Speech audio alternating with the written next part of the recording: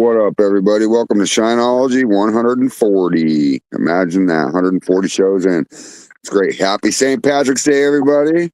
Good to see y'all. And welcome to Shineology. Remember, if you guys get too drunk, too intoxicated, you can't keep up, please just don't blame us for stupidity that's caused on you. Whatever. Let's have fun, be respectful, and remember, no dicks allowed. That's right, no dicks allowed. I ain't wearing no motherfucking green. Bro, you aren't? I'm sure there's something in your background that's green. We can't pinch you through the screen, though. Well, just letting you know, I ain't got nothing green on. You got green in your tattoo, don't you? Yeah, I do. There you go. There you go. There you go. All right, everybody, we're going to listen to some Shineology music. They said don't ask questions. They said don't turn up the heat. But pressure makes power. And fire reveals what the dark tries to hide. If you can't handle the burn, step away from the steel. Proof in a mason jar glow. Backwoods fire with a cold winds blow. Talk that truth, let the whole world see. Shineology, no apology. Drip, drip, copper core slang. Truth too strong for a watered down thing. If you can't take heat, don't step in the light. We cook all day, we debate all night. Freight not calm, but the mind stay sharp. Blueprint thinker with a rebel heart. Low tone wisdom like a midnight creek. If you're looking for sugar weed, don't speak sweet. Match get stirred, backs get pressed. Pressure make diamonds, truth get stretched. Drip, drip, drip, drip, drip, drip. Word runner bring history way. White oak barrel, see your fate. Old soul mind with a out of sight. Moonshine glow in the dead of night.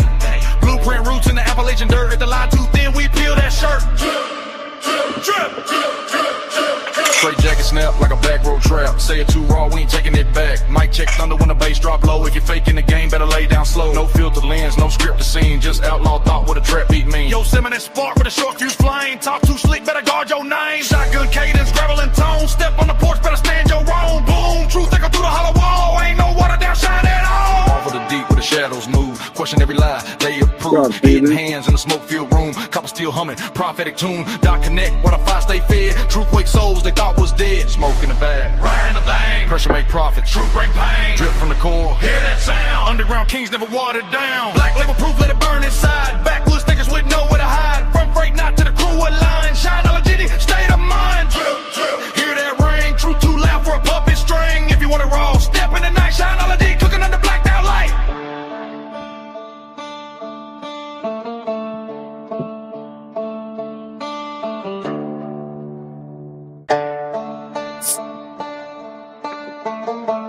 They said don't ask questions. They said don't turn up the heat. Hell yeah. Welcome, everybody. What's up, Stephen Corson? Cheers, y'all. Happy Leprechaun Day. Yeah, and for St. Patty's Day, tonight I'm drinking Guinness beer. Yeah, well, I'm drinking beer in a green bottle. Does that count? Earl's sipping shine, it looks like. Yep. How about you, Eric? What you got going on? Beer. Yeah, look at that. Damn, Earl. Nice. What you think that is? Is that raisins? No. Apricot? Peach. Peach. How dare you call me that? My feelings are hurt now. Oh my God, I'm leaving. And this is the last of it I got, too. Nice. Except for what I'm taking down to Leesville. Nice. Stephen G. Corson, he just said he has his first successful rum on his first batch. Nice, dude. Hell yeah. Awesome. It's addictive as fuck, dude. Once you get down Hey, trying to go and steal his pecker. You need to find a leprechaun and steal his pecker. Is that what you just said? Oh, is that Guinness or is that dark? To support local beer. Dark beer. Dark, yeah. awesome. They make everything. So, here. Fred, This is since you 10.2. made my since Fred made my thumper, I went to go and solder and patch a micro hole or micro leak, and I wound up completely fucking up one of the arms going into my thumper. So I tried to solder it back the best I could, but just for safety's sake, make sure I don't got a leak. I just put a flour and oatmeal paste around it.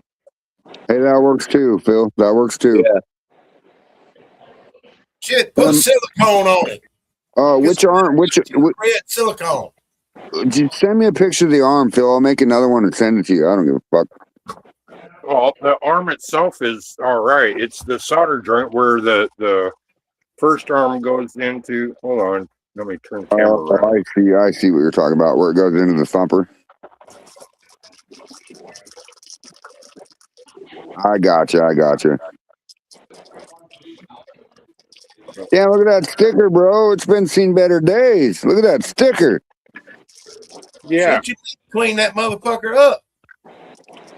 well, It's that's it's the inside that matters. anyways, that's my flour and paste job here. Oh, yeah. I get me a copper steel. That's something that's gonna be shiny penny every time that thing comes up. Listen, Earl, if you have time to rub down your redhead every day, that's up to you, brother. No, the coolest thing about shiny copper, though, is when you first get it, right?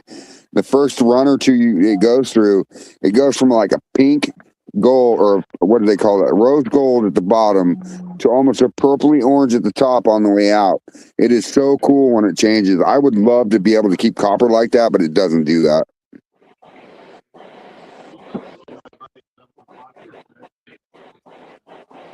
I just spray semi-gloss on mine and it keeps it shiny. Hell yeah. Eric, you have the same thumper, don't you? Yeah. That's still, yeah. Just a little different. Those are all tri-clamps. I think yours are, what, unions or threaded? Thread. Well, it's funny because I could send you tri-clamps that are threaded. You could just put some fucking poly tape on it, screw the tri-clamp on it, bam, boom, you got tri-clamps. Yeah. You know? She still works like a charm. Yeah, that's what I said, hillbilly conversion. You say that until you have a redhead that consumes your time to keep it polished. Yes. I agree. I've even tried Everbright and it doesn't work. I'll be right back. I gotta go get another beer. Well, I'll have to get back into the way I was when I was in the Navy. Never dull. And then polish that son of a bitch off. She's like on Karate Kid. Wax on, wax off. I bet you guys do waxed on and waxed off. Shit, as many turnbuckles and shit on the safety railing on board the ship. And we have to keep polished up. All you guys drinking and not saying ding, ding, ding, motherfuckers. We ain't got started yet. Ding, ding. We're just getting the feel of it before we say ding, ding, ding. Well, I got pissed off a while ago. Imagine that. I went ahead and I got my raisins pureed up and everything and all that and strained out and everything. Got ready to start making my brown sugar cinnamon oatmeal raisin cookie shine. I ain't got no fucking brown sugar. Damn.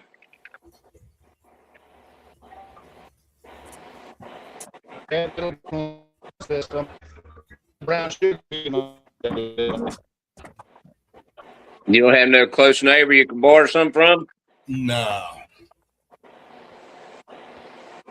I got to go to town tomorrow anyway.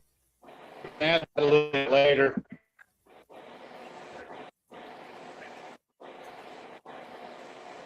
Hillbilly house. Cheers.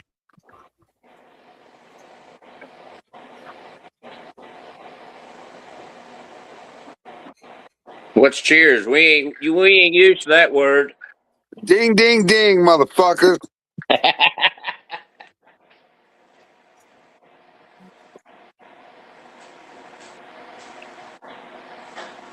Be right back. Well, hillbilly conversion, that's basically what I'm going to do. I've got a 3-gallon batch of 551 mixed up. Shit, I'm just going to put the plug in my sink, dump that 3 gallons in the sink, just submerge everything.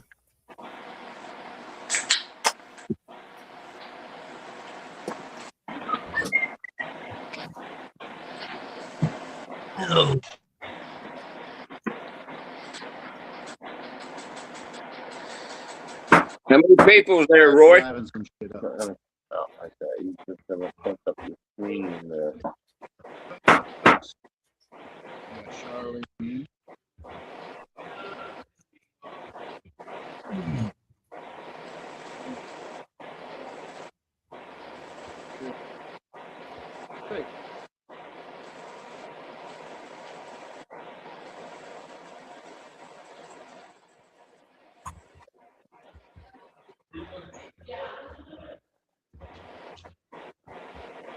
I think I'm going to rearrange my little table here with my computer and stuff on it. Move my computer over this way. That way I can sit here and look at it and see my rig. Yeah, that'd work. Yeah, it's good and stuck on there. And I just noticed a rip on the edge here. And if you look closely on the inside, you fucked up the metal screen there, probably. You know, like, Hillbilly Conversion says he polished mine a couple months ago. Took a week from now on just going to submerge each part in a tank of citric acid. I've heard that works very well. I've also heard ketchup works very well. let's leave it for a minute. It's the acid in it.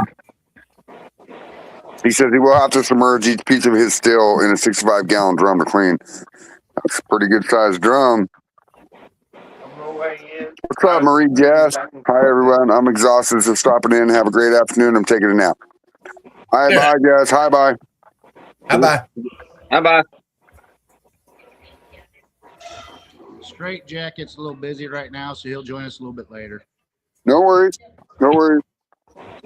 I send out links. It doesn't mean that I expect you guys to be here. You know what I mean? Like, we all have lives or I something. did send a link to someone that you all will probably know.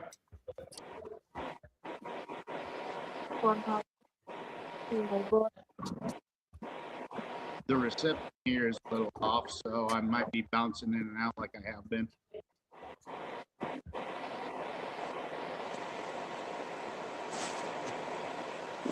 Let's turn these fans off. They getting loud now. Wish this motherfucker would come by and buy 2 cases of pickles like he said he would. Is that what you're calling them? Is pickles now? Do what? Is that what you're calling them now? Pickles. No, a guy said he'd call me a week or so What's ago. up, Chris Hayes? Come and buy some pickles.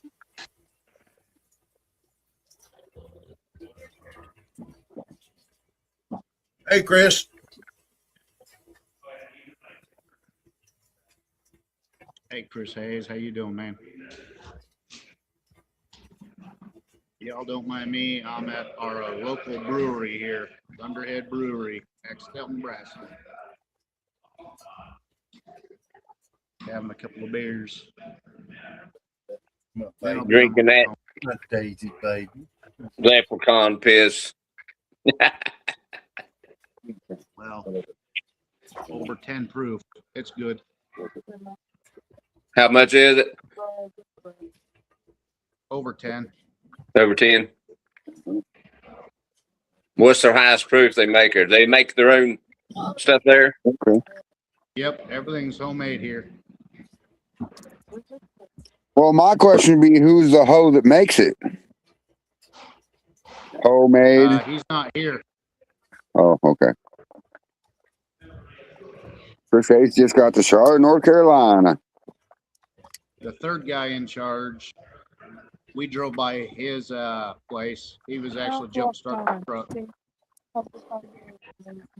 His mom's the seed dealer. Wait, why can I make it? Why can I not add Uncle Moonshine to the stage? I don't know. That's what I'm Oh, trying he to figure disappeared. What the fuck? I'm sorry, Mark. I didn't know you were back there, buddy. My bad. We lose it? out. I tried adding them too, and it wouldn't. I don't know. You know, I can't. You know, I can't mute your microphone.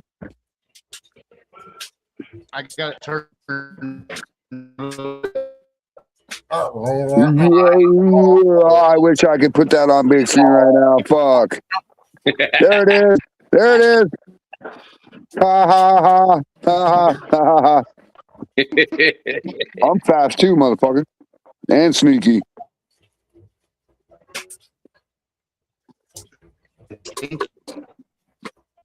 That's funny.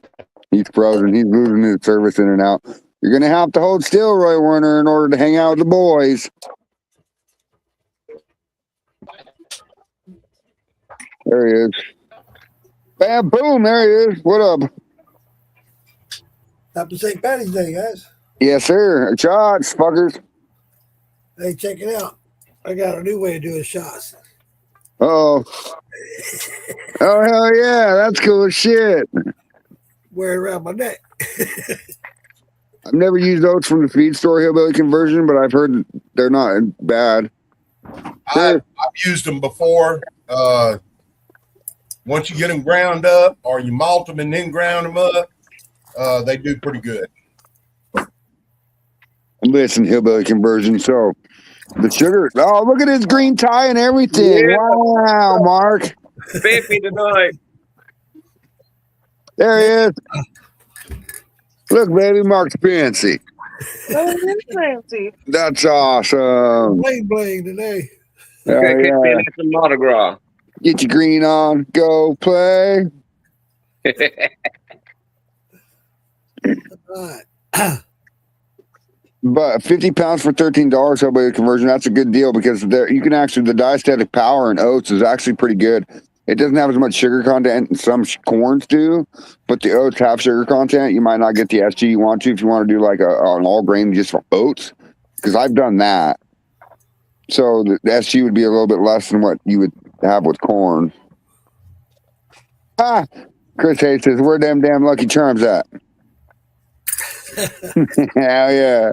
It's not green beer, but it's a green can. Hey, I got a green bottle. Fuck it. Let's get it. There you go.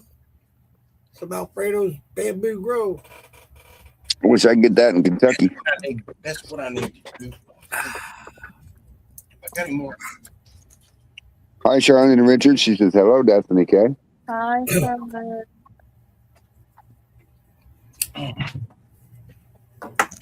Well,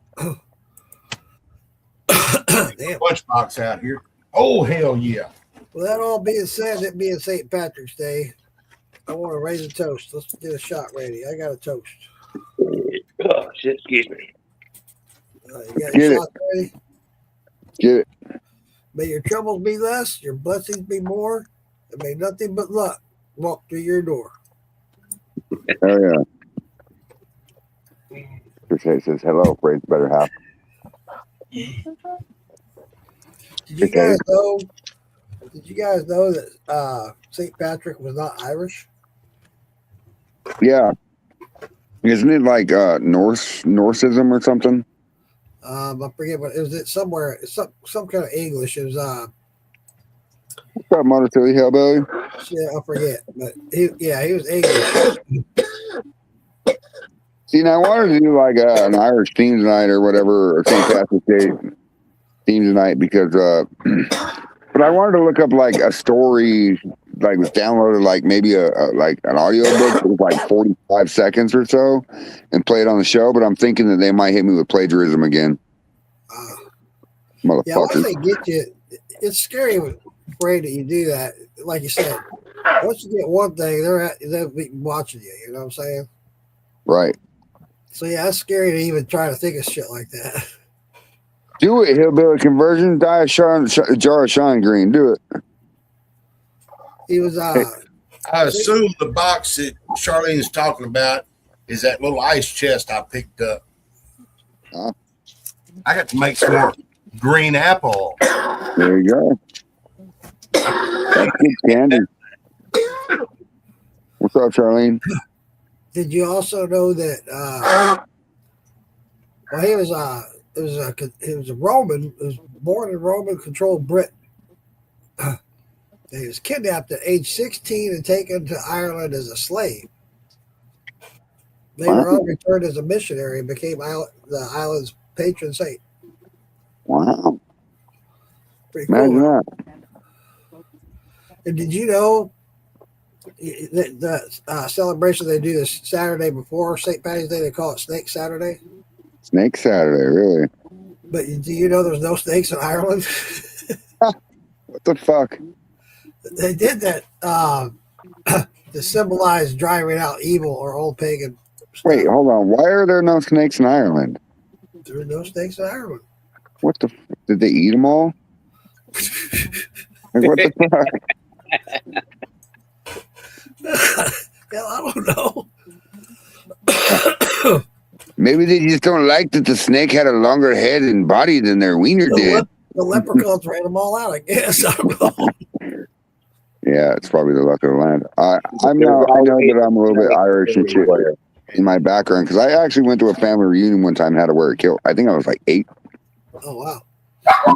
A kilt with our crest on it, whatever. It was cool. I always wondered what it'd be like to wear a dress.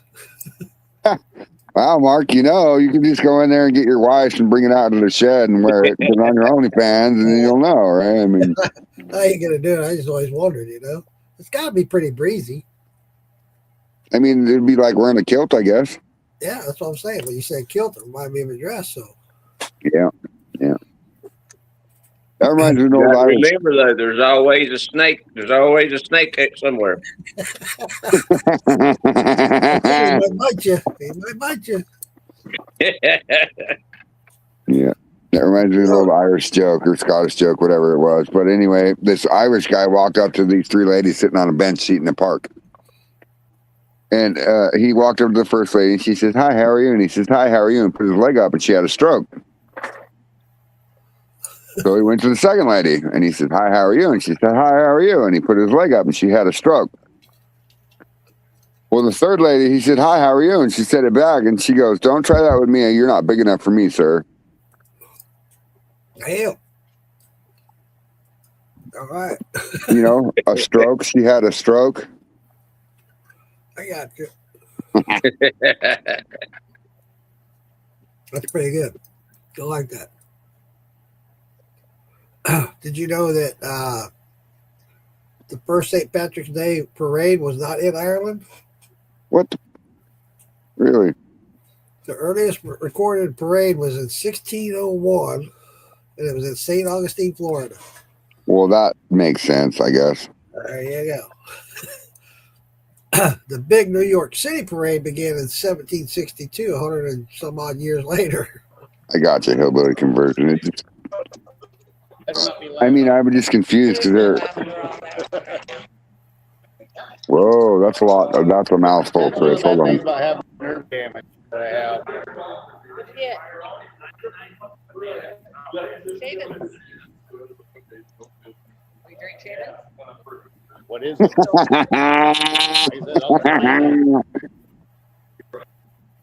That's funny, Chris Hayes. Oh. He says there's 4 guys that are in their 60s or 70s by now that makes a bet every year on the Super Bowl game who's going to win, who's going to lose. Hi. You guys are worldwide right now. You're on our podcast. Me? Yep, you all are.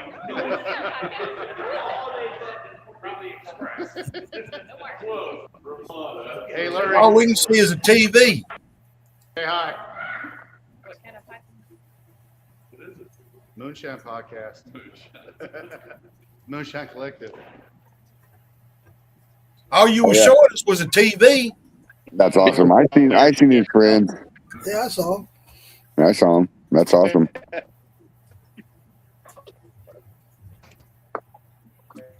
A little bit. Boy, we don't know everyone. No worries, bro. Pop back in when you're ready. Different beer. Cheers. Salute. Ding, ding, ding, motherfuckers. Ding, ding, motherfucker. Did you know that Ireland did not allow drinking on St. Patrick's Day until the 1970s? Really? Because it was a sacred holiday. Before that, the pubs were closed because it was a religious feast day, Right. not a party day. U.S. turned that around. Well, I mean, okay, so I don't think that the U.S. did that. I'm pretty sure the Vikings did that or whatever, because wouldn't you think that if feasting on beer is the same thing as feasting on food? I guess. I mean, you get calories from it, and you get your belly full at the same time. I mean, and vitamins. You're drinking your grains instead of eating them, so yeah, okay. Right. I mean, what about the toothless people that can't eat grains? They can't eat them, but they can gum them to death.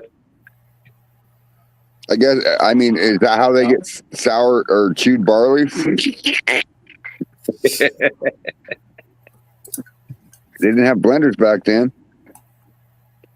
But they had a stone mill. Well, did you know in the Egyptian times, what they did is they actually chewed the fruit and spit it back in because they knew that there was amylase in their spit. Well, they didn't know it was called amylase back then, of course, but it actually helped break down the fruit and made wine and brandy and shit. So I've heard of that before. I mean, I got a trivia for you guys. let's get it. All right. First question: what color was originally associated with St. Patrick? I would say yellow. Pink. Pink. What you got, Eric? What color was originally associated with St. Patrick's? Probably red. What about you, Phil? Either yellow or red. It was blue. Green came Blue. later because of Ireland's nickname, the Emerald Isle. Oh, I got you, huh? That's a good one. None of you got Pretty that one. cool. Right. All right. What city dyes its river green every year? And St. it's here in the Louis. States. St. Louis. Sorry, will you say that one more time, Mark? What city dyes its river green every year? Isn't it Chicago? Anybody else? I think it's Boston. Oh, yeah, Boston. Yeah. Anybody else? Hillbilly Conversion says liberal Chicago. It's Chicago. Ah, They've been doing it since 1962, the year I was born. wow. Wow. What's the shortest St. Patrick's Day parade in the world? Oh, it has to be a short little town. Yep.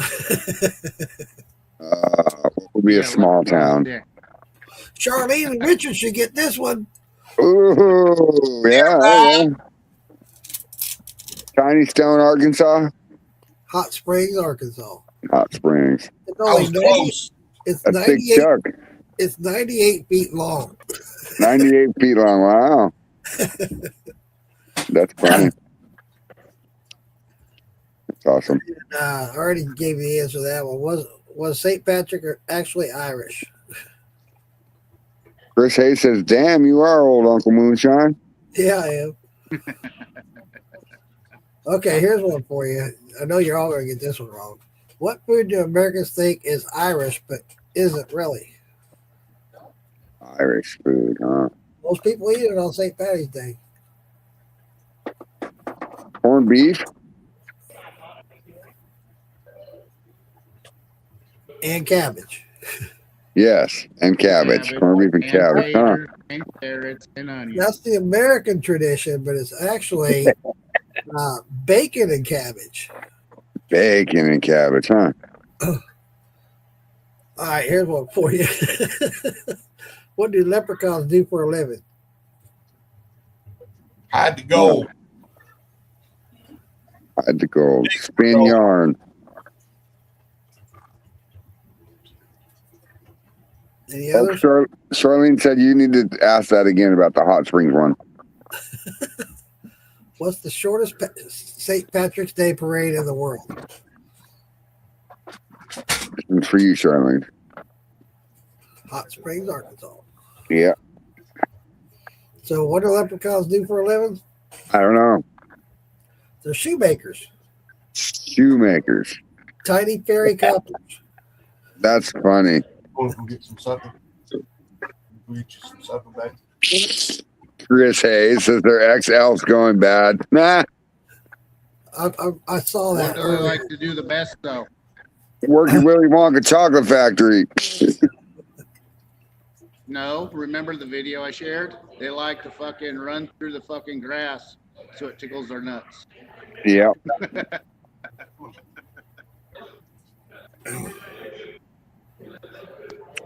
That's why they're always in a good mood. Funny. I don't know. Some of the blades of grass. Am I hurt? No shit. Might end up wearing a tampon. Yeah. On your taint. Or your pea shooter. Ha! You might get an extra slit in your starfish. Is that what you're saying? Night. You might get the meat knocked out the taco. Yes, they You're do. not- Steve. Oh, speaking of that, hillbilly, let's do that. Smoke break, fuckers. Bill's gone. He's always gone. Oh, Charlene said shoemakers. I think your comments might be coming a little slow, but you're right, Charlene. Just a little slow. That's what she said. Ha, ha, ha. I thought they were cookie makers. Cookie makers. Well, if they can't figure out how to make a shoe, they might be making cookies. With all the leprechauns? Oh, Keebler Elf. Yes. Ah, that's a good one, Roy.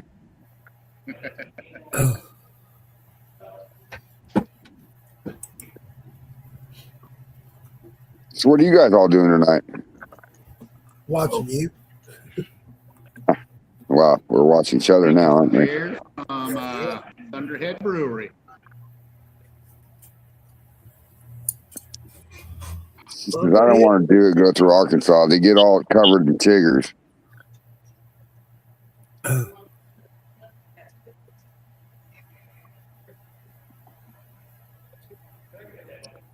Yeah, I don't like to get my skin bit, and I don't like to scratch.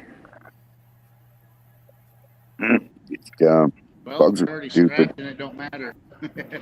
Ha, ha, ha. Aw, Oh, you stay in here and eat that jerky. Quit going. So, Phil, do you have any patrons tonight over in Brandon? I got a case of the drip. Oh, you better get up. Gotta go see a doctor. Yeah. That's Well, nice. he is in the green room, you know. I think he's all right. Still in the Twilight Saga. He needs a shot of penicillin. Yeah, penis healing. Well, with Phil, probably a triple shot. I want A, I want B, I want C.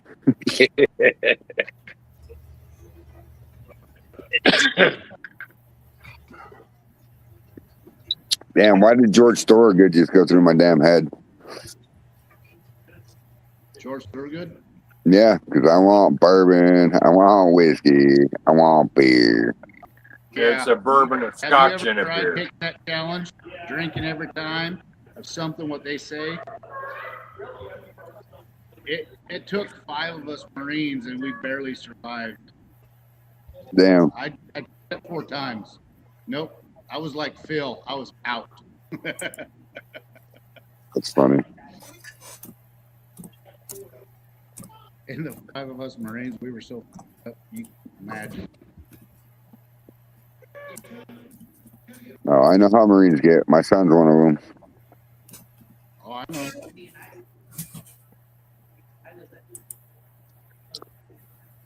Chris Hayes says, book my room for Louisiana Moonshine Festival. Hell yeah, Chris.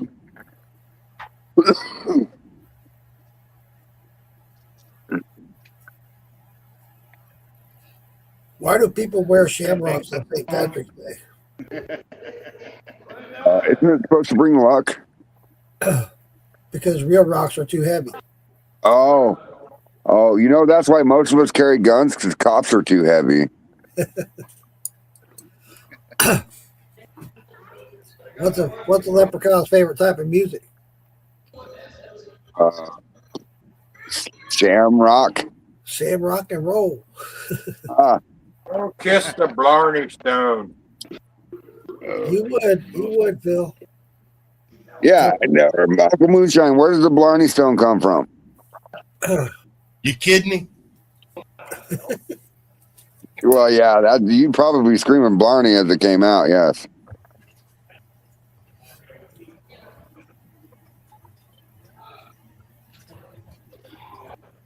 Let's do this. Let's do some trivia tonight. Fuck it.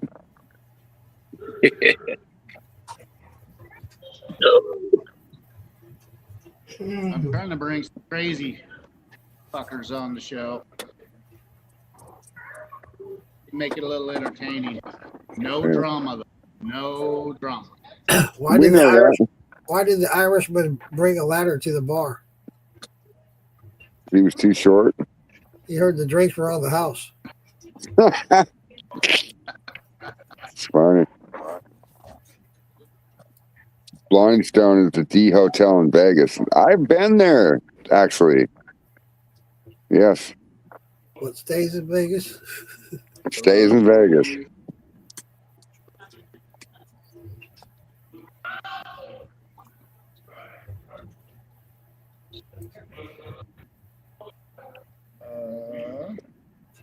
Uncle Moonshine, where did the Blarney Stone come from? I don't know. I don't know either. Are you looking shit up, right?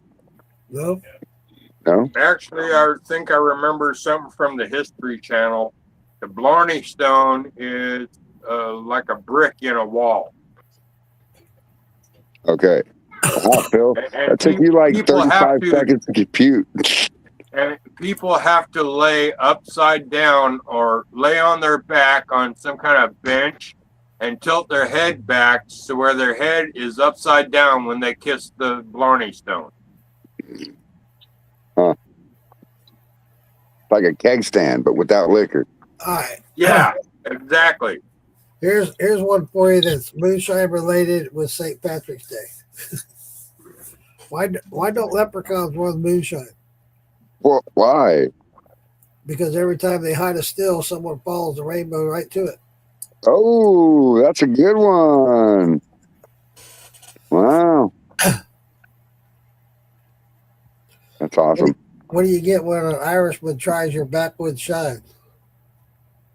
An American? I like that answer. A man who suddenly believes in two kinds of spirits. That's funny too. What if the pot of gold is actually a still? That's what we were just getting at there for a minute ago. Still, come on now.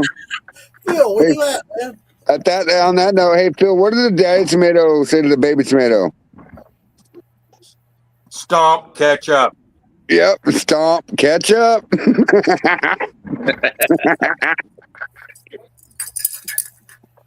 Shit.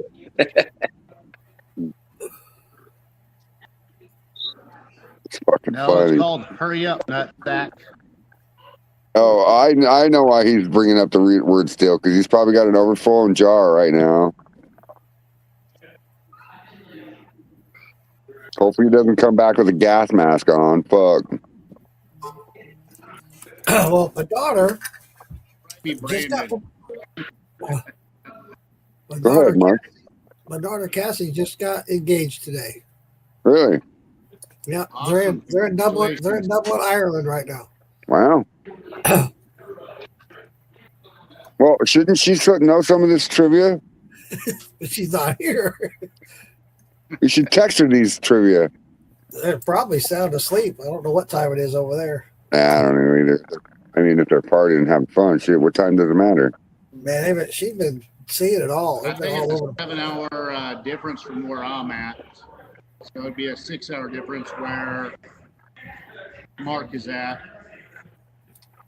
There you go. Well, there you go. I got friends that live in the area. So it's 1 o'clock in the morning over there, almost 2. Damn, it's about time for them to have another drink, ain't it? Yeah. Ding, ding, ding. I wonder if I gotta go get one. they have green beer over there. There you go. Underhead Brewery, baby.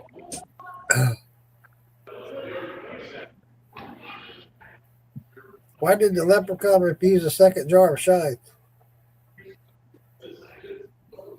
He said he was already doubling over.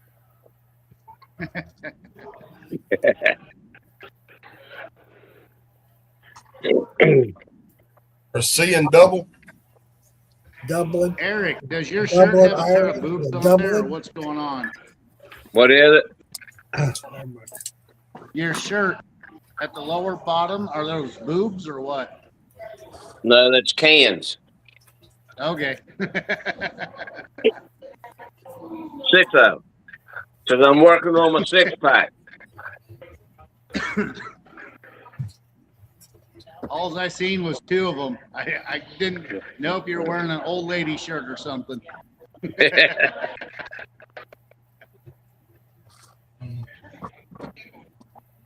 And Mark, you get a chance, look up Buckland Abbey. Abbey. There's a castle over there in Ireland that is down from the ancestors from my bloodline. That's cool. Buckland what? Buckland Abbey, Abbey. I said, damn, I ought to take a trip over there one day and say, hey, where's my damn room at?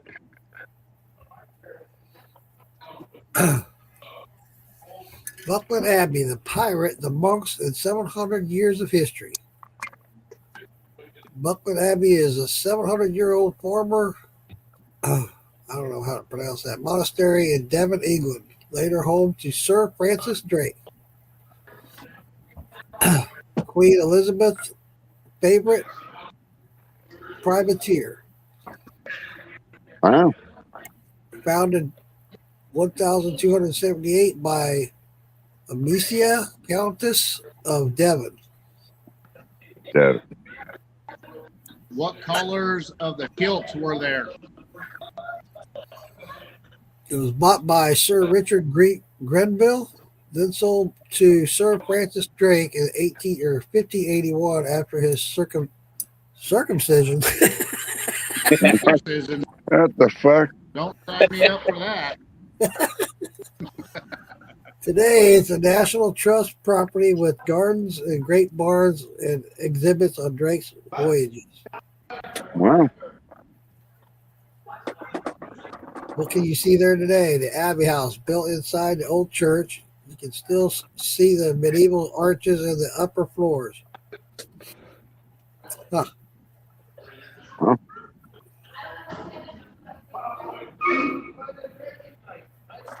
That's cool shit. Yeah, it is. It's got a lot of information on it, I'll tell you that. Very yeah. cool. Yeah, my dad's sister, she did a history tree thing, whatever, and followed back, and then end up, with this. Plus, farther back than that, but I thought it was pretty damn neat. There you Oh, go. yeah. I got like 3, maybe 4 pictures. Yeah, here we go. I'll share it. All right. If it'll let me. Yep. Jar number 1 was 146. 146, baby. Hell yeah. That number.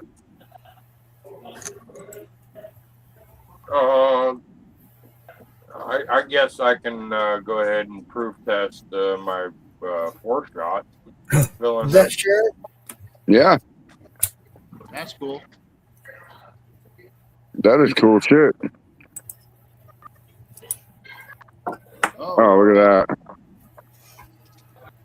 That's awesome.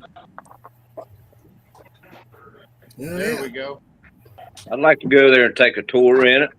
Oh, yeah. Cool shit. I'd like to go there and make some fucking shine there. Yes. Oh, That's yeah. it. What would you make it out of? There'd be plenty of room. Yeah. Oh, Oh shit! fuck. Mark I'm hit the wrong sorry. I'm sorry, Mark. My bad. Fuck. He's gonna be so mad. He's like, what the fuck, dude? You have your next one in mind unless you want, you know what you want. Perfect. Okay.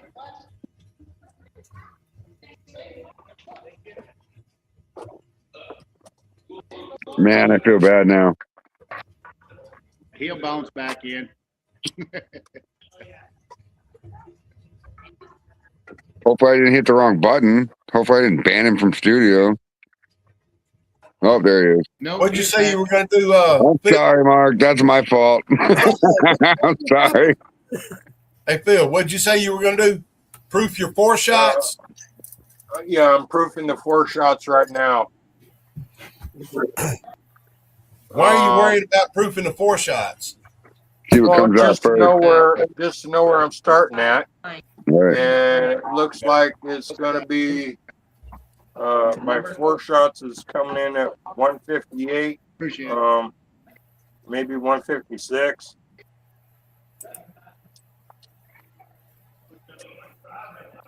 Why would you proof 4 shots or heads? I do it all the time, dude. I do it all the time just to see where the fuck it starts. I do too. All I do wait, is hold make on. sure that All right. fucking fire. All right, let's have a discussion. Why wouldn't you proof your 4 shots and heads? I'm throwing them out anyway. I Why don't proof? throw them out. They get put in a spare jar where I start my Well, yeah. bonfires and Yeah. I say mine for fire pit, shit like that. oh, Well, that's what I do is I put it over in that gallon jug, Yeah. gas jug. But I don't check I the proof did on a it. new part-time job. You know? I just play with guns all day long, 2 days a week. I was just curious.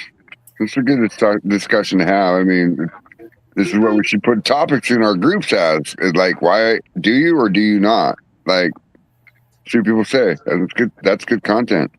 Yeah. Ding, ding, No, I ding, don't. a new beer. Once Ding, This one's ding, sick. ding. I get to where the good shit starts coming out, I set that jar aside and start collecting the good shit. Yeah, I me don't check too. it. Until I I check get the first jar of the good shit, then I check it. I do it for the reasons of to see exactly what proof and what temperature and all that shit comes out at the same time. You know, Yeah. that way you can control your still a little bit better. But to each their I own. You know what I'm keep a saying? log of the good alcohol that comes out. That's what I do. Right. That way I can just actually calculate each jar that comes out. I can use that on the calculator and I know exactly what the proof will be at the end of it.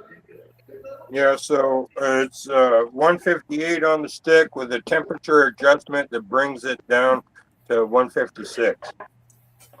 56. You got to check your temperature to make sure you get an accurate reading on the stick. Right. I know, Phil. I know you use your anal thermometer. I get it. Yeah. Well, when you know what your temperature of liquor coming But out you on, You can't go by the stick because then you don't know how hot she is. well, when you know what the temperature of your liquor is coming out of your worm and the temperature of your cooling water in the condenser, you know what it's gonna be. I agree. Yeah. I agree. Exactly. Oh, Chris Hayes said he had to clean his stick. No, he didn't. That's why his shit tastes like shit. He had to he had to sterilize it. Blame Phil. Always picking on Phil. Dunk the dinky in the bleach. Dunk the dinky in the bleach. Hour and a half. Just don't let that bleach go up in the wrong direction. The wrong dinky hole. You know that from experience, don't you, Earl? Nope. Winky winky. I'm just smart that way. About the only way, right? See what your proof starting out. I proof my heads and add blue food coloring used for windshield washer. No, and that's a good idea. And that's what I was getting at. Like, there's so many different uses for that. Like, did you guys know that if you do a lot of PVC connections, the cleaner and solvent that you use on the PVC is actually alcohol? Like, so you can use it for that too. And in cold climates, you can add some of them 4-shots and heads to your windshield washer fluid, and it won't freeze. Yeah. Yep. You know, I also use it for cleaning fucking guns. right? Because it evaporates Yep. cleanly. It's also a good degreaser if you're working on your car and you get your hands all greasy from working on the car. It's a good way to wash your hands real quick. Yeah, just don't light a cigarette. Motor City Hellbelly said, I thought Phil's liquor was all 190 proof. Talk about, all right. Ever Brim. clear. What's brim? No, like I say, I've never tested the coldness of a jar, but I run my special with my worm. It's just the condensation is running everywhere. You Right. know. Right. And even when it's coming out, when I have to get a full jar, I got to wipe the jar off because that's how cold it is. Right. Hey, I got the Chris, new I'm gonna be staying in my camper trailer. I got the I'll be staying new at home. labels that go on the back of the bottle. Hell yeah. That's awesome, Mark. It's got the barcode and all, man.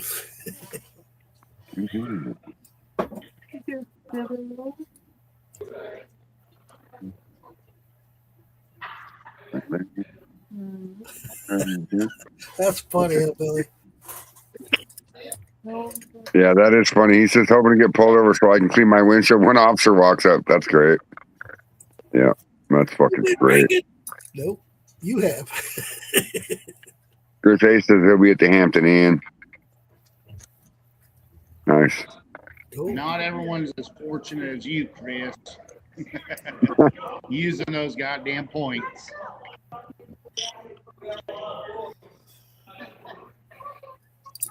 Hi, Waylon.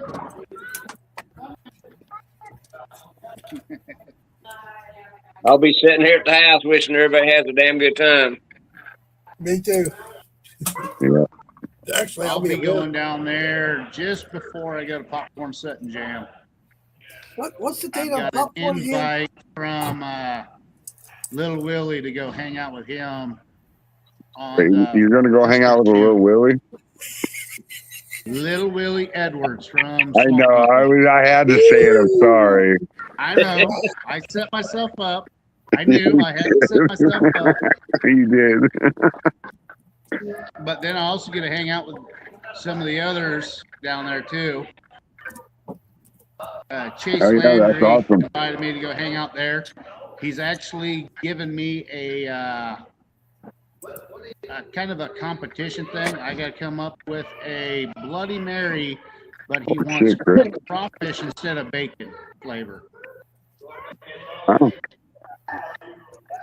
Well, I got some So crawfish jelly. You got some crawfish jelly? I got to get some crawfish to run in my jar rig with that Bloody Mary mix. You said crawfish jelly. If I do it right, I get to go out gator hunting with them. Nice. Roy, here's a little trick for the crawfish. Just a second, I'll show you.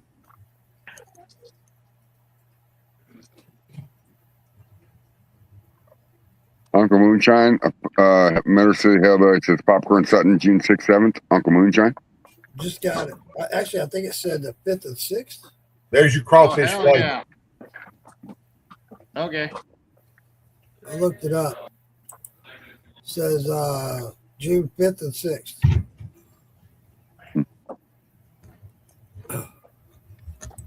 Thanks for answering that. Uncle Moonshine, are you getting your stuff all organized so you can get healthy again? I am. I went to the doctor today. They think I tore a ligament in my wrist. Oh shit! Oh, damn. Yeah, so I got to go see a specialist tomorrow at 11:30. They're gonna do an MRI and stuff like that. I might have to have surgery. Damn. Damn, you are literally completely falling apart. I You know. and Earl are falling apart. Yeah, I'm going to the ENT tomorrow. Actually, Roy, you want to put Earl and Mark falling apart? Well, you can count me in on that, as I recently discovered an issue. Remember a couple of months STDs? ago? Remember a couple of months ago when I thought it would be a moonshiner's joke? When you piss and it foams up and you try to see what proof your piss is. Turns out foamy piss is an early warning sign of kidney disease. My kidneys are giving me issues. Yeah, you Phil. better start taking care of yourself better there, Phil. That's why I said before you start drinking, you need to be eating something good to absorb the alcohol. That's like me. Before I started drinking, I fried me some Spam, put cheese on it, mayonnaise and mustard. Maybe a couple of Spam sandwiches. Yes. Yeah, well, as for eating, tonight's dinner is in the slow cooker. Corned beef, roast with all the veggies. Hell yeah. Nasty. Where's the cabbage, Phil? I cheated. Oh, cabbage is the one item I forgot to buy this morning. How can you forget fucking buy cabbage? You goddamn live in Washington. You should be able to grow your own damn cabbage. Well, Phil, He can scratch it off his sack. there's some stuff out there that are natural remedies to help with that. Your kidneys there, buddy. Yeah. Next time you go to the Yeah, I store, know. buy you a couple. I've Buy you a been couple doing a jugs lot of- of checking into that lately. Oh, yeah, I'm I understood. wasn't that City, tempted that'll to be ask awesome. Lisa I will last be night. there. You can come stop by my booth. Me and John Boy will have a booth together. You can come hang out with us. Bill, next time you at the store, buy you a couple of jugs of Company. pomegranate juice. Pomegranate. Pomegranate. Pomegranate, cranberry juice. It helps keep your that's kidneys good. flushed out. Flush it. Nice and works too. Works real Don't good. forget those dingleberries in there. I got cranberry juice here in the bar for a mixer. Well, why don't you sit down and drink a cup of it, fuckface? Yeah, don't mix with nothing, just drink it. Because right now I'm drinking a Guinness. Well, that'll help plug your kidneys. Anyway, there's a few peptides that help with kidneys too, Chris Hayes said. Mark Morgan probably knows about this. I mean, he's a plant whisperer. I've already say Mark, Charlene, Lisa. There's a few of those people out there that are damn good with their herbs that can help you out. Yeah, I'm Mark's good with herbs. Just don't hand it to him in a paper. From what I understand, get you a handful of dandelions, put them in a pot and ball them up, make some tea. There you go. Take care of it. Yeah, what good. Well, Don't here's worry about another thing, too. dissecting the plant. Just put it all in the pot. I'd rather just put it in a pot and add sugar to it and make fucking dandelion wine and make shine out of it. eat Need some to fucking take bread before you start drinking so you fucking absorb that shit would help too. Yeah. Right? That would help. Definitely. You can always take and go out in the woods and then dig you some yellow root Yeah. and boil that root down, make a tea out of it, add you a teaspoon of honey with it, and drink it. And But find you you a cure for all grapevine, kinds of shit. break you off a piece of that grapevine and smoke it while you're drinking it. Yeah. Here I am. I'll break Here off I am something getting else and distracted by smoke you it. guys and overfill a jar. Oh, What's looky, up, looky, Morgan looky. Stewart? Hey, you don't blame that on us, Phil. What's up, Morgan? Morgan Stewart. Morgan Stewart and a half. How you doing, Morgan? Mushroom tea, yeah. I mean, Chris Hayes. It depends on what kind of mushroom. Phil would probably drink it if it was skin toned. Depends on what kind of mushrooms for the tea, though. There's a bunch of remedies out there to help you out, Phil. Certain mushrooms will make you fucking go fucking in la la land. Yeah, well, it's okay as long as you're being chaperoned. I'd love to see Phil on mushrooms. He'd be a good party. He's a good party even when he's drunk and stoned. He's good to hang out with. He's fun as hell. Phil really is fun. No, like I say, about every 3 months, I'll go to the store. I'll buy me 2 things of pomegranate juice, and every morning I'll have a glass every morning with my breakfast, and then before I go to bed, I'll have a glass before I go to bed. Hey, And Phil, did you weigh that? Did you weigh it? No, I don't. Yeah. No, I don't weigh He it. also wiped off his dipstick, too. Yeah, peyote is a good one, Chris. That's what I was say, peyote. That's another good fun one. What you got, Phil? Actually, I'm going to be going to Right now, it's floating. Utah The stick is and floating at Arizona. I'll 150. be actually getting a bunch of that peyote. 150. The stick's at 150. I'm still waiting for the thermometer to slow down. Get you a fucking digital thermometer, Phil. It is a digital. Well, it's obviously Chinese made because it's very, very slow. Batteries are probably dead. Well, he probably used those for other things. That's Earl. fine. Yeah, hey, that's what I was just thinking. Done run a battery down in his little silver bullet. Well, Mark just said ding, Oh, ding, ding. Earl, that's fucking great. That's fucking great, Earl. Hell yeah, Chris Hayes. I've been doing gold panning everywhere. I've been to Oregon, Colorado, Nebraska. All right. So with the Get a temperature gold adjustment, it's at 148. Okay, Phil, we'll pour some out in a shot glass and ding, ding, ding, motherfucker. Not this. No. Can't let go of a shot glass. I know you can't, Mark. It follows you around. Can't do that. Oh, yeah.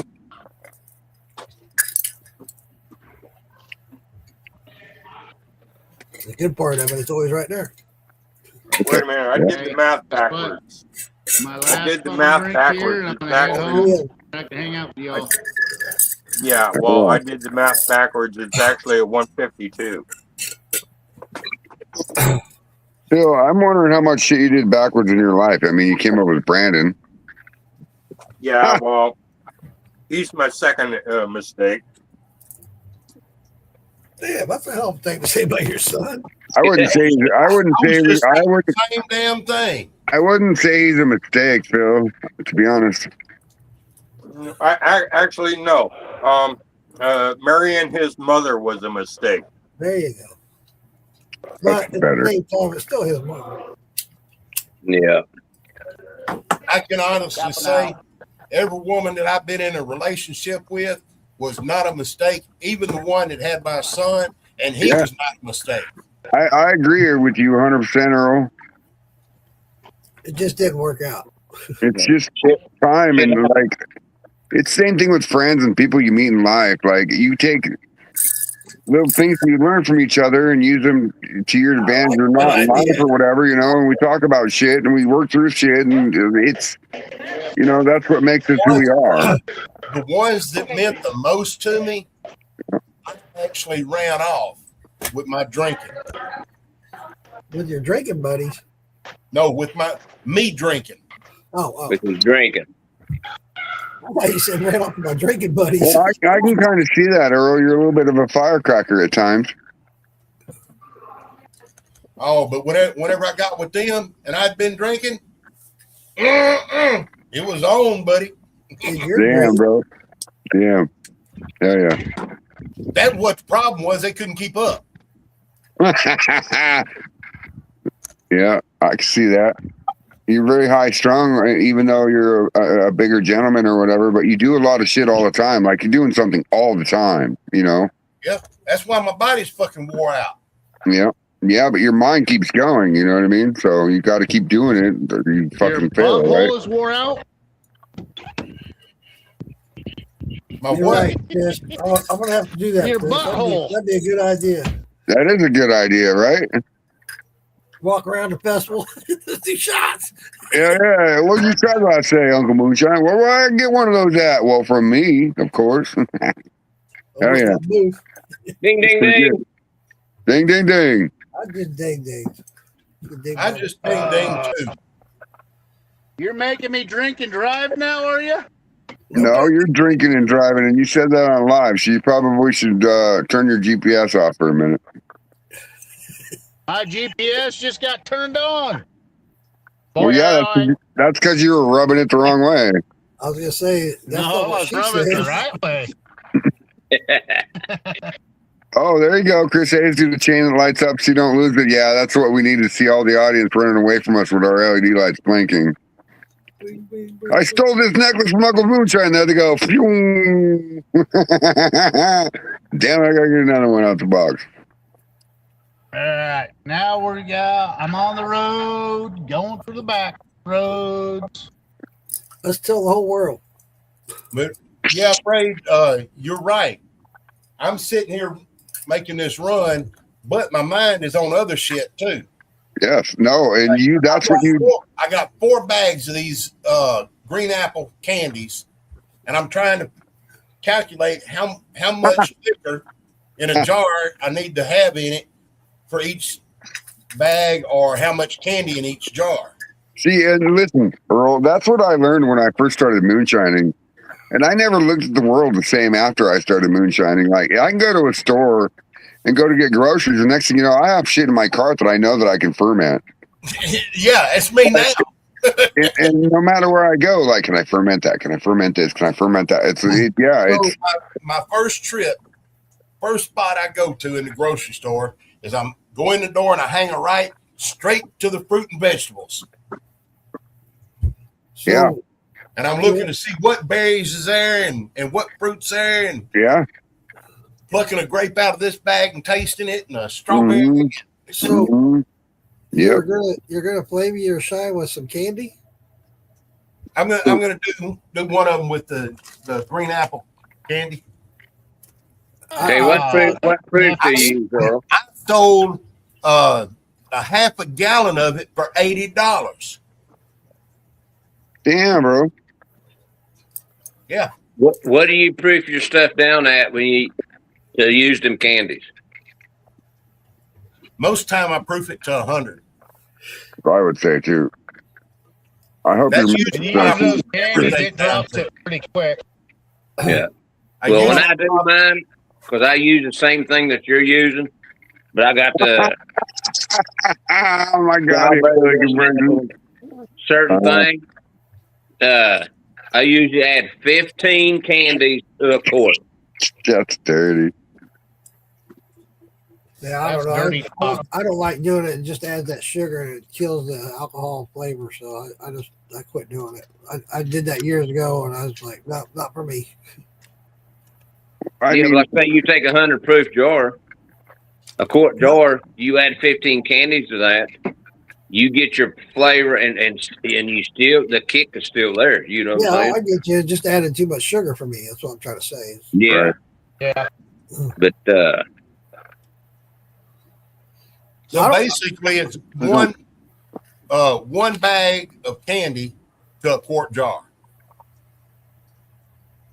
God damn. That's going to Damn, drop that- it down to fucking like that's 15. too much. I don't add but 10 or 15. That's when if somebody wants it. no, yeah. Yeah, See, don't do that's it why all. it's okay. Candy in this bag, There's how much in that bag? 6 ounces. How many candy Way pieces too much though? sugar. I ain't gonna make him count. I'm sorry. I'm kind of a mathematician. You know what I mean? I'm very like I'm specific with stuff. I'm sorry, Why sorry? but I will sit in a bathroom in a public fucking bathroom and count the tiles on the floor. You know what I mean? Like, I would count the ceiling tiles. I would count the wall panel lines. Like, That's hey, not I'm called a weird. mathematician. That's called OCD. I'm weird, dude. I'm sorry. Well, if I'm sitting in a good restaurant, sitting in a fucking pot or whatever, I'm looking at reading all the damn writing and shit on the wall. Right. And they're counting lines and everything else, and how many corners and squares and cameras. And, like, I don't know. I'm weird. I probably shouldn't be taken to a casino because they'd probably lose. I count everything. I don't know why. I count everything. I'm the same way. Oh, hell. I'm going to actually be able to drive by the fucking ethanol plant and show you guys 3 million bushels of fucking corn. Yeah. Hillbilly Conversion says if you want to know how much candy in each jar, just ask a priest. Actually, a submersion blender, Chris Hayes, you put candy in a jar with shine in it, like half of a fucking jar of shine, put candy in it, and submersion blender, and add the rest of your shine to it. It takes less time, yeah. It's like make some mashed potatoes with liquor. But I'm with Mark. Like, I like my liquor either aged in a barrel or clear. I don't mind flavoring it. I don't mind sweet. It's just when you do, like a lot of people use the Jolly Rancher candies and stuff. It just makes it too sugary for me. I agree, and I Yeah. think that if they backed off of the Jolly Rancher candies and put less in it, or sugar-free ones, But like I say, if you do 100 proof up to, I've had people say, hey, can you make me some with 120 proof? I said, yeah, I can. Yeah. Yeah. You know what, Eric? When people ask me that, I let them know right up front. Yeah, there's going to be a premium. right? Yeah. I mean, you know, higher the proof, the higher Yeah, the I cost. always tell people Exactly. if you do that, you're going to get more sugar than you're going to get more alcohol. There's 30 pieces of candy in that jar. 30 pieces of candy. Okay, so I would do like 8. Yeah, just start low and work your way up till you like Yes, it. start with 8. But but with me at 100 proof, Well, I did that for a reason because 8 by 8. yeah, of course, you know, at 100 proof, I started out with 5 one time. And then I poured it and I tasted that needs a little bit more. But with the 100 proof, to me, 100 proof jar, 10 pieces of candy is perfect. Right, and then when you strain it off, and then it's clear, but you have the flavor and the sugar left behind. As long as you don't, I had an old roommate of mine that got a jar of my shine. I don't want to talk about your rhubarb, Mark. I've never even had it before. I'll be right back. I said roommate. Oh, I thought you said rhubarb. And took, Oh, I thought he said rhubarb. took 50 Jolly Ranchers, that green apple, and added it to 1 quart.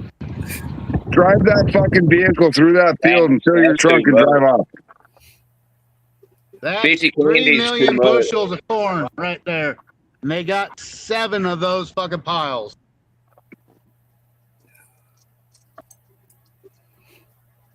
All right, I'd be rubbing And my there's fucking. corn sitting all outside it. Now you know where your wheels go. I'll be right one back. of the fucking assistant managers there told me if the corn's sitting outside the pile, I could just grab it.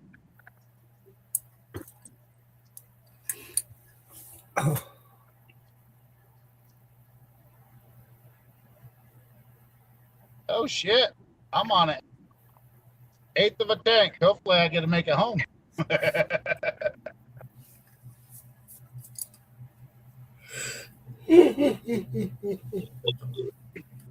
So what's everyone drinking tonight?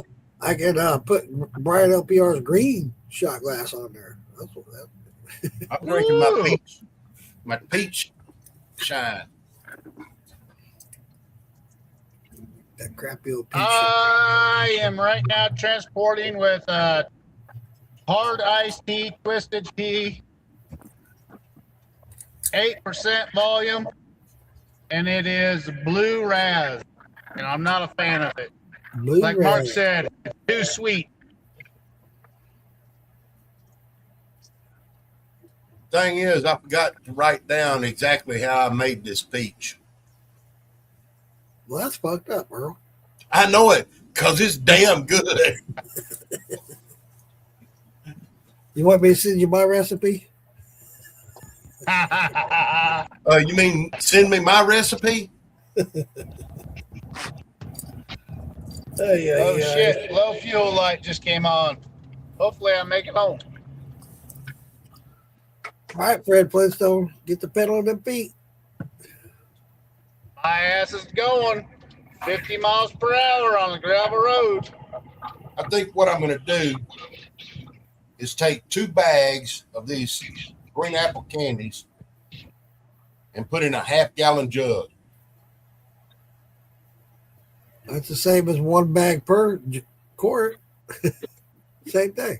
Yeah. And if it's, I'll adjust it one way or the other.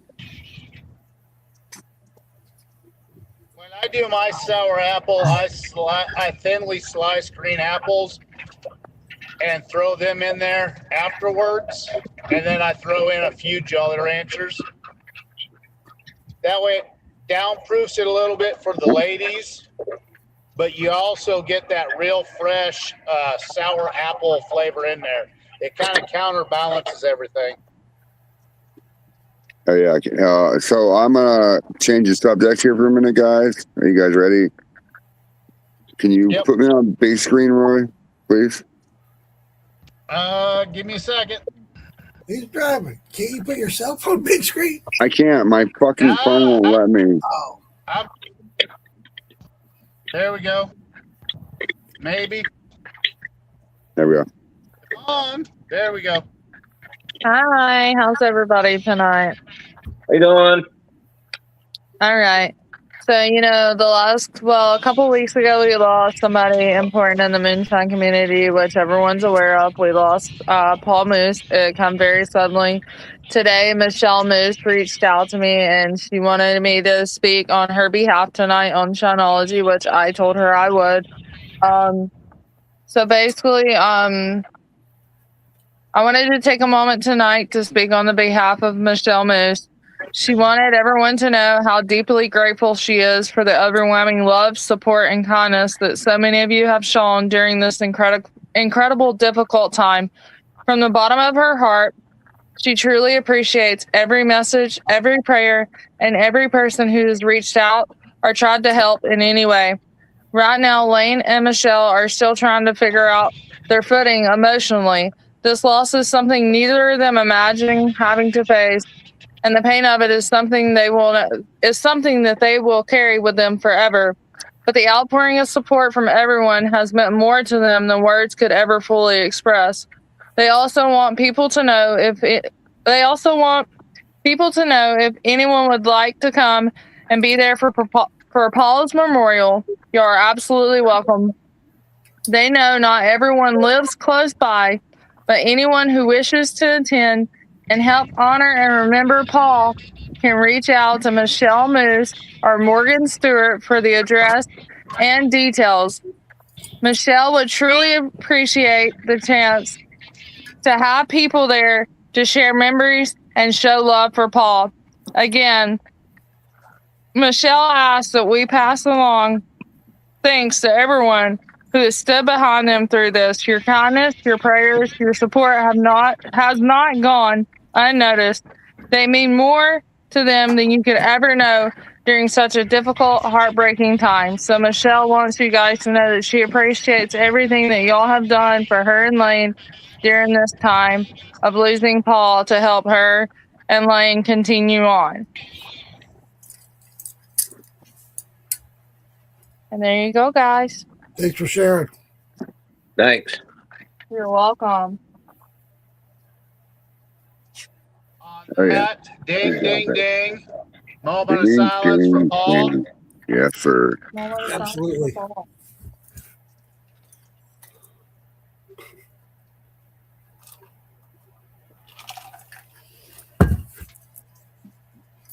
Here's you, Paul.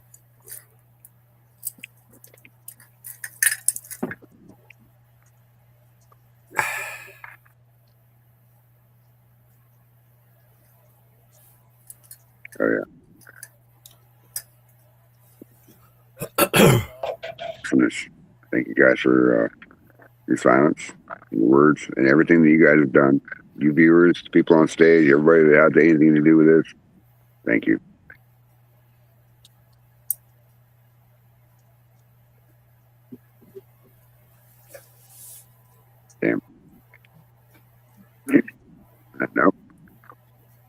What you up to, Uncle Moonshine? What you got around your neck? Happy paid St. Patrick's Day. Anybody got some green on there? Some money? Some ink? Some beer? I'm wearing a green shirt. Got a green shirt on. It says 1776. I got green ink in my shoes. I also got some green socks. I got green green ink. leaves on my Well, roses. Yeah. Bill, just make sure you use a green condom. He don't have to worry about that. He's got the green drip, remember? Oh, Phil's that's got the green funny. drip. Yeah, after you say that, now I have to expect my leprechaun hoe to come over here. Well, you better text her since she's so short with red hair. No, his leprechaun one has no hair. Just- Oh, that's okay. It's okay. Phil might like to be able to rub bald heads while he's getting a blowjob. It's okay. That's on him. Hey, Earl, right here's a good one, too. Wild cherry. I've Oh, done yeah. that before too. Oh, yeah. Another thing, when I was at the brewery, there was 3 firefighters there that were fighting the Morrill cotton mill fire. I'd love They talking to said those they've people. been there. This is the first day they've had off in 7 days. Working 20-hour shifts. Damn. And it's still fucking going. I've still got two lemons and 2 cinnamon bags. Yeah. Hey, Eric, what else did you get in the mail from Uncle Moonshine? You got any left? Oh, yeah. Got any of that root beer that he's famous for? I ain't supposed to say. Ooh, yay. Not by me. You can talk all you want. Fuel tank says E. Few lights on. Hopefully I can get another 3.5 miles out of this. Just put some moonshine in the tank. Keep driving. All right, I popcorn. have no moonshine in this vehicle. Oh, damn it. Well, put that leprechaun piss you did. There's a reason for it. I've got fucking 8 bags of rabbit feed, but they ain't gonna get me nowhere. Well, I mean, it could if you had 7 days in a pot. No, that, Instead of horsepower, you're going to use rabbit power? Well, no, what I was thinking, if you get pulled over or break down, just hide for 7 days, make some moonshine real quick, and then sell it. Well, I know who's on duty. So the police chief's on duty, and he's a buddy of mine and a customer. But we also have the new lady that's on fucking detail, and she's really pissed off because her boyfriend just left her. And well, you got someone that's 4'9" with a badge and broke up. She's pissed off as fucking hell. Yeah, I'd probably stay away from her. She's already a man hater. Uh-huh. Oh Yeah. yeah, I know. Well, and she's ran in with me one at a time when she was on duty. She wasn't supposed to be in a restaurant eating in fucking uniform because here in Nebraska that is against the law. She told me I can go fuck myself, and I was like, hey, I will tell your fucking boss Jarvis that you just said that. That if she gets one more strike, she is terminated. Huh. You can only piss so many people off. Right. But when you're 21 years old and you're fucking under 5 foot tall and you're a fucking female, I'm not trying to be racist or manist or womanist, but goddamn, she's a fucking bitch from hell. Chris Hayes says just give her some, it'll all go away. Oh, no. That won't happen. Well, has she met your boys yet? They have girlfriends, right? No? If not, there's a good one for them. Two of the state troopers here told her if fucking she keeps up with her shit, they're gonna arrest her dumbass.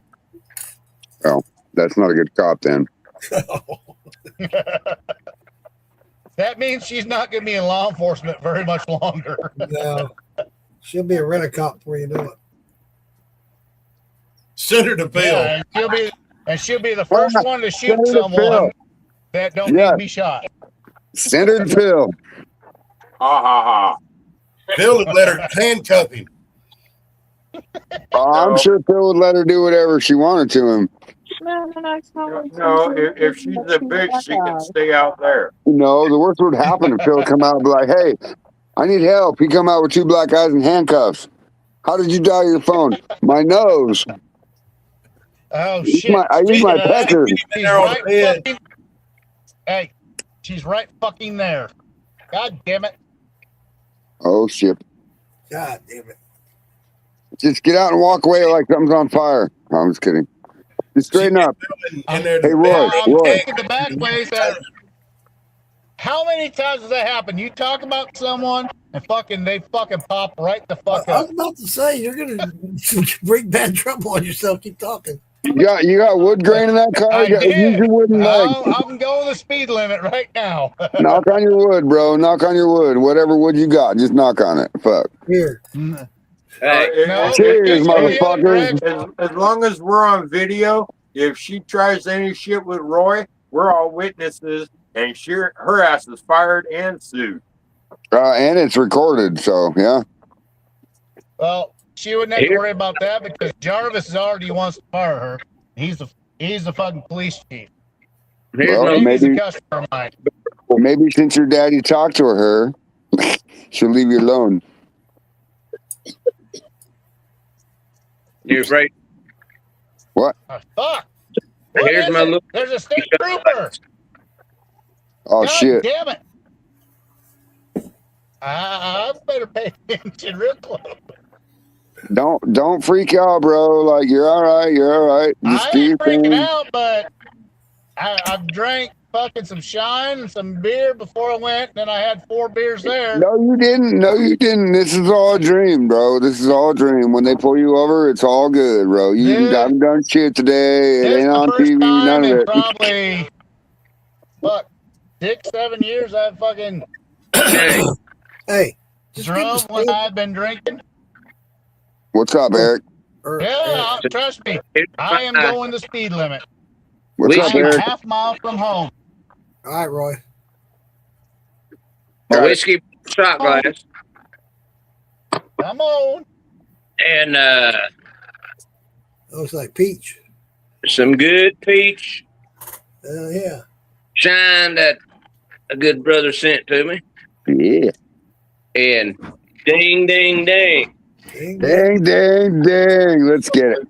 Hey, that You recipe. making me drink and drive again? God damn it, Ah, That's Earl's recipe.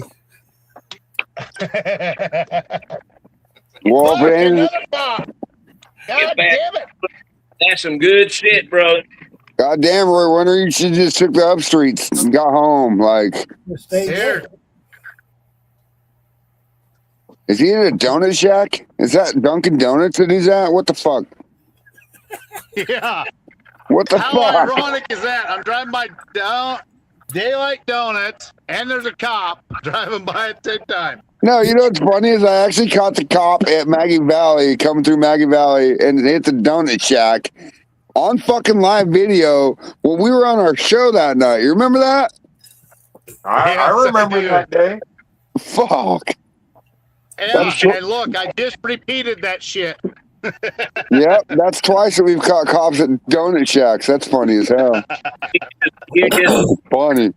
Did you guys see that video years ago where the cops were somebody robbed a van and the cops were chasing it? It ended up being a Dunkin' Donuts van.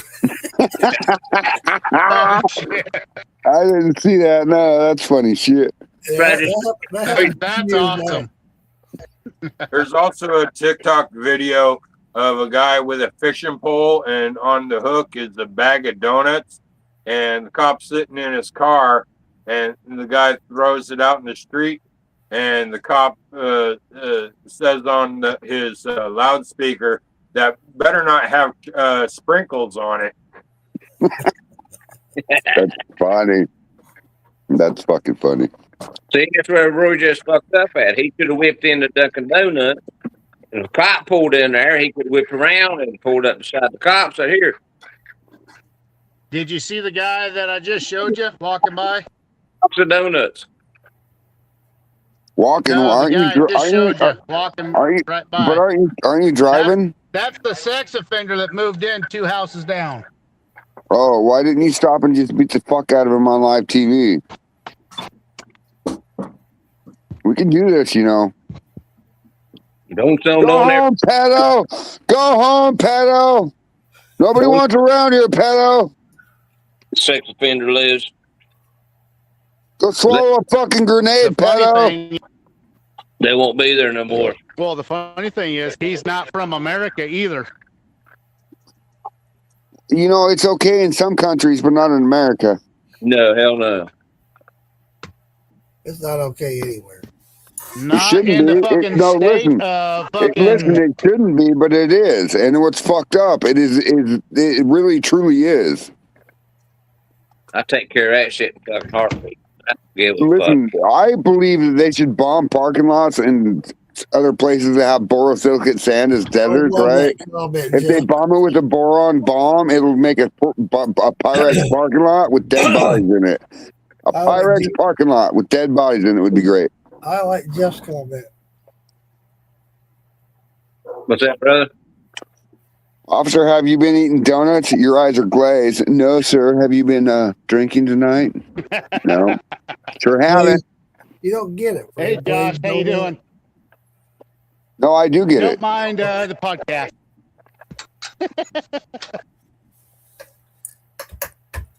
My eyes are red. I slept for 4 fucking days. Roy Warner, who are you talking to? The pedo? No, my neighbor. Oh, I'm sorry. Sorry, neighbor. Howdy. That's why I said it was funny. I'm in the house now. I'm in the house now. That was Officer fucking Josh, my law enforcement agent, former SEAL. Your neighbor? Yep. Won't you be my neighbor? He was actually moving in when you fucking stopped by here. Oh, yeah, that guy. Okay. Yeah, 6'5". He was like, why the fuck is there another U-Haul truck out in front of my house? I'm done moving in. Well, yeah, he asked who the fuck that was. All right. I was like, and did you just look at him and say, "Afraid not"? No. I said, "Hi, don't mind the podcast." Right not. Right not. He knew what we were talking about. He knows what goes on. He's like, I don't give a shit. He's like, you're not making thousands of gallons at a time. I don't give a fuck. Right. It's like it's American history. American history. All right, Phil, what was that jar? This is my first jar of hearts at 138. 138, baby, of hearts. Hell yeah. So now you can start drinking it, you little bitch. So Phil is farting at 138 miles per hour? No, I think Phil's thinking about farting at 138 years old. Ha ha ha. Like an airbag underneath of a fucking lawn chair. No, if I lived at 138, someone put me out of my misery. Phil, mentally, Phil, you old guys actually have lived that long mentally because you went through so much shit with your kids and all that crap, you know? I mean, come on, think about it. I have a 24-year-old daughter, 12-year-old son, an 8-year-old son, and a 10-year-old daughter. You're gonna die early. Me? Yeah. Nah, I live amongst one of the words that Slayer said. I smell of death. I reek of hate. I will live forever. Actually, they help keep you young. Yes. I was just being funny. Well, it could be I know worse. you You could were. be my I know you buddy Chaz. He has fucking 8 kids. 7 of them are girls. Ooh, 7 are girls out of 8 kids. Damn. And the boy's gay. I took my daughter the other day shopping. The oldest one is a boy, and all the others are girls. How old is she, Eric? 19. You took your 19-year-old daughter shopping. Daughter baby shopping. Okay. I bought this, bought that, whatever. Then there's this older woman, this gentleman there, and she looked over at her. She goes, "When do you do?" She goes, "Anytime." And she says that she has 10 grandchildren, and they're all girls. Wow. Holy shit. She says she prays every night before she goes to bed. It says, "Please, can I at least have one boy?" Now, getting ready to have one anytime, just like my daughter. It's a girl. Yeah. So she says she don't know if she'll end up having a grandson or not. It seems like this could be all granddaughters. Well, that's not a bad thing. I mean, It is on a stress level. You got to Oh, worry about yeah, every of course, dick on but the the best- fucking planet. but the best thing about being a grandparent is what? You can give it back to their mom and dad. Yeah. Yeah, but if you had fucking 10 daughters or granddaughters, how high would your stress level be? It'd probably be like shotgun cabinets full. Exactly. Every time I see a boy walk by the house, I'd rock out on porch with a fucking shotgun. What are you Right. doing? What are you doing around here? Get out of here. There ain't nothing here for you. I'd be in my whitey tidies and my wife beater cleaning fucking guns like I did fucking 10 years ago. And When I then moved look to at this them. neighborhood. I can picture this. Like you be in your white ties and white beater sitting on the porch, a little itty bitty white porcelain table, right? With a shotgun on it and a couple bullets. Like, hey, what's your name? And they tell you your name. You pick up a bullet and you start scribing on it with a fucking marker. Here you go. Got a bullet with your name on it.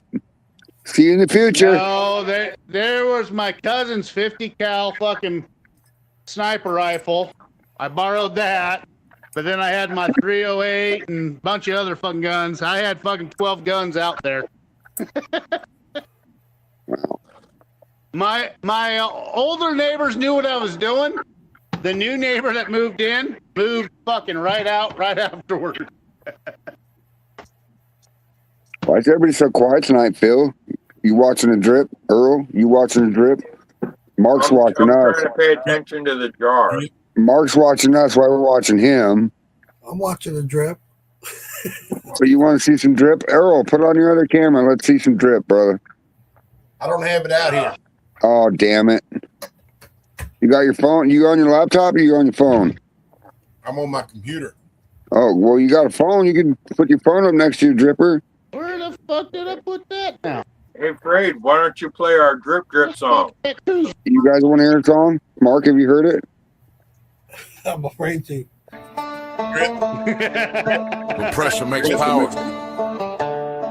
and fire reveals what the dark tries to hide. If you can't handle the burn, step away from the steel. Black label proof in a mason jar glow. Backwoods fire with a cold winds blow. Talk that truth, let the whole world see. Shineology, no apology. Drip, drip, copper core slang. Truth too strong for a watered down thing. If you can't take heat, don't step in the light. We cook all day, we debate all night. Freight not calm, but the mind stay sharp. Blueprint thinker with a rebel heart. Low tone wisdom like a midnight creek. If you're looking for sugar, we don't speak sweet. Match get stirred, backs get pressed. Pressure make diamonds, truth get stressed. Drip, drip, drip, drip, drip, drip. Word runner bring history way. White oak barrel, see your fate. Old soul mine with a modest sight. Moonshine glow in the dead of night. Blueprint roots in the Appalachian dirt. If the line too thin, we peel that shirt. Straight jacket snap like a back road trap. Say it too raw, we ain't taking it back. Mic check thunder when the bass drop low. If you're faking the game, better lay down. go. No filter lens, no scripted scene, just outlaw thought what a trap beat mean. Yosemite spark with a short fuse flame. Talk too slick, better guard your name. Shotgun cadence, gravel and tone. Step on the porch, better stand your own. Boom, truth echo through the hollow wall. Ain't no water down, shine at all. Off of the deep where the shadows move. Question every lie, they approve. Hidden hands in the smoke-filled room. Copper still humming, prophetic tune. Dot connect, where the fire stay fed. Truth wake souls they thought was dead. Smoke in the bag, riding the thing. Pressure make profits, truth bring pain. Drip from the core, hear that sound. Underground kings never watered down. Black label proof, let it burn inside. Backwoods thinkers with nowhere to hide. From freight not to the crew aligned. Shineology, state of mind. Drip, drip, hear that ring. Truth too loud for a puppet string. If you want it raw, step in the night. Shineology, cooking under blacked out light. That's cool. I like it. What do you think of that? I like it. It's I good. gotta filter out some Applejack. That mentions me, Roy Warner, Phil, Earl, all of us, really. You know, Ding, ding. ding, The only ding. difference in there, it needs to say Roy Roger, not Roy Warner. Well, and you can display Roy Roger all you want. When we say Roy Warner, nobody's gonna know what we're talking about, right? Like who? Hold on. I got to do something. Where is Straight Jacket? My neighbor knows who it is now. He's actually seen the show. Really? Yeah. Yeah. That's why I said I know we have law enforcement watching us. Oh, every fucking time. Double shot. Yeah. Double shot. Oh shit, Mark, double shot. He said. Double? Damn. He literally took 2 shots in the face. Not on this base. It went down. Right. I mean, you know. I know what you're getting Wow. at. Fucker. It's awesome. Awesome. Talented enough to do 3. It's the second one. I found a fucking bottle of fucking Applejack. A bottle of Applejack. Now I gotta filter it out because I put some fucking apples in that motherfucker. Get a Well, little if bit you more put- into apple. So you were jacking your apple, right? You're jacking it off. We get it. Okay. But after that, you post-flavored it Yep, with apple. with more apple. So now you have to jack it off twice? Shit. I'm Damn. gonna call it a triple Double the jackal. pleasure, double the fun. Yeah. Well, I'm playing with it again, so it's gonna be a third time. So it's a Okay. triple jackal. So it's a triple jack off. This is the first one. This is the first one that I've tried. I ain't tried Set that. glass for each one. But Get it. Get it, Eric. Get I it. ain't the other ones yet. I just start with one, and then when I run out, I go to the next. Yeah, and I bet you that pizza's so good. I probably had the same pizza. Isn't that what you sent me, Mark? Yep. Yeah, I've had that pizza, Eric. It's so good. It is. It's fucking I haven't had none of that Pete. smooth as fuck. Well, Look, that's because you were not a contestant and the Price is Right. Earl and Mark were, though. you didn't Well, fit your. the price is wrong, bitch. I love that movie. You didn't put your bid in for it. You lost your fucking bid, brother. That's funny. It That's is. funny. That's some good. That's some good stuff right there, brother. No lie. Oh, yes. Yes, it is. The Moonshine knows what he's doing. Have you watched the sequel to that? No, I have not The yet. second one? No, I have not yet. There, it went so well, they're talking about making a fucking third one. Really? Yep. Well, if it has Adam Sandler and The Price is Wrong, bitch. Bob Barker, that shit's funny. That's funny shit. I also like Little Nicky. Little Nicky was good. Well, they're also talking about making another Little Nicky, Really? What? to where Adam Sandler will be the dad, and then he'll have a demon son. Oh, well, that's like a spinoff to Joe Dirt. Yeah, but you got to think anything that Adam Sandler gets his hands on, you know you're going to be laughing your ass off on. I know. I'll be right back. I gotta drain my Twinkie and get a beer. You got to play with your Twinkie. Yes, you heard that right. Play with my Twinkie and get a beer. Sweet. No, Mark, I was telling everybody beginning the show. I mean, I can go back to where we talked to stuff. I got some new shirts coming out, different design. Send me your size, your address, and I'll be sending you one as soon as I get them. All right, buddy. Appreciate that. To be shipped You out. don't realize the shirt, though, is a Sweet. picture of fucking a nut sack. I'll be Shit.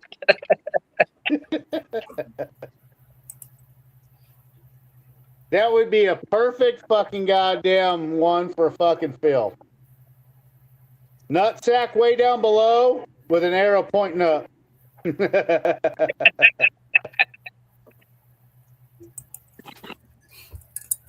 Where'd Phil go? He's still running, ain't You never know it, Phil. he? He might be eating now too. Yeah, he said he had something cooking. Yes, add some roast beef. Try changing out a jar.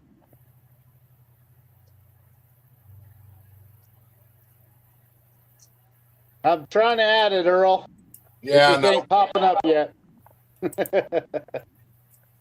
Charlene says I'm back. How you doing, Charlene?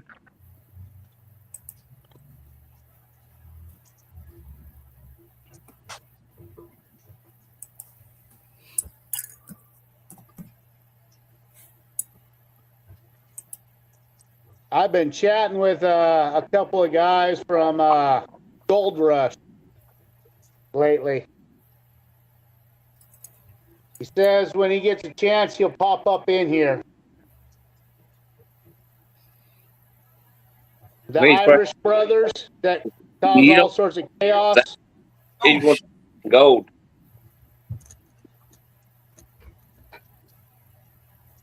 Oh, Earl's changing out a jar too.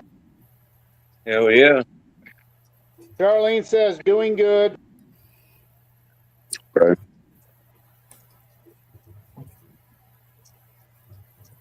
Yeah, they changed the fucking weather for us tomorrow. Oh, yeah, hold on. Tomorrow's supposed to be 72 degrees here.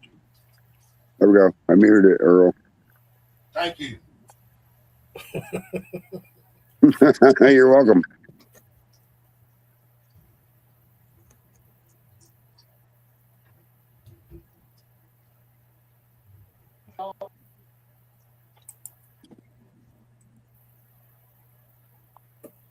Yeah, I'm at the house all alone right now.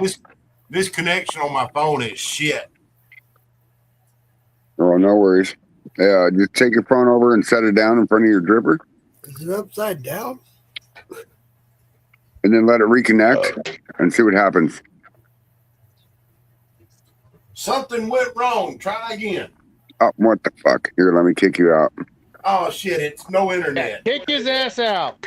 It's just did. fucking phone. Don't No worry about it. worries. No worries. It would have just been cool to see, you know. There you go. I had to jump and run because that jar was right at the top. You It know, hadn't gone over yet. this is the only profession in the world that you can actually talk to men about their dripping. Yeah. Or when you say to another man, "Can I see you drip?" Can I see it drip? It just sounds bad and good at the same time, I guess. Okay, I What, want to ask y'all. When you I tell you what. Let me go pick the condenser up and bring it over here. I wish it was that. Listen, I wish we could have a Wi-Fi condenser where you can Bluetooth your fucking boiler to your condenser. Yeah, that'd be great. what I was getting, how fast to run your drip or how slow, or is it just a small, steady stream? I run my liquor, and I don't know what anybody else does, but here's what I do. I will turn it up to where it's just a small, steady stream, faster than a drip, but a stream. You know what I mean? Yeah. That's where I keep mine set. I don't know what Mark does. Drip, drip, drip, drip, I drip, go drip. back and forth between a stream and a drip. Yeah. When I get a stream, turn my heat down. Where I get, drip, drip, drip, drip, drip, drip. Right. I gotta share this with you. It's gonna fuck your head up. Yeah, let's get it. As I was always told, My run head's slow, already fucked up. So what the fuck? run slow and cold. What the fuck is that? Yeah. You know what? I'm sorry. No. I ain't trying to get up here and be disrespectful. Lord, you said if I call your name, you Just answer. start Well, over. I'm calling you, Lord. Just I think I had to feed the bird I've seen that first. one already. That's awesome. what the fuck is that? You know what? I'm sorry. No. I ain't trying to get up here and be disrespectful. Lord, you said if I call your name, you answer. Well, I'm calling you, Lord. Just hear me bite my tongue. Because I just wanted to make sure they knew they was walking around looking like a transvestite and from a bug. It's like, oop, Lord, I'm sorry. That is not the point, okay? Oh my god. What's Oh, funny Lord. That guy's is he looks like a truck driver that comes by here all the time. Oh my god. I thought it was Michelle Obama.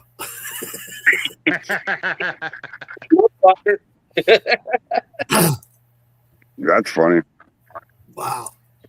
All right. Funny as hell. I'll tell you what, that looked like a 4 or 5 finger gap. You hanging out, Dad? I don't know. You might be able to call her fister. He's been to Phil's Park. Did you What say are you that doing? girl's sister? Oh, yeah, kind of. Hey, But with an F instead of an S. No, she's been to Phil's Park. Phil, he likes that double pumping shit. Damn. Ah. I bet you if you set a mannequin on Bill's or Phil's bar, that he'd probably stare at it all day and wonder if it was real. Not. he'd probably change his clothes every day. Well, he'd have to distract Brandon because she would look at it and ask him if he can take it to her room. Brandon probably take it on the bar. Anywhere he could, on the bar stool, on the bar floor, on the fireplace, wherever the fuck he can get it. On the wood pile. Yep. Is that your second jar, Phil? Second jar of Hearts at 138. 138. Hell yeah. Doing good, brother. Doing good. I've almost got Not 2 gallons. 138. It's 128. That's it. No. I've almost Okay. got 2 gallons You almost got 2 gallons. God damn, Earl. in about an hour and a half. What's that still? Got the lead down, do you?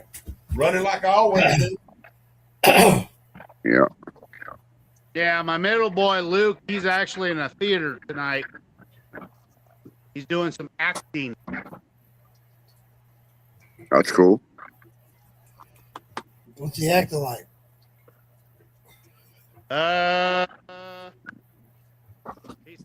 Ironically, he's supposed to be acting like a hillbilly. He's got a beard and all that shit that I made for him. Did you hook him up with a That's mason funny. jar? Well, I also gave him a fucking pint jar, so hint. That's funny. Charlene says, what are y'all we'll running? find out how well it goes or how bad it goes when Earl? my wife gets back here. I'm running liquor. Phil, what are you running? It's a half grenadine or half muscadine, half crowbar. Mountain Brandy. Yeah. And Earl's running liquor. Liquor in the Yep. front, poker in the rear. Jimmy Red corn, So have honey crack corn recipe. you guys ever seen a hooker riding a bicycle? Yeah. Have you ever asked her if it was illegal to pedal pussy? No.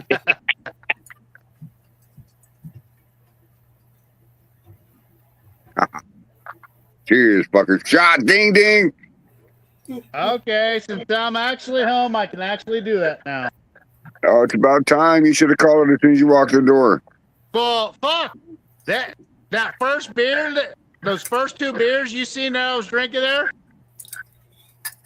that was 10% alcohol. Well, there you go. You only have 12% in it. Get it on. Come on, we need like 45. Making a mess. You're 6 shots behind and 4 beers. Yeah, but you're Right. also drinking beer too, so you can't give me too much shit. I'm just drinking beer, so. And see, Hey, this run right I here, was drinking I and saved driving, and my I had corn. fucking law enforcement around me. My That's stress okay. level went up like a motherfucker. At least your donut pheromones didn't go out the window. They probably would have followed you and smelled like a donut and shit. What to say? All he had done was make a fair Dunkin' Donuts and bought 6 boxes of donuts and gave the cop a box of them and go on, you're all right. Listen, you've got to make some donut shine. That way, if you get pulled over with it, they ask you, what's this? And you say, donuts. Yeah. I drink my donuts. You want some donuts, officer? We can have my donuts. Actually, the police chief loves the mango. The mango. That's awesome. But I was not expecting to see the fucking pissed off fucking revengeful bitch. Right. But I talked about her so much. That was the first person I ran into, and I'm going, oh shit. Let's see if I can pull this off. 3 at once. Are you going to do 3 at once, Mark? Come on. Come on, Mark. Now, Mark just needs to do a dab too with that. Come on, Mark, do a dab. No, Dab will do you. I'm making a mess. The straight jacket's brownish now. That wasn't going to work. Well, I tell you what, What will you tell me?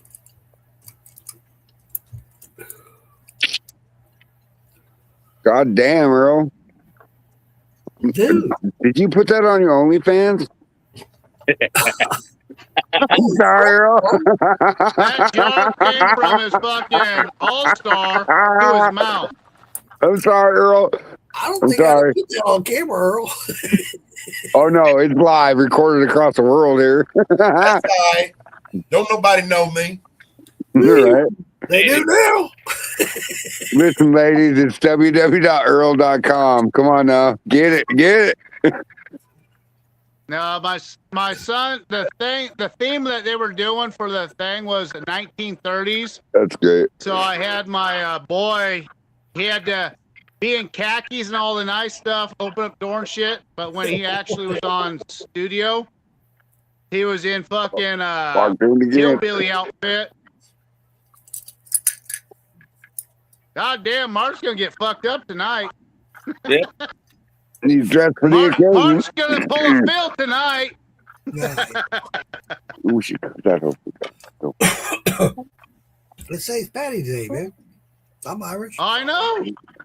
I'm off Mark, tomorrow. did you not watch Sunday's show here? No, I had my own show. You should. Oh, you'd have laughed your ass off with Phil. Phil was so fucked up. Oh my God, Mark! Listen, Mark, I got one better than that. it was so funny. Phil was so drunk that he kept repeating himself and called people out on my show. And it's like, Wait a minute. Did you just say it was show funny? it was so funny. Yes, I did say that. He had liquor bottles on his fucking counter. And he's like, "Why are there liquor bottles on my counter? What's going on? I don't know what's going on." Well, They Chris Hayes, if not, he will be for sure. I'm He will be very off. I'm a little bit off today. Yeah, I'm off tomorrow. I got that doctor's appointment tomorrow, I hope all goes well for you, I'd be Mark. drinking too if I had to go visit a white coat. Fuck. though. See how it goes. It's been 3 months, man. It's not getting any better, so I got to figure something out. Phil, Yeah. smoke break. Yeah. You guys got to take care of yourselves. And I hate to say that. And last time I was the doctor, I was so scared that I haven't been to a doctor in 25 years. I'm like, you're healthy. Why the fuck are you here? And I'm like, well, thank you. Goodbye. Yeah. I'm out. And it sucks because all the people I know around me are falling apart. One more jar, and I'll have 2 gallons. One more jar, and you should have 1 drink of it. What do you use? He should be taking a drink of every fucking jar. Well, on that note, not a drink, a sip, a taste. Ding, ding, ding. Ding, ding, ding. All right, all you smart motherfucking distillers. Mark's drunk. Mark's drunk. Mark don't even know what the fuck to say now. I'm not. I'm not even near it. I just. Come on, Mark. What about us, all of us distillers? So here's one for you. Fuck, my bell disappeared. I got my regular mash, my potato mash. Been Right. going 2 weeks. Better than 2 weeks. There it is. I did ABV on it yesterday. Well, actually, the last 4 days. It has not moved from 1.030. It stayed the same, and it's still fermenting. Okay, is it just potato, or did you use sugar? Both, yeah. Okay, what kind of sugar? Regular sugar, table sugar. Like white sugar? Yeah. Did you know there's unfermentable sugars in white sugar? Yeah, I do that. So on that note, sometimes the SG doesn't go below a certain level because what was your starting gravity? 1.068. Oh, so that means you're only about 7.86% ABV at that point right now. 7% now, so I've only got about like 3% alcohol right now. Right. Yeah, but they've also had some fucking crazy ass weather down there too. So, But hold on, what kind of yeast did you use? Here's the thing. It's the same run I do all the time. Right, Same but okay, all right. So did the weather change or whatever else, right? Is it open fermentation or closed? closed. All right, so it's got a controlled environment, so there's no offset of yeast getting in there. That's weird. I mean, unless there was something in your barrel before you started, but I know how I you are with tasted it today. It tasted just like a sweet tart. what? Yeah. Okay, that might be onset of lacto. Well, from the research I did on it, it's almost there. You're getting that sweet because they're still fermentable sugars, but the tarts, it's getting there. It's almost done. You get this medium range there, and that's exactly where I'm at. I'm at the medium range, and that taste is right there. It's got that sweet tart. It should go to bitter, but it's got that Right. sweet tart, man. It's like weird. Well, see, that's like this Jimmy Red. So can you put in some nutrients maybe to help boost it? I already have. Damn. I even added more yeast. This Jimmy Red that I'm running right now, I checked it and it was no activity at all, and it was still at 1.01. Okay, Mark, on that note, and last comment, did you change anything that you've done, Mark? Any water change, anything, yeast change, anything? Nothing. It's always been the same. Huh. I did a run 2 weeks ago. Came out great, no problem, no issues. Did the exact same mash bill. Now this, I'm like, what the fuck? I was gonna run Monday, and it's not even ready. I'm like, what the fuck? Oh, okay. So, yeah. Actually, Monday was 3 weeks. Okay. Has the weather been fucking difficult there a little bit? It's been weird. It's been a little weird, but it's been mostly hot. Okay, Well, hot. if But it's what been is like it? that, that's what your issue is. It's the fucking weather's fucking with it. And the same thing with fish. I mean, like barometric pressure does change things. I mean, imagine being at 0 sea level or whatever, right? And then barometric pressure at 7,000 foot above sea level is different because of pressure, right? So if you have a storm come through and that barometric pressure changes, it like puts it at like 7,000 feet sea level for a minute or two. You know, I could see that, but I think it would take a prolonged amount of that to change that. Right. So it still doesn't make sense to me.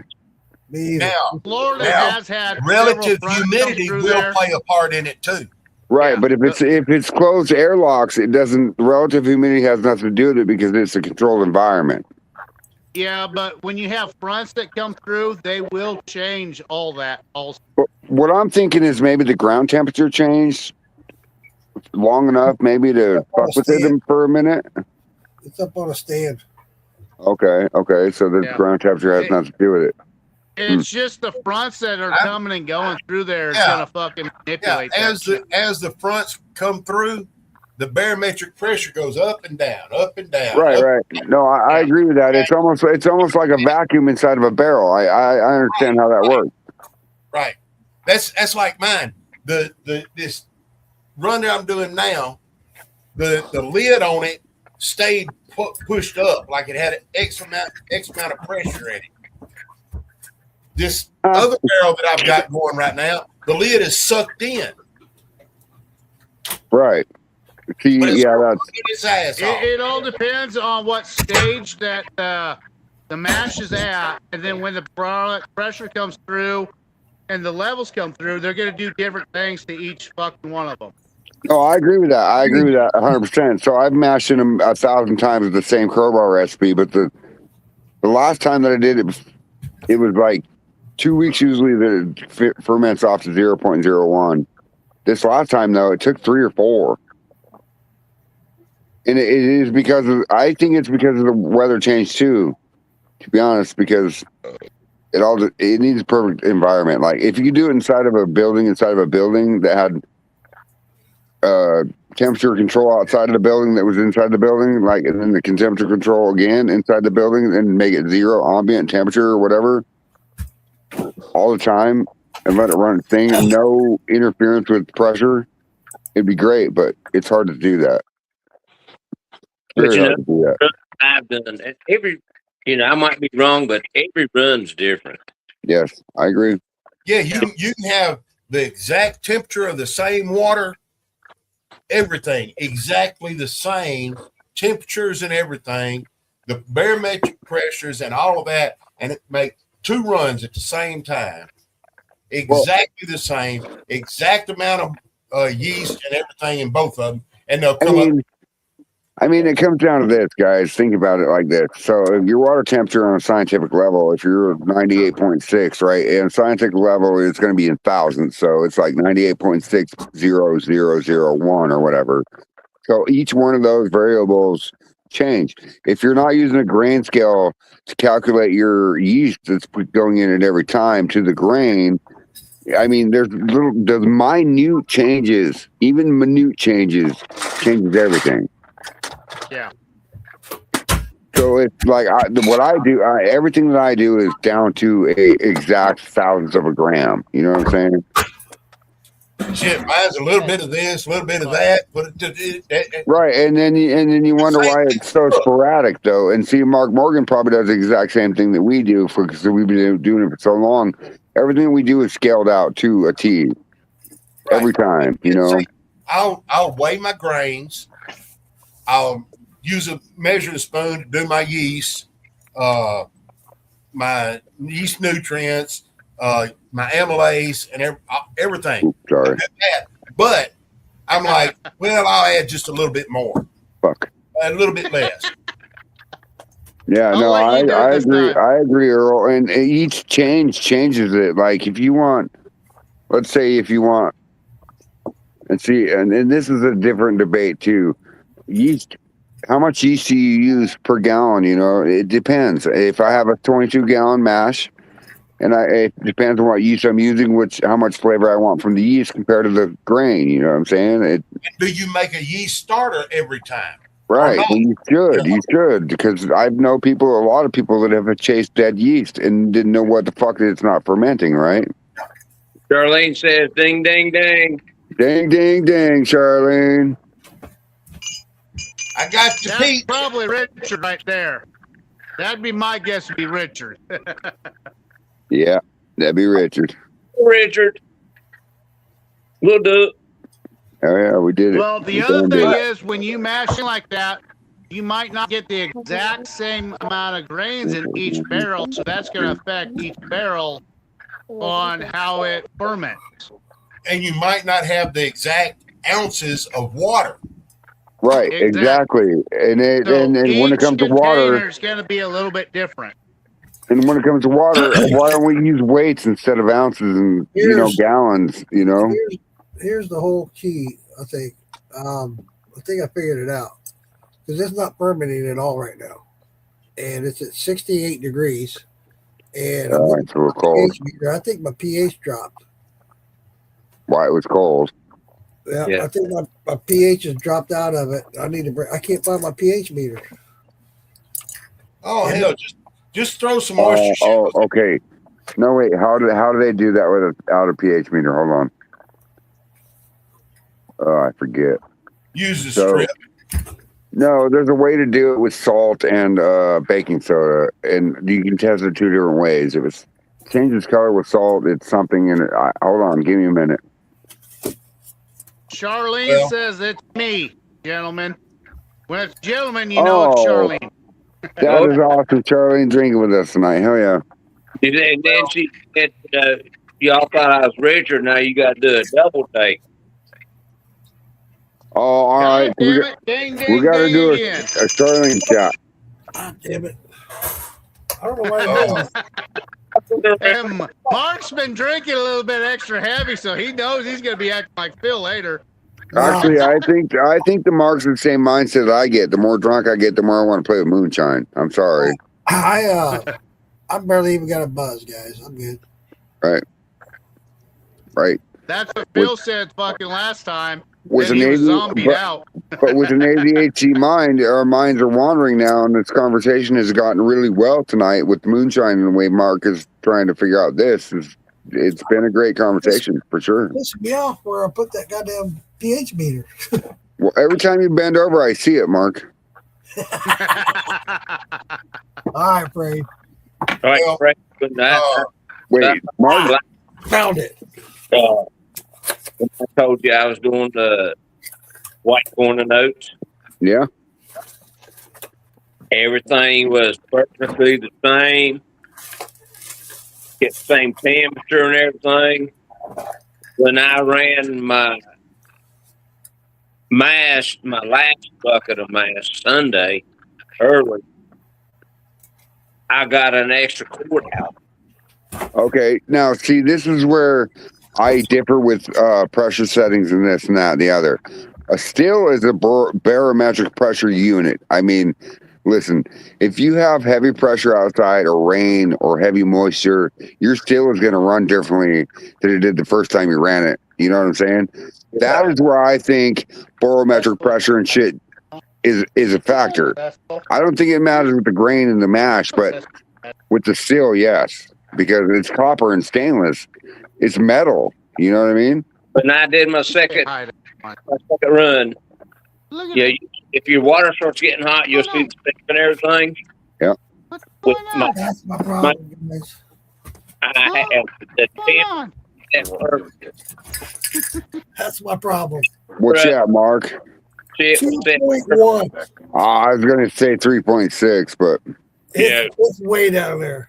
I'm gonna go get some oyster shells to throw in here. yeah, you got some? Oh, you live in Florida. You got some? Yeah, I plenty. say he's not far from it. Go ahead, Eric. Sorry, I don't know why I Eric. didn't think of that earlier. Sorry, or Eric. But when I did my second run, yeah, it was just perfect. Like I say, you know, when you see you, You know,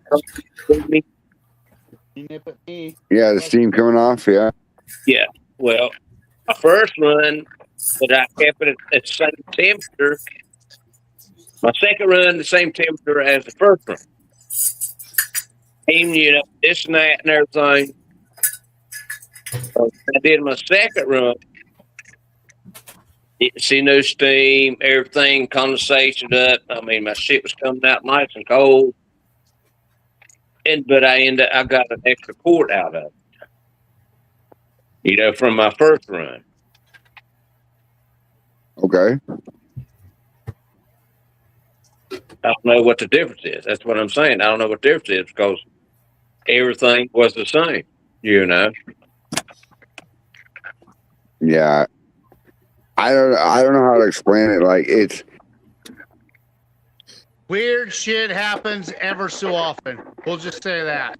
Right. And I agree with, I mean, I think that the astrological changes and the tidal moon and the pull of the moon and everything else and the barometric pressure changes when still, I do believe that because it's copper and stainless and everything else. Like it's metal. I think it changes. The only thing stainless is my pot. Right. Mine too. What you made me is copper, all copper. Right. You know? Yep. But it was weird, you know. Hell yeah. I'll take it. You know. That's a bonus to me, getting that extra quart. Hey, Yeah. that's just the fucking alcohol god giving you a blessing. Hell yeah. Yeah. I agree. They know you're going through more shit, so they decided, you know what? Let's give fucking Eric an extra quart, motherfucker. Yeah. I can use it. Exactly. Sometimes when things can't be That's a explained, good idea, Chris, actually. it's someone else fucking giving us a gift. Yeah, exactly. Chris A says April 1st is supposed to be a pink moon. So will the moonshine be pink lightning instead of white lightning? That's a good idea. Mm. Well, So we need will to the make taco be extra pink? that's pink. The taco will be extra pink, huh? That's funny. That's funny shit. No, I like that idea, Chris. Pink. I'll be right back. Stuff on your nose. All right. What was your last jar proof there, Earl? 98. 98. Yeah. So your next jar you gonna take a little sip of? I took a sip of the 98. How did that taste? Yeah. Like liquor. Bite to it.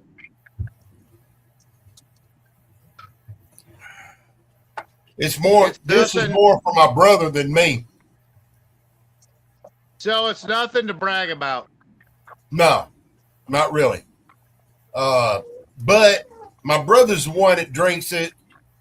All of this straight, Okay. and he'll be able to tell me once I get a final proof on it and everything, and get it proofed down and all of that.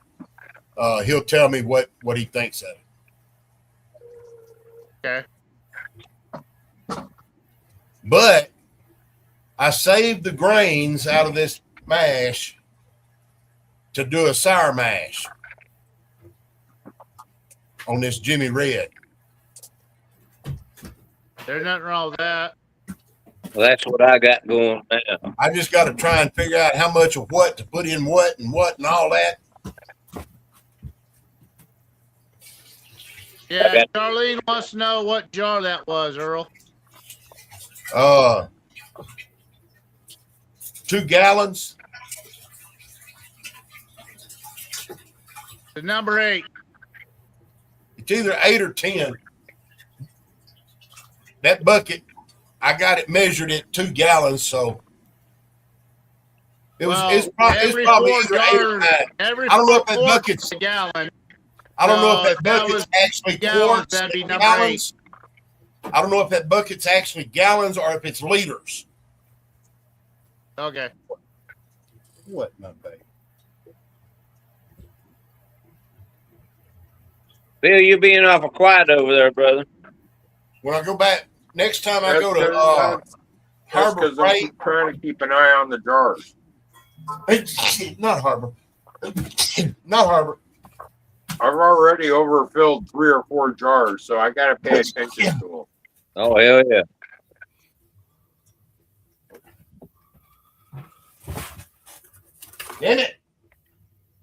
Damn it, man. You're having an issue over there, Earl.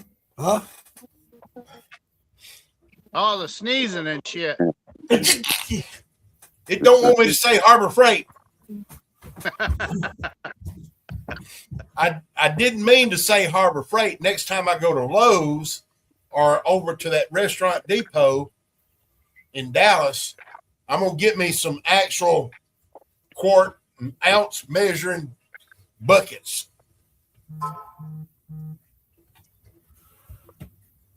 That'd be good. Quart ounce measuring buckets. I think you just go to Lowe's and buy your robot and tell her what to do, Earl.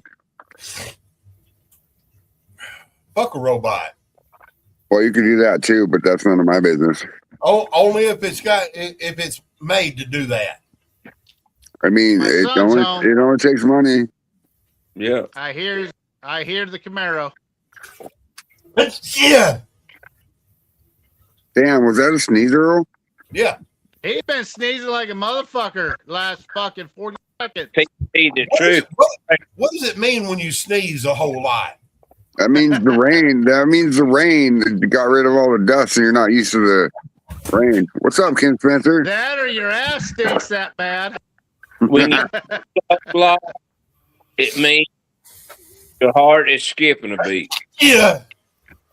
Oh, I heard His it that time. asshole stinking I up heard the it. neighborhood. Hold on. I heard it that time. He said, "Fuck you." No, I'm serious. Hey, That's Kimbo. I that's hope why you're doing good, He buddy. did. Earl said, "Fuck you."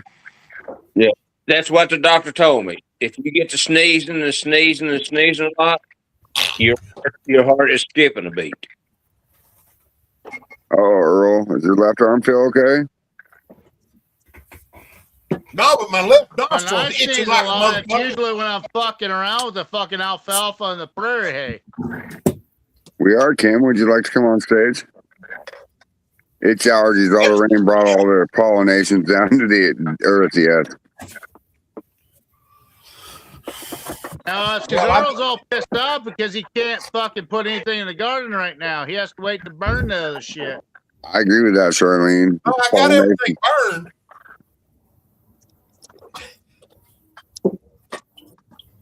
He just can't get his tiller to come and sit for him. Now My watch. garden's just a big mud hole. He's gonna say, Oh, shit. "Fuck you."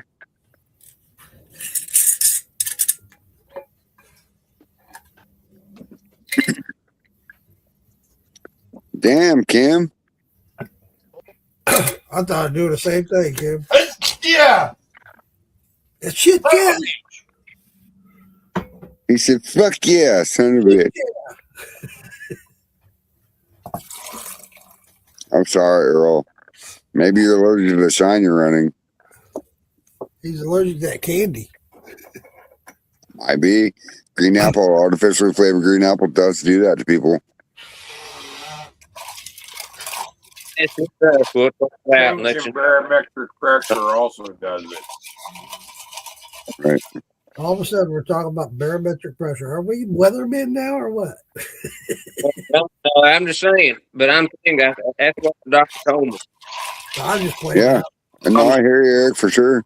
Get to sneezing and sneezing like that, your heart is skipping a beat. I never heard that it was the cause or that was the issue why you sneeze. I heard that when you do sneeze, you skip a beat. Yeah, like most times, like a lot of dust, shit like that. But no, I agree, Mark. And Eric. Motherfucker. Uh-oh. but Go blow your nose, motherfucker. I just did. this one's empty. Well, then suck something up to it. Ding, There you go. ding, ding, ding. Ding-a-ling-a-ling. Smoke break. Uh-oh. Damn it, Phil. Damn you, Phil.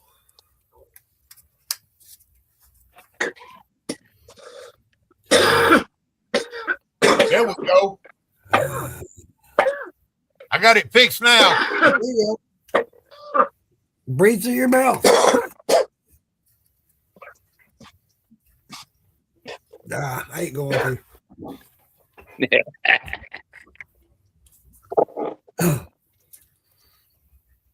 I'm dead. Baby, yeah. You know that dog licks its ass? That's okay. I wash her ass. All right then. Every time she poops. What's up, David J? Mark, are these bags reusable or not? I wouldn't. All right. Well, it's the dead soldier right there. Oh, it's a dead soldier. Yep. Hell, at $1 a piece, shit. Reuse them. Don't reuse them. Throw them away. They're that much. I don't even think they're $1 a piece, are they? They might be. I don't know. They're on fucking damn. Shit, I still got 2 grocery sacks full of them from Halloween. Oh, the Halloween bag? Up and hell, Yeah, I the don't. ones that are poison. Yeah. Like I sent you. I think I sent you some of them. Yeah, I never got them. No, you got the other ones I sent. What's up, David Dan? Well, that's the end of that jar. Woohoo! Throw it in the gutter and go drink another. Yeah, I'm feeling good right about now. Feeling good. Hell yeah. We should all be feeling good about now. I could go swipe another one out of the ones I got to go to Louisiana. Come on, get it, Earl. Yeah, Get it, Earl. That'll make Come me on, sure bro. that beach going down there. It's St. Patty's Day. Let's get drunk. Woohoo! How far are you into your run? How much what you got left, Earl? I'm getting close to the tails. You ever see right now? Yeah, everybody. I'll pop this jar out. I'll look at it close. You know, It's starting to look like it's getting lit, just a little tinge of cloudy to it. Well, are you looking for the little bitty tails that wag in the liquor, like the tails, like wiggity wag, wiggity wag? I'm just kidding. you know, you holler out, "Woo, Easter Bunny!" when you get really fucked up. Cause hell, cause they. To the moon, Alice. Knock, knock. Yeah, I'm starting to get into Who the there? Car. Car who? Car go beep beep over each buddy. You know what I always tell people when they tell me deer have horns? I'm always like, have you ever heard a deer go beep beep in the forest? No. They're called antlers. Yeah. Actually, I fucked up on that joke. It goes like this. Knock, knock. Who there? Ether. Ether who? Ether, buddy. Knock, knock. Ether bunny who? No. Who there? You fucked that. Oh, Let's try this again. Knock, knock. who there? Ether. Ether who? Ether, buddy. Knock, knock. Ether bunny knock knock. Knock, knock. Who there? Car. Car who? Car go beep beep over ether, buddy. Knock, knock. Knock, knock. Who's Earl there? there. Did somebody say who's there? Yeah, Phil did. Yeah, I said who's No. there. Boo. Brew who? Don't cry. Ether, buddy. Be back next year. Ah. Knock, knock. Who's there? Easter Bunny. Easter buddy who? Easter Bunny was made into fricassee. What? Yum yum, Easter bunny. Hey, Roy, I want some Easter Bunny rabbit stew. Hell yeah. Mm-hmm. You Dave. Well, it'll be $5.95 for shipping, Phil. Where'd he go? How But dare you, Phil? that poem I wrote in school, I never did figure it out, did I? I thought you did toward the end. I can't remember. I can't either. I gotta find something else to drink. You know what weed does to you, right? Short-term memory loss. What'd you say? For writing that motherfucker. I need to find something else to drink, whatever. Come on, Earl, get it. I know what I'll put in this jar. I'll go ahead and say it. The sky was blue, the moon was high. There we were, she and I. I trembled, I shook, I felt her heart. Slowly I spread her legs apart. So with courage, I did my best. I put my hand up on her breast. I knew I was ready, but I didn't know how. This is my first experience. I'm milking a cow. I do remember that. You did finish it last time. You did finish it. I remember that now. That's funny shit. Yeah. Hello, Lisa. Now, my father raised cows and stuff, and I was thinking it has to be, what's your livelihood or whatever, what does your father do and this and that. And I wrote that, but I got kicked out for 10 days. So it was inappropriate. Yeah. Yeah, that was good. Well, gentlemen. That thought it was good too because.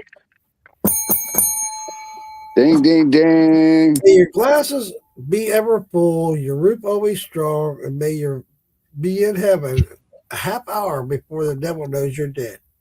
Right.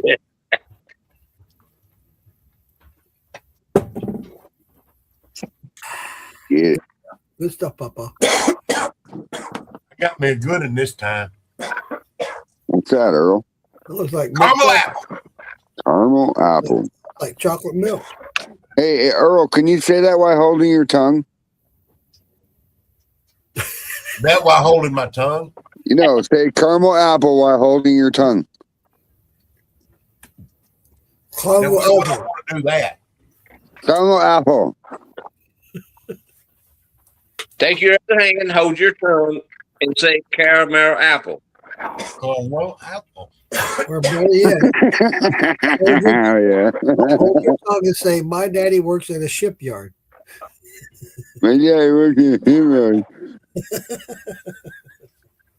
Yeah, this is going to be my last jar. Good for that. Uh-oh, Phil's looking at his stick again on live camera. All you do is watch out. He's looking at his stick. Ha ha ha. It's brown. Now see, if Bill And it wants floats. to start getting technical and shit, if Bill wants me to start getting technical and shit whenever I'm proofing and all that, I could break out this set. Yeah. There you go, Earl. Oh, that's a nice set. Yeah. Be careful. Don't let him fall out. That'd be bad on camera. I was using this for a long time until I got tired of swapping out on the hydrometers. It get to Yeah, I get you. another one. Yeah. How you doing, Lisa? We had a good time last night, me and Lisa. Yeah, I seen that. It's awesome. Okay, Okay, I got a question. I might have an answer. I'm sure y'all do. Got this corn that I saved that I'm going to do a sour mash on. Okay. It's 10 pounds of corn and 1 pound of oats. How much of my back set do I use, and how much sugar do I put in there? Okay, so this is a huge debate, Earl. Once your grain has already been fermented once with water, it is considered sour. So you technically don't have to put it in back set to call it a sour mash because the grain's already soured. So on that note, I don't like to use back set because you're introducing a low or a high heat or a high pH level into your corn. Yeah. And without being able to counter that, you're going to have problems, right? So my first recommendation for your first sour mash would be introduce water to it first, get your pH stabilized, and then your second generation or your third generation will be with a back set. Okay. Now, other people recommend differently. So all I do is add water to this corn and let it go. Well, I mean, you still have to have a little bit of fresh Grain? Yeah. No, not technically for a sour mash because the sour mash is grain that's already been spent once. So, Well, okay, I'll shut up. no, go ahead, Mark. Talk. My understanding of doing a sour mash was that you did a fresh grain and used the old to make it a sour mash, a portion of it, Right. not all, Right. like a third Right. Okay, so I can use like a third of my grains, that's already spent right, into a new mash. into some new grain. Right. That's my understanding. Like Fraid said, everybody does it different. I've never made a sour mash, but that's my understanding of it. Well, see, let's say I got done with this Saturday and Sunday. What I did, I boiled me up some water. I mixed my stuff up in my barrel. I added that hot water to it. I let it get down to a certain temperature.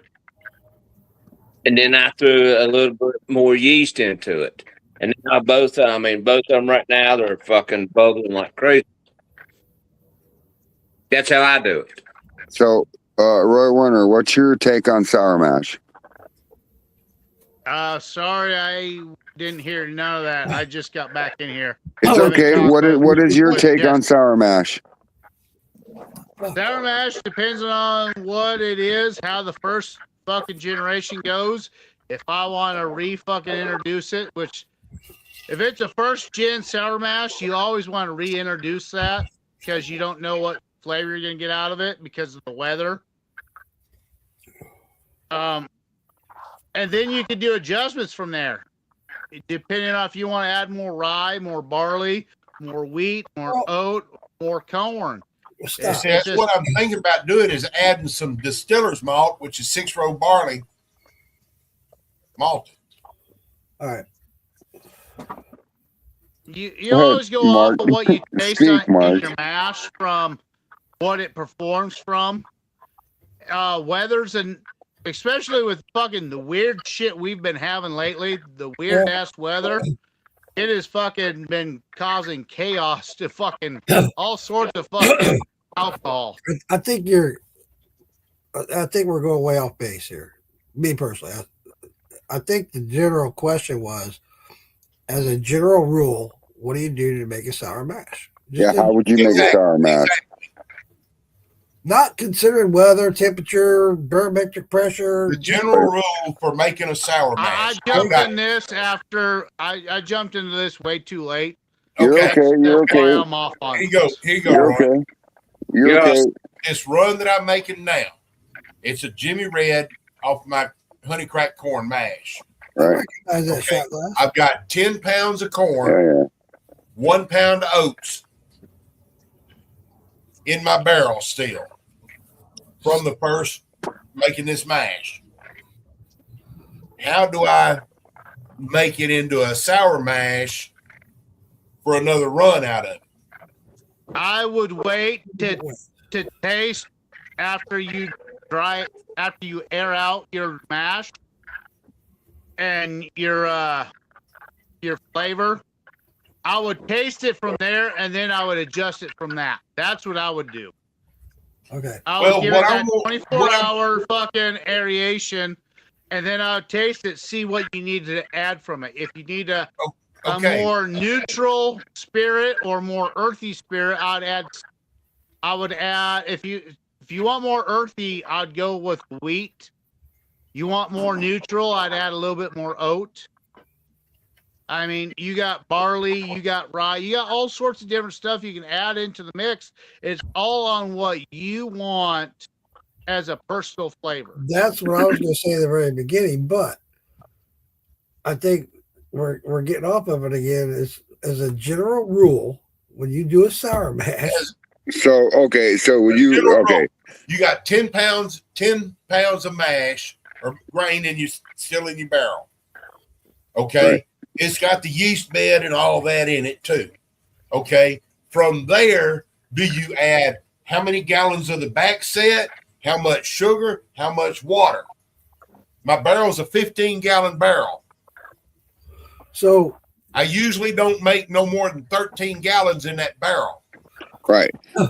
So in order to be, like I said earlier, in order to be a true sour mash, you need 51% of the grain that's spent and whatever you want to add to it, like Roy was saying. But anyway, I've actually done this, or I've took my grain, siphoned out all the liquid off the top of it, let it sit, ran that liquid, and once I got the back set, right, I put 15% back set back into that corn that's already spent, add corn to it until I get my SG up to where I want it, because there's still sugar releasing from that corn in that spent mash, right? Yeah. So, you're right. And that pH in that back set or that spent mash is probably sitting at 3.4, 4.6 in between there, right? Right. So you add that back set to it, you're going to fuck with that pH once again. You know what I'm saying? Right. So, that's why I'm saying the reason I think that you should do water the first time is so that corn is already spent, so it's probably 3.6. You add 7.8 pH water to it and add it to that back or to that corn back into it. I think it brings a better sour mash, my opinion personally, but other people do it different ways, and I've done it the same way you're talking about, Earl. There's 100 different ways of doing it. You're right. Yeah. And I've done my potatoes with the back set, and only back set. I didn't add extra potatoes or anything. I just added the back set, and it came out really flavorful. It came out really good. Right. Potatoes again are a different monster compared to Right. grains. Totally. I totally agree with you 100%. Totally. This 50 Every mash is different depending on what you're using. You just gotta keep a what we would say a receipt on what you're fucking putting in there, and history on what you're doing. That way you can make sure you can repeat shit over and over and over. Right, exactly. I cannot agree more, especially for somebody that's doing something like what you're doing, Earl. You mentioned earlier that you didn't have a recipe, you didn't keep your recipe on the peach or whatever, but you want to document, write down every fucking thing you do. You really do. Right. Yeah. Especially if you're going to be doing change ups and trying this and trying that, you want to document that so you can go back and reflect on it, because we all do something different all the time. Yes. And you're not going to remember. You're not going to remember what the fuck you did. Right. Everyone's going to try to tweak their recipe a little bit here and there. If you don't keep up on it, you're going to go the fucking opposite direction. You're going to fuck you will. your whole fucking shit up. Yep, in a heartbeat. Yep. Even if it's just fucking another fucking pound of sugar or another half pound of a different grain, you want to fucking write that shit down so you know what direction you're going. The way I do it is, so if I use any of my back set, I realize, okay, I'm going to do a 20-gallon mash. If I use 5 gallons back set, I'm going to do a regular mash at 15 gallons rather versus 20. Right. That's how I do it. Right. Yeah. I just want to cut. That's what I was trying to get at, is a cut, dry, simple recipe. Right. Basic and simple rules to follow. Right. So if you're substituting 5 gallons of back set, you want to substitute the rest of that with, what you do in the beginning. So. Right. Yeah. I agree with that. All right, Phil. Roy, but you're also absolutely right too, Roy, as far as it depends on what you're looking for, what kind of flavor. Okay, you tasted, what your back set is, know what your first one was, how it tasted. What do you want to add to it to make it different? Totally agree with that. Right. I was just looking for a basic, simple recipe and frame of mind and that's how I did mine. Yeah. Keep your basic recipe, but know what you're doing when you're fucking tweaking it a little bit. Yeah. If you don't know what you're doing, write it down, what you did do, so you know, okay, well, maybe next time I want to do this or whatever. Exactly. You know what route you could fucking turn it to a different direction or go the same direction what you just did. My wife makes fun of me all the time because I got so many damn notebooks out here, man. I got notes everywhere, man. I got 1, 2, 3, 4, 5. You should tell her 6 fucking goddamn notebooks out just here. Make sure that you tell them the notebook, notebooks, and all that other shit.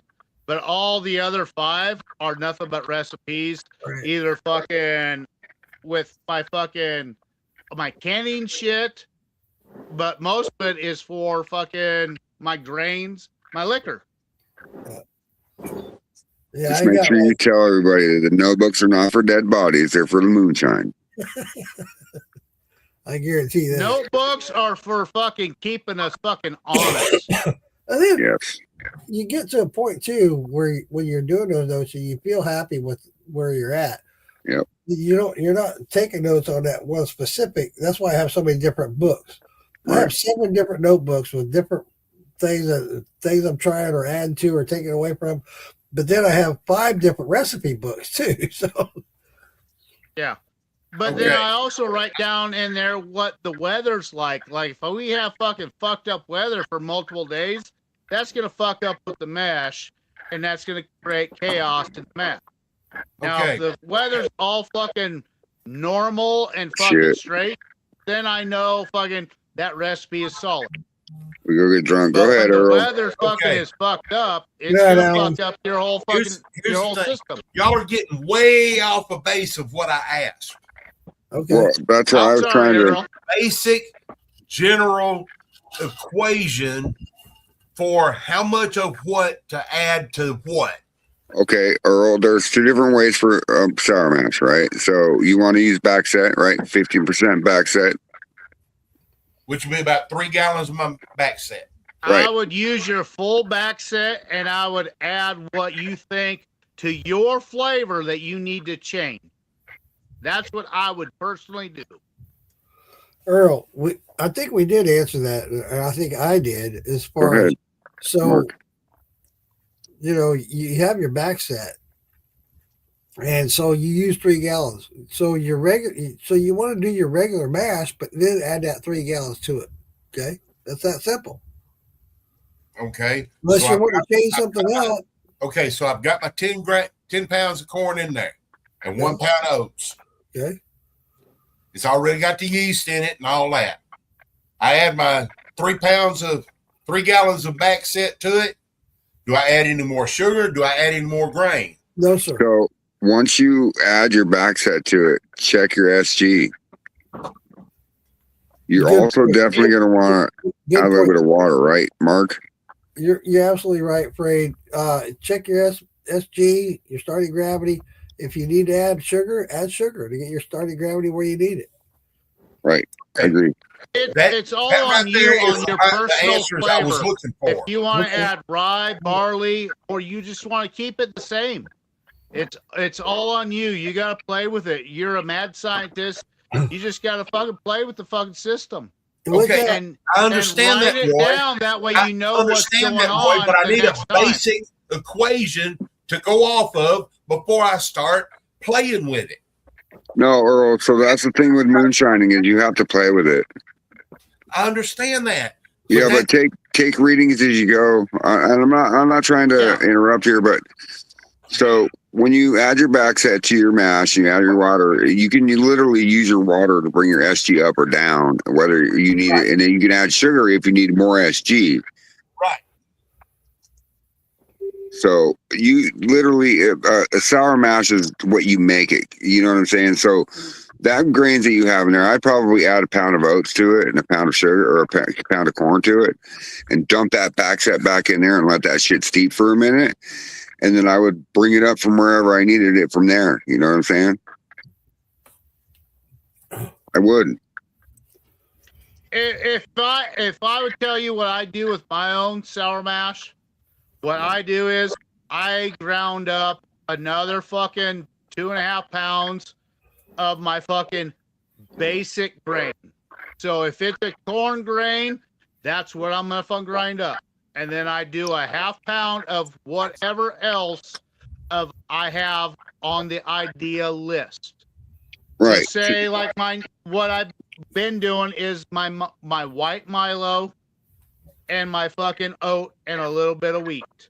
Right. I added, what was it, 2.5 pounds of fucking my sour mash.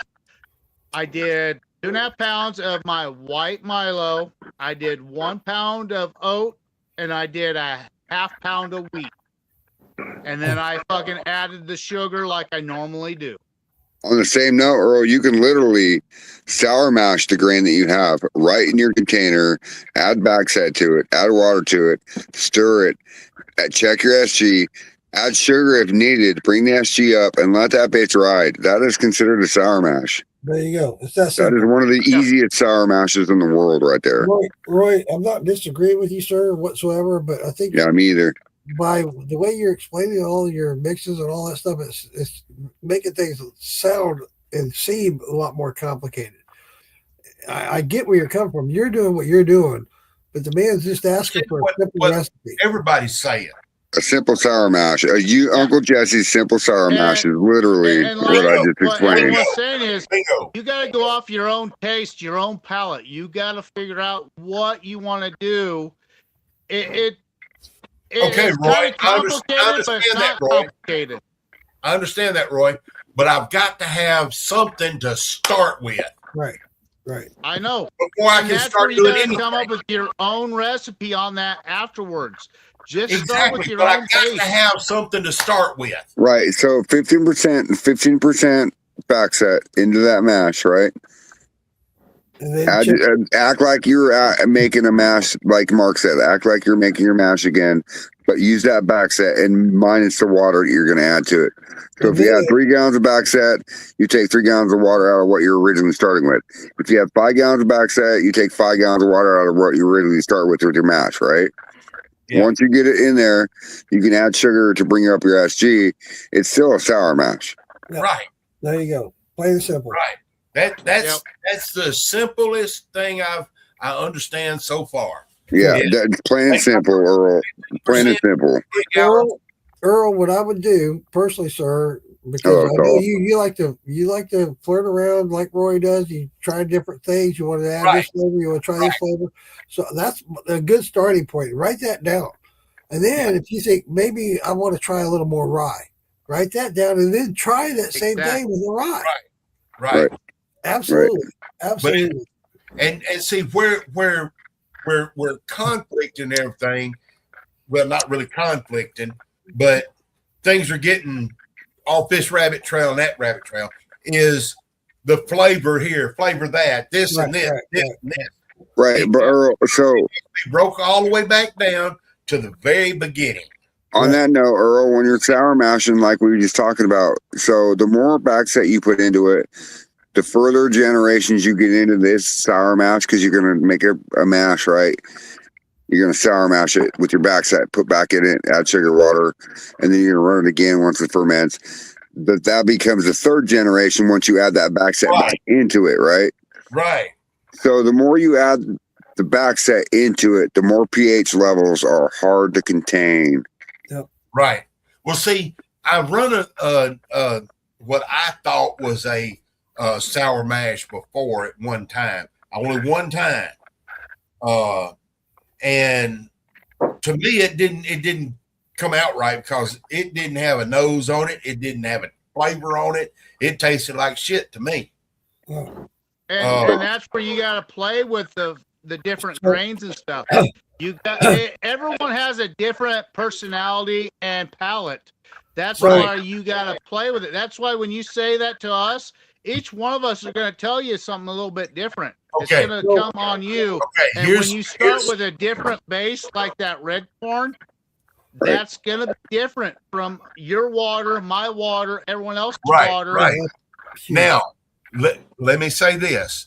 This honey cracked corn recipe using the Jimmy Red so far has been the best liquor I have produced that my brother likes.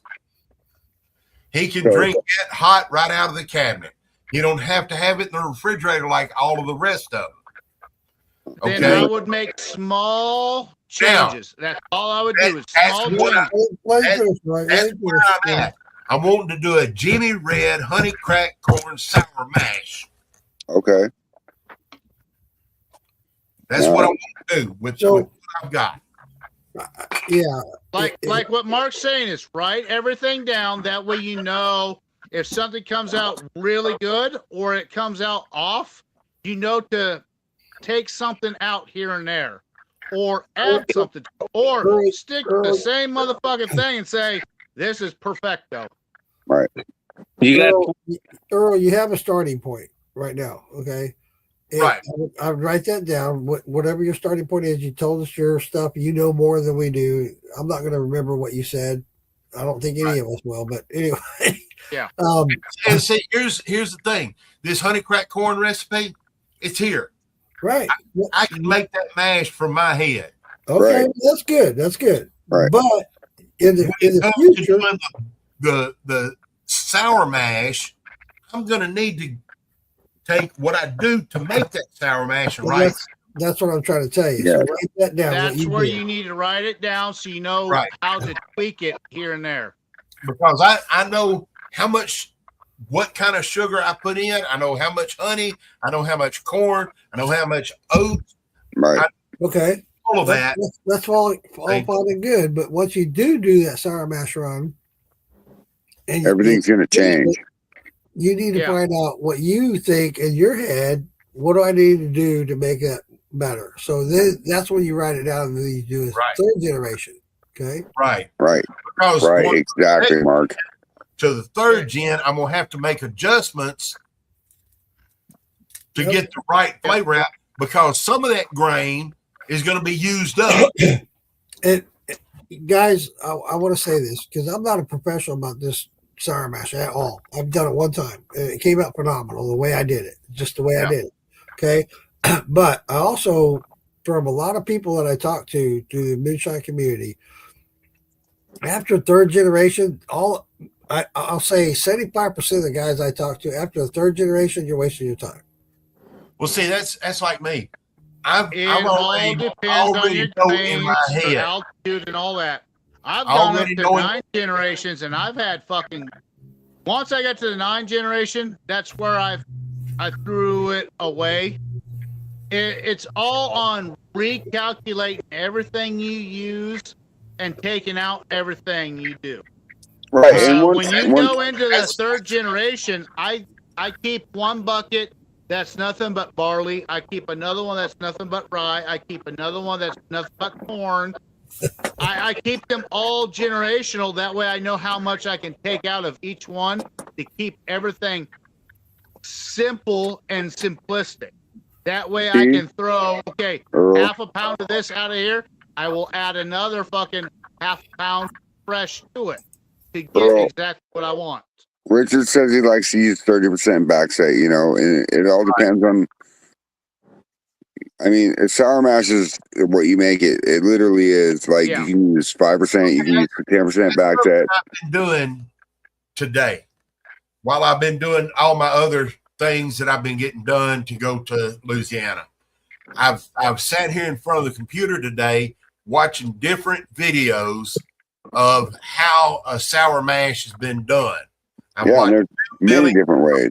George from Barley and Hobbs. I watched this one. I watched that one and everything.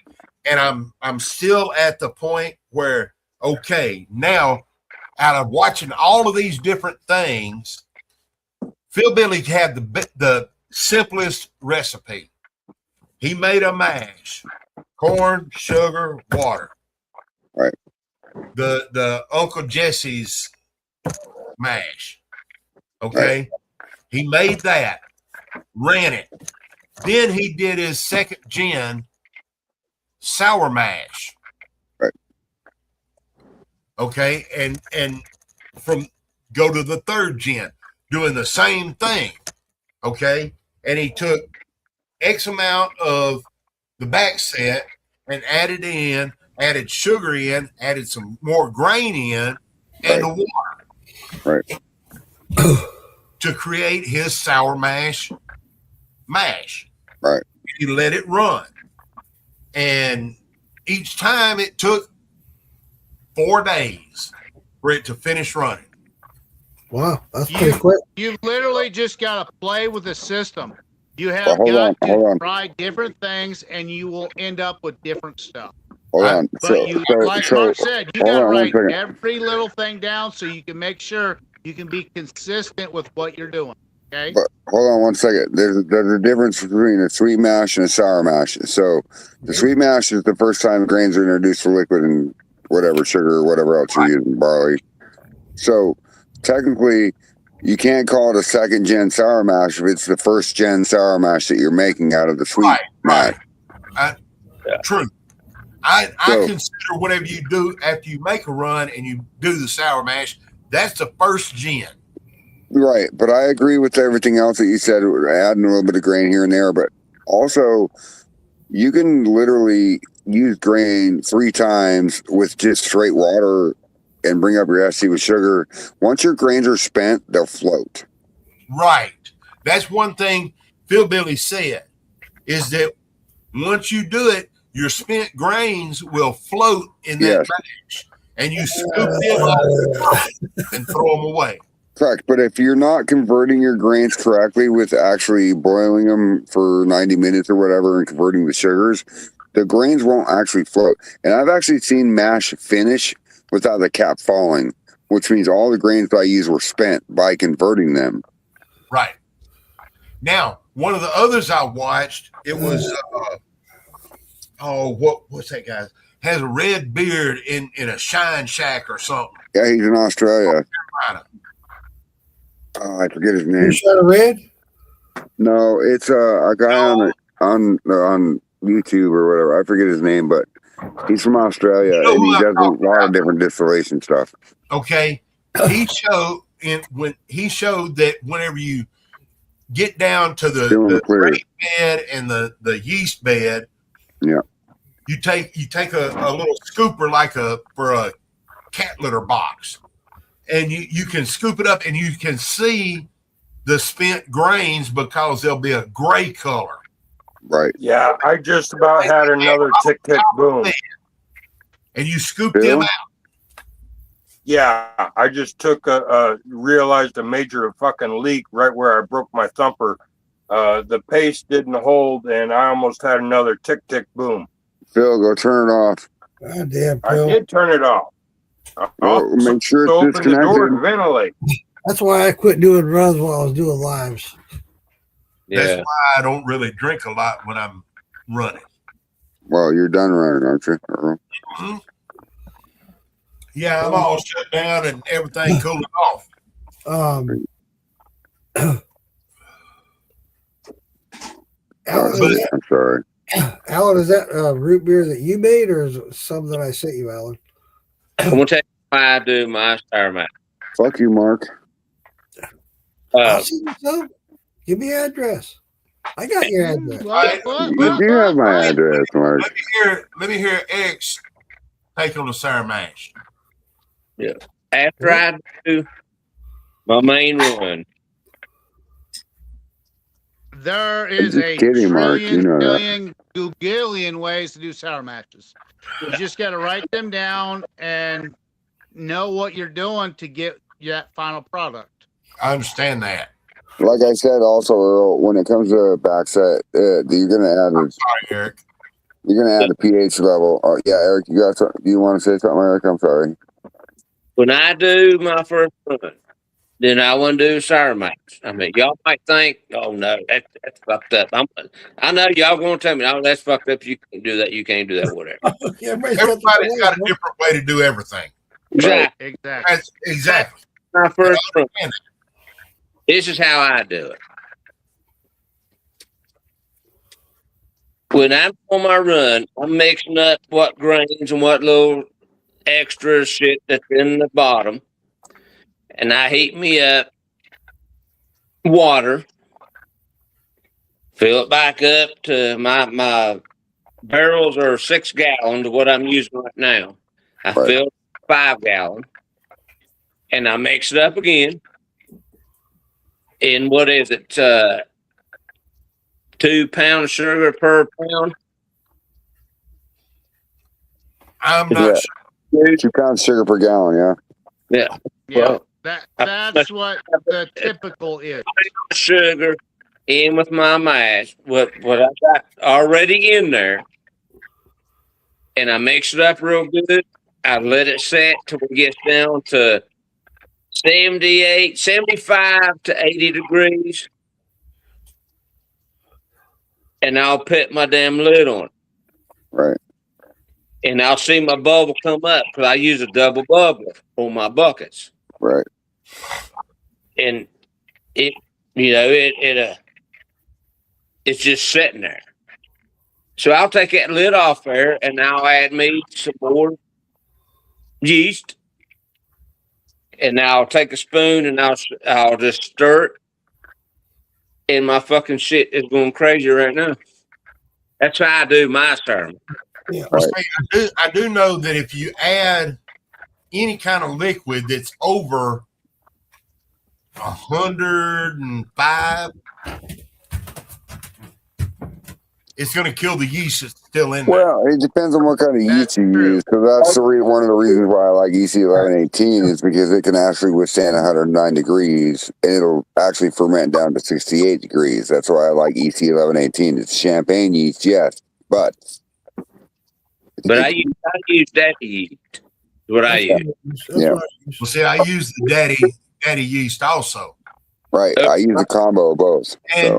And the daddy is forgivable a little ways either side. Exactly. Right. If you throw that daddy's yeast in there, say it's 105 degrees. Scholar's good shit. It fucking just eats your yeast away because it's too hot. The big thing is you don't want to add two yeasts at the same time because they will fight with each other, they will kill each other off, and you'll get off flavors. You'll get some. You want to start with one yeast at one stage, and at the end of one stage, you can add a separate yeast to it, and that'll actually help complex and make your mash a better yeast. You're absolutely right, Roy. Yep. If you're in a situation, go ahead. Or Eric. Sour mash. A lot of people don't know. That ain't how you do it. That ain't how you do it. I tell you, the way you do it, the fucking shit comes out extra. I wish Jason Acosta was here tonight because he's the one that I know that does a lot of sour mashes more than anybody I know. And he's very successful at it. So, Earl, if you know Jason Acosta, reach out to him. Oh, I know Jason. Listen, I sour mash everything, and I sour mash fruit too. Well, we also know one person that is a master at that, which is Amanda Bryant. Yep. And she and Wayne talked about that on fucking the show about using a basic yeast for stage one, but then using a different fucking yeast to build up your next part of it. Right. Then run it. Just like we talked about earlier, is the fact that some sugars aren't fermentable with certain yeast. So and you're right, Roy. So you use daddy's yeast, and just like me right now, I've got sugars that aren't fermenting right now. Well, we know why, but at the same time, there might not be a pH problem like what I have right now. It might be that yeast is not going to ferment it. So that's or that yeast could have been weak at the beginning and not working like it normally would. Now, that's like me. I don't use table sugar anymore in my mashes. Right. The white table sugar, I don't use it. I use cane sugar and brown sugar. And honey. Those are the main three sweeteners that I use in a mash. Well, if you're using honey, I have to stop you there, Earl. Sorry. If you're using honey, what kind of yeast are you using if you're using honey? Daddy yeast. Well, the bad thing is he's using Walmart fucking supposedly honey, which is not true honey. That's not real honey. I'm not using Walmart honey. Okay. I'm using honey that's it's Maker's Mark honey, I think it is. Same thing. It's nothing but sugar. Maker's Mark is nothing but sugar. Yeah, that's all it is sugar. I learned that the hard way. You want to get from a local beekeeper. Well, my fucking pocket can't afford a local beekeeper. I'm sorry. I'm just saying. Dude, there's so many out there. I understand that, Earl. Me and Mark, we both found out the wrong way that I have done that this. company is. I have tasted and everything and looked over the different honeys from the different stores. And this that I get over at Sam's, which is Walmart, but it's Maker's Mark honey, is the best that I can find for the price. Earl, I don't. But other than going to a local beekeeper, is what I'm saying. I got you, but I've learned the hard way that, and I can show you. I'll reach out to you later and show you multiple stores that put out honey that's not honey; it's all sugar. Right. I remember you talking about that at one time. Maker's Mark is one of them, and I hate to tell you that, dude. I was floored. I think it's a Maker's Mark. I don't remember exactly what the brand name on it is. I was mad as one of the fuck key with things you can learn from that is one of the best yeast you can use to utilize that fake honey is actually turbo yeast that actually burns it more out and gives you a higher alcohol content. The main reason for that is that it's sugar. It's sugar. Yes. And, yes, that's why. It's not a honey. I was so mad when I found out, dude, because I use honey for remedies and stuff, herbal remedies and stuff. And I was using that shit. I was like, what? What the fuck? I'm not going to use the real honey? Are you kidding me? Yeah. So I did. I started buying from the local beekeepers. And Earl, you'll be surprised. You were talking about doing about the different honeys and stuff that I remember seeing you doing. I was like, really? Yeah, I was too, man. I was floored. That's when I started looking at them more, and I was like, personally, I don't understand how they can sell it as a honey when it's not real honey. But hey, you know what? Our government allows all kinds of stupid shit, right? Exactly. Well, their typical thing is if it is 50% honey and they add sugar to it, it's considered honey. Just like when they say cheese is cheese, Roy, if it's 50% cheese, they call it that. Roy, that shit from Walmart has no honey in it whatsoever. Zero. It has 10% honey in it. Zero. I've watched the process of it. Zero. Anyway, Earl. So check your local area. There's beekeepers everywhere, and I know from my local area, there's a little small, kind of like a farmer's market store that's got local stuff in it, like that. I know it's not cheap, buddy. It's not. It's not cheap at all. But real honey is expensive. Mark, I can get a 5-gallon bucket full of raw honey right now. $300. How much? Man, that's a hell of a price. $300. That's a damn good price right there. That's fucking crazy. 5-gallon bucket of raw honey. I'm looking at. I think the last time I looked, it was $60 a gallon. Shit. That was cheap. That was cheap. Yeah. But a 5-gallon bucket. I get a 5-gallon bucket right now for $300. Sunflower honey that I can get right now for 5-gallon bucket is $205 a fucking bucket. Wow. I'd be all over it. I would. Get it, Karen. If you're getting it at $100, you jump on that motherfucker like a heartbeat. Okay. Yeah. Right now, I'm looking at a 5-gallon bucket of spring honey from Leonard, Texas. $340. Yep. Yeah. Well, I found out the farther south you go, the more expensive it seems to get. Yeah. Well, local raw honey in Conroe, Texas, 48-ounce jar, 3 pounds, $20.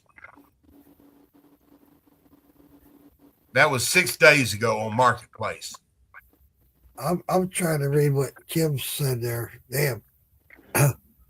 Kim Spencer says, really come to my house. You do the work and we will figure out a price. My side of the house is loaded with honeybees.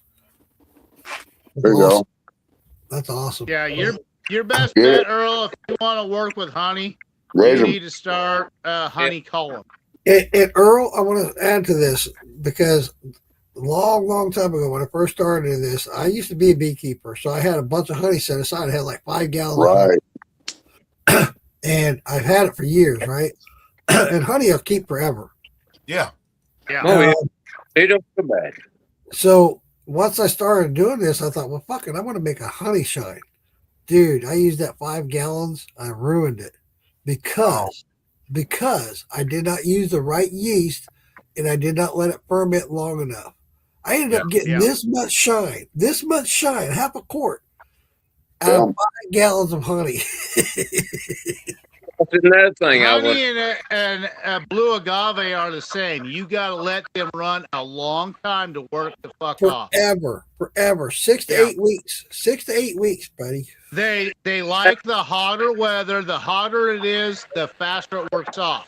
Yep. The lower the weather, it takes fucking forever. Lower the temperature, yeah. And you got to, especially the other thing, honey is like Roy says, like agave a lot, is you got to watch that pH. Man, that pH changes daily. You have to stay on top of it. It's a nightmare to work with. Even Amanda Bryant said it the other night. Damn, Alan, $600 a bucket. The worst thing she ever worked with was agave. And I'll tell you what, man. Remember, 100%.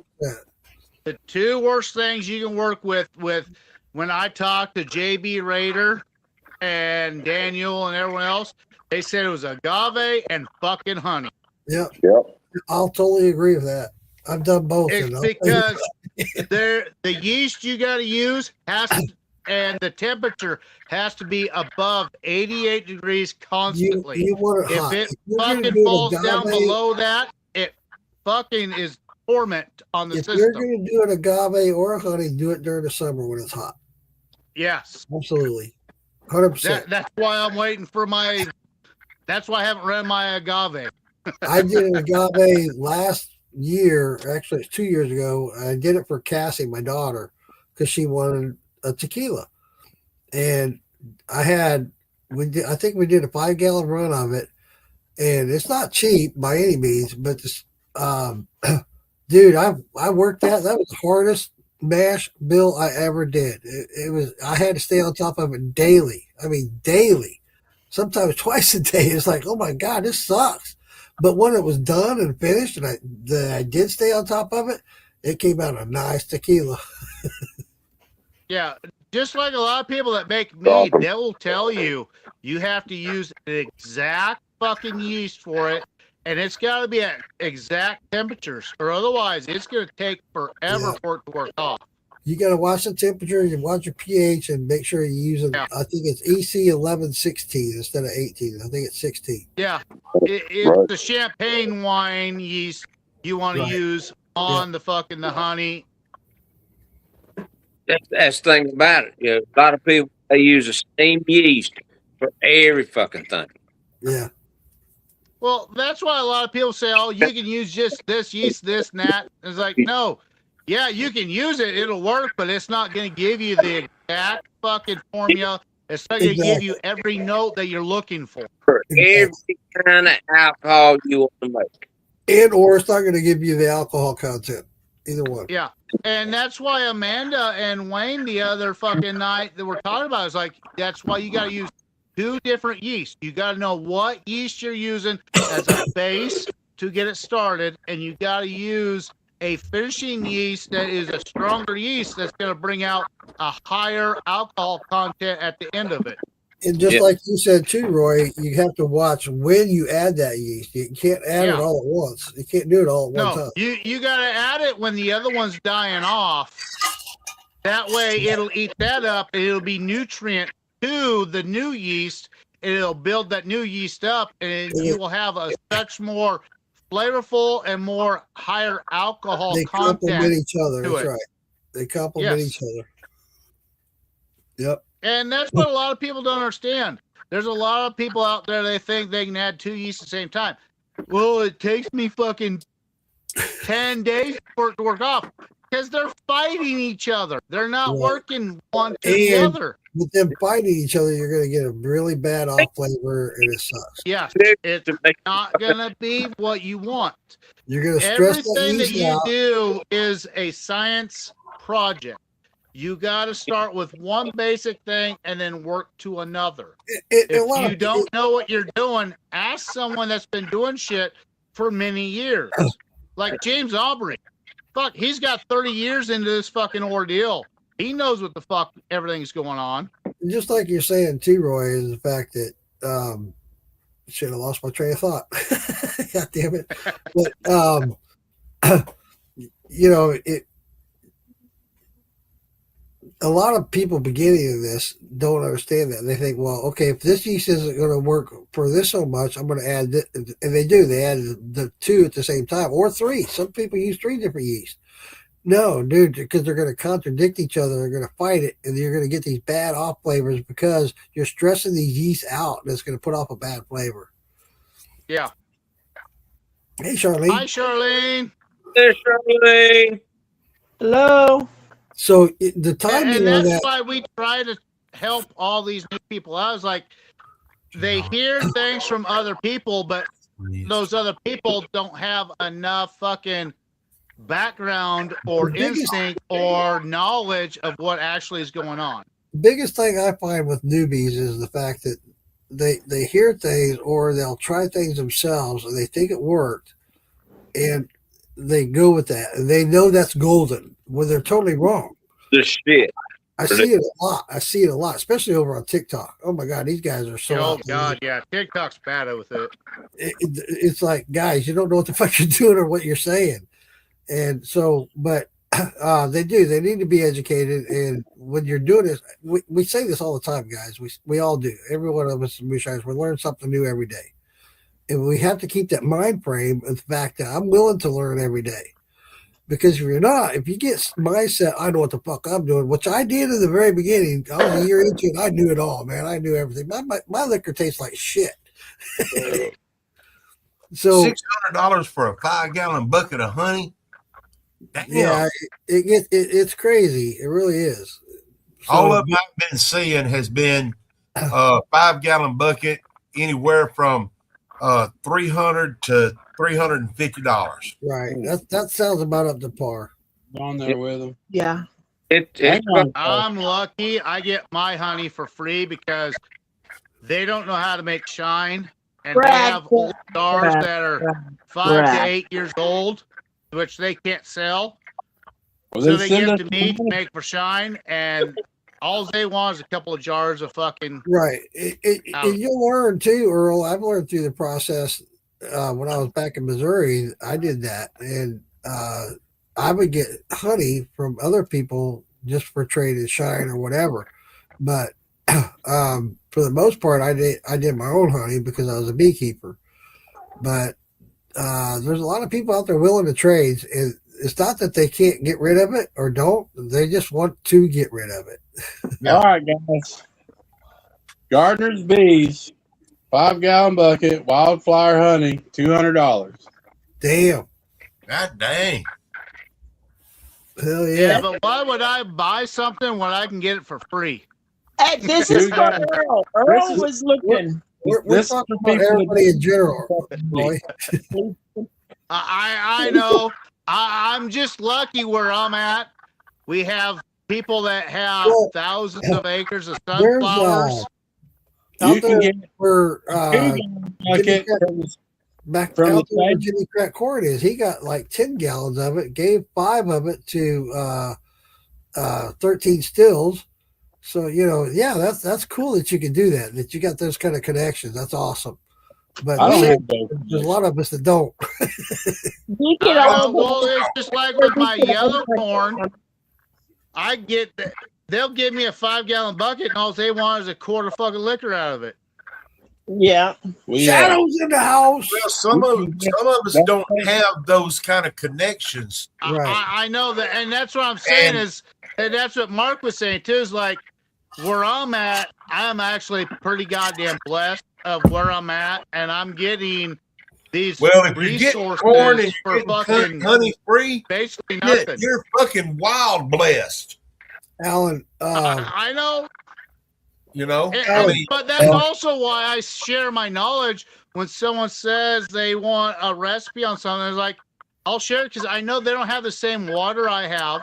They're not getting the same grains that I'm getting. Water is the biggest. That's what our whole community is about: is trying to help one another, help them make better fucking liquor, don't make something bad. When it comes to shine, water is the biggest factor. That same place, you can get a 2-gallon bucket if you don't really want a 5-gallon for $85 of wildflower honey. God damn! I need to come to Arkansas. No, this isn't in Arkansas. I got to order this. This comes out of Minnesota. This is Garner's Bees. And you can get, now if you want to try something, which I like it because it works well, but they do Melter's honey as well. You can get a 2-gallon bucket of it for $45. Of what kind of honey? Melter's honey. Melter's honey. Okay. Yeah, that's where they, you know how after you get all the honey off the comb, there's always access in the combs, right? Right. Oh, hell yeah. What they do is they heat it up to about 130 degrees, 140, and they spin all that extra honey out of it.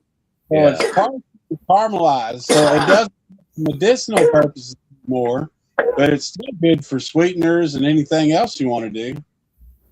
But the best honey is... That's what I'm using is the Melter's honey to make my coffee mead. Yeah. See, all I get from those people is sunflower honey because they have a 20 by 20 mile area of nothing but fucking sunflowers. Yeah. Yeah. Now there's nothing else but sunflowers and a couple of pastures where there's fucking cows. Yeah, when we make our allergy remedy, we use our friend's local honey. Yeah. And all. If I bought 5 gallons from him, though, now 5 gallons from him is going to cost me probably $350. Yeah. It cost me not a penny.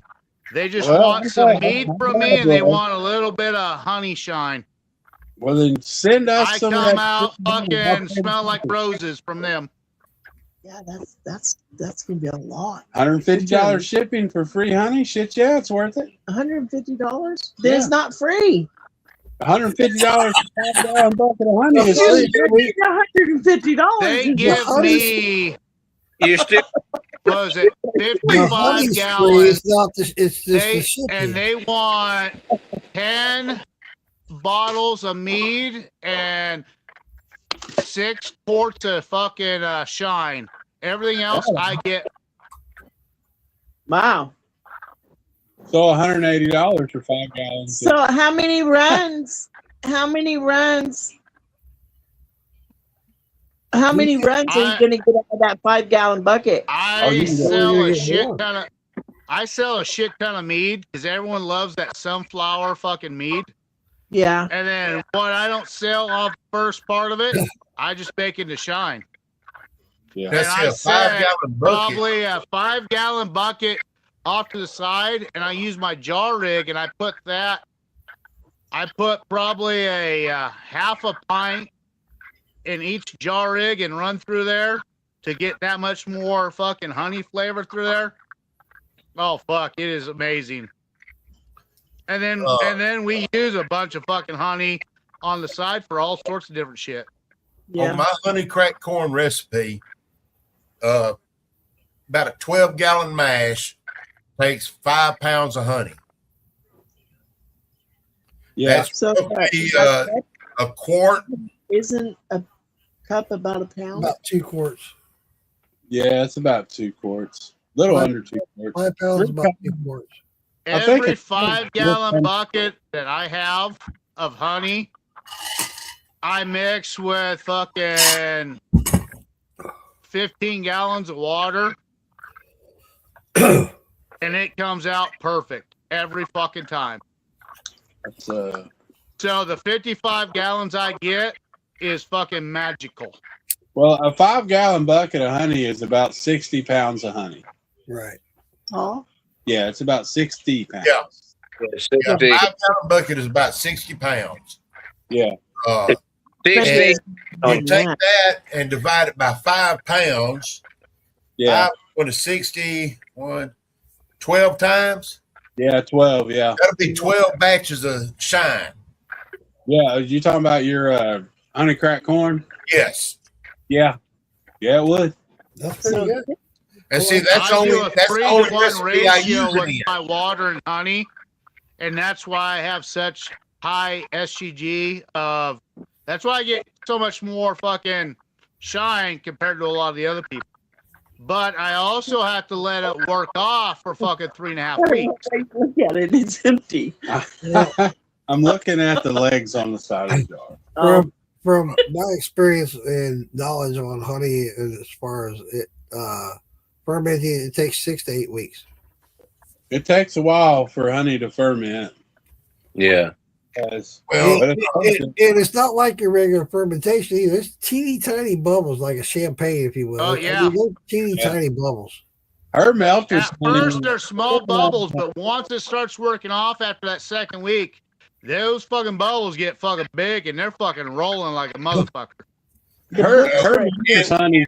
During the summer, when I make my honey crack corn recipe, it'll take 3 to 4 days for it to completely work off. Everything work off on it. 3 to 4 days. Your honey still won't be working off. It takes so much longer for honey to work off, Earl. There's something. It's about that. Earl, that's why I say you're probably wanting to pitch another each in there. If you're using daddies on that honey, it's not working off the sugar. No. Yeah. That's where a It's lot gonna of take people a lot talk longer. a lot of shit about turbo yeast, but that turbo yeast builds that fucking up way higher, Well, the and you can get a reason lot turbo more yeast- alcohol out of it afterwards. The reason turbo yeast works so well the way it does, I don't like working my mash off that fast. But the reason it works so well is because it has all those nutrients in it. That's why. Yep. That's It's why they call it That's turbo why I yeast. use it at the very That's end of something else I either do. apple, pineapple, or honey. That's When something you else use I that do. at the On very end every of mash those, I do, it makes it I better. put nutrients in it. Yeah. Just use Every mash I add nutrients, Well, whether it's needed or not. Just start it. There's only so many nutrients you can add Daddy. to a mash, and that's why the different yeast come in factor, because there's only so many nutrients you can add to that to help that. Well, because I'm doing the melters honey this time, I use EC 1118. That's because I want the nuttiness of the melters honey to come through. Okay. I want the neutralness of the EC 1118. That makes sense, but you're also, but are you 14 also using something like a daddy's yeast, or just I mean, 1118? No, Just it's just 1118. It's just EC 1118. That's for the Right. melters honey. That's Now- fine. I do remember Amanda Bryant talking about the 1116 to help bring out all the sugars. Yeah, so will the 1118. They're basically the same profile Right, of yeast. yeah, they are. They're very, very similar. That's why, like I said, it's 1118, 1116. But normally, what I use for anything with fruits with a mead, I use 71B Yeah. or There you go. D47 There you go. because they have a lot of floral and fruit notes, esters in them. So you can also use those as it's like people like to do Because I secondaries. tell them to use it also. Yes, she's the boss. She tells me to use that. We can throw that in there. See, with me, I use the 1118. Then I rack off so much of what I want to make my mead and my wine out of. But then after that, that's when I fucking add my fucking turbo yeast to the honey, pineapple, or the apple. That's the only time I add turbo yeast, is only if it's the honey, the pineapple, or apple. I will use a different yeast depending on what is the regular fucking mash bill. Yeah. But I am going to try my Kavik yeast log the next time. If I try to do a honey crack corn, I'm going to use my Kavik yeast log. Hell yeah. Hell yeah. Okay, baby. I've never used it myself, but I've heard highly about it. Amanda talks about it. with all the Yeah, needs. and that's one I have not used yet too. But because Amanda and Wayne fucking were so high on it, I want to try that. Oh, I But love when it. I messaged Amanda on that, she's like, "That's great that you learn that fucking with the pineapple, the apple, and the honey that you use the turbo use." She's like, "I've never tried that with those, but that's something that if you work with something, you try something, you either learn one way or another. It's either good or bad. When you learn it's good, great. When it's bad, you know fucking to take it the fuck away and don't use it on that product." I do want to. I'm All in the right. process of doing I'm going some to shut down out here and go over to the house and get the fire built up. Getting All cold. right, Earl. Good talking to you. Earl. I may jump back when in. you come back, okay? I may jump back in over at the house. Hello, Shadow. I just need to get shut down out here and get over to the house and get in the warm. All right. I'm going to sign off, you guys. I got to see the surgeon tomorrow. I'll see about my wrist. So I'm going to get off here myself so I can get a good night's sleep. All right, Mark. I hope the best for you. Take care, brother. Shine on, everybody. Take care and shine on. And then there was Thor. Yeah. Okay, Phil. Without no, he is trying to talk, but everybody keeps on talking over his ass. What's the last jar you just got, brother?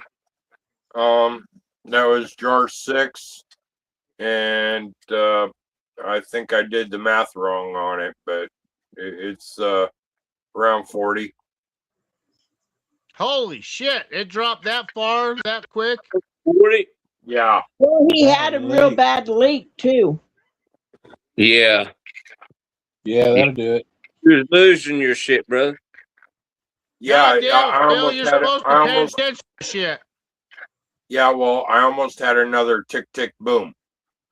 Yeah, I heard that. That's what I said. Everyone can say, "Oh, I got an American-made product," but it's runner's fucking issue. You gotta pay attention to shit, Phil. Yeah, well, I broke it. Yeah, I gotta fix it. But you know, when I do a run, I'll run it down to 40 proof. And then a lot of times I'll shut her down. But I've had run down to 10 proof, and that fucking shit clear as fucking water, you know. I run mine down to 12 every goddamn time. Yeah, I run mine, like I say, 40 proof because I make liqueurs. Yeah, a true liqueur is 40 proof.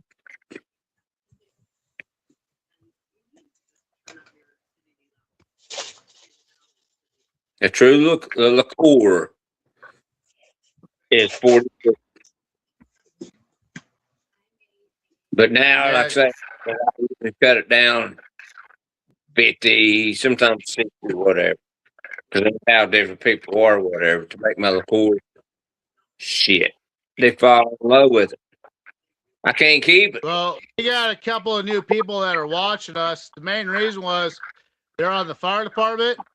And last night I went and showed a little program and to a family and like, well, I do like the system that you do. And then I fucking was like, well, what do you like to drink? He's like, I'm a whiskey guy. I had a half a pint with me that I was going to give to my boss guy. He fucking sipped on that and he's like, motherfucker, this is fucking awesome. Yeah. He didn't fucking hesitate on the price of the fucking system. And he wrote down 10 other people's like, bring that same liquor to those 10 people. They'll do the same fucking thing. But it's like you say, just got to know what you're doing and how you're doing it. Exactly. Every rig is going to be different. Everyone's culture is going to be different. Everyone's water's different.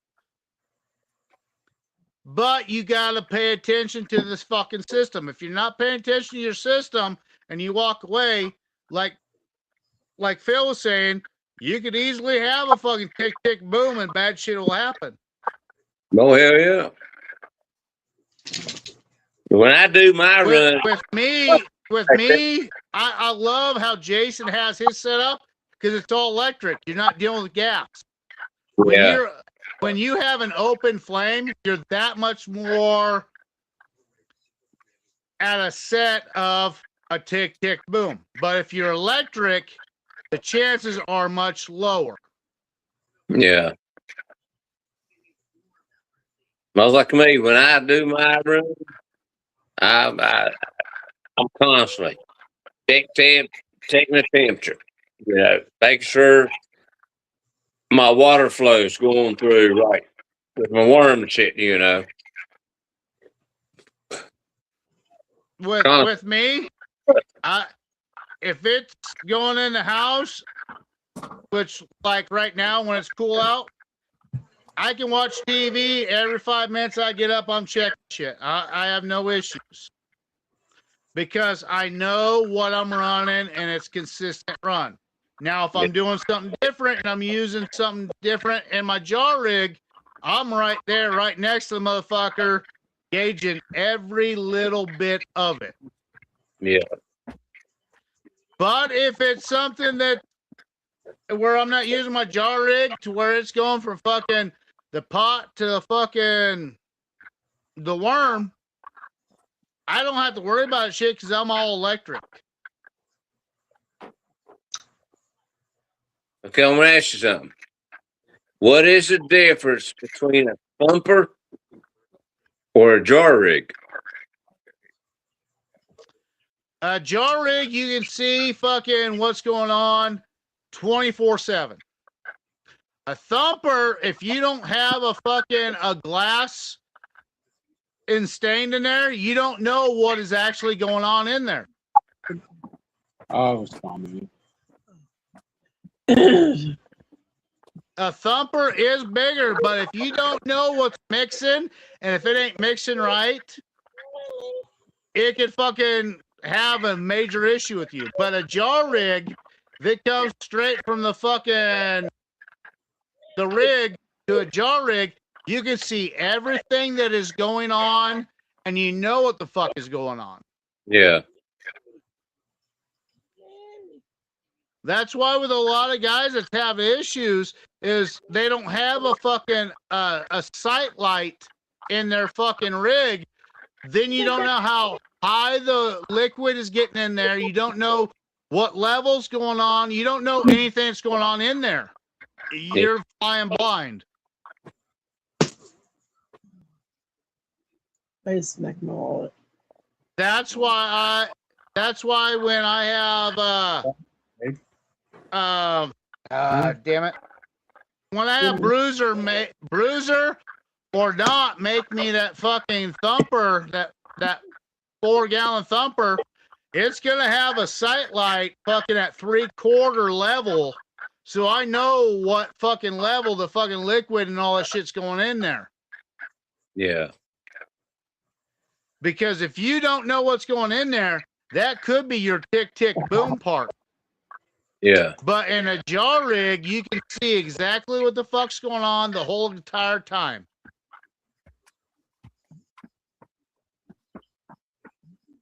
That's why I like a jar rig. But eventually I'm going to have a different setup, but I still want to be able to look inside there and see the level of liquid that's in there. That way I can hit that little valve, drain some liquid out of it if I need to. But if I can't see it and that gets too full, that's going to cause pressure back into the fucking goddamn main compartment. And then you have that chance of fucking a double explosion. What is the difference between one jar rig and then you have two? It's going to be back pressure. If you have one jar rig, it's going to create 5 to 6 pounds of back pressure. But if you have a double jar rig, it's going to cause anywhere from 10 to fucking 14 pounds back pressure. Now, if you have a Vever, you can't run a double fucking jaw rig because it's too much back pressure for the seals and how it's set up. But if you have a single setup like I do, it's the seal is enough to hold it. But if you have, like, say, a conventional fucking copper steel, which is all set up to where it's locked down, you can go up to 20, 25 pounds pressure and it not have an issue. But that's where you can run 2, 3, 4 fucking jaw rigs. Yeah. But if you're using a fucking Vever jaw rig, which is a much open and less stable fucking system, it only allows about 8 to 9 pounds of fucking pressure before it starts leaking out. Trust me, I know. I've done all the calculations on this shit. Yeah. Where it won't run a double fucking jaw rig. You can only run a single jaw rig. And that's one of fucking Earl's issues that he had fucking a month ago. He was running a double jaw rig on his Vever, and it was backlogging, and it was fucking spilling out, and he was running gas to where it was fucking getting ready to explode. So you gotta pay attention to all that shit. All right, Phil, you get straightened out, brother, or what? Okay, Jason, I'll send you a link.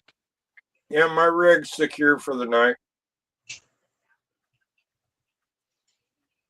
You took care of that leak? Oh, I'll have to go buy some more solder to fix it. All right, Jason, I sent you a link.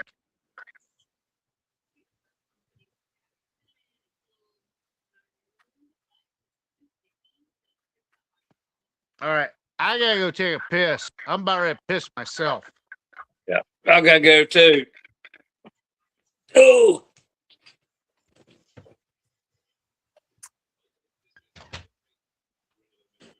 So now it's me and Charlene.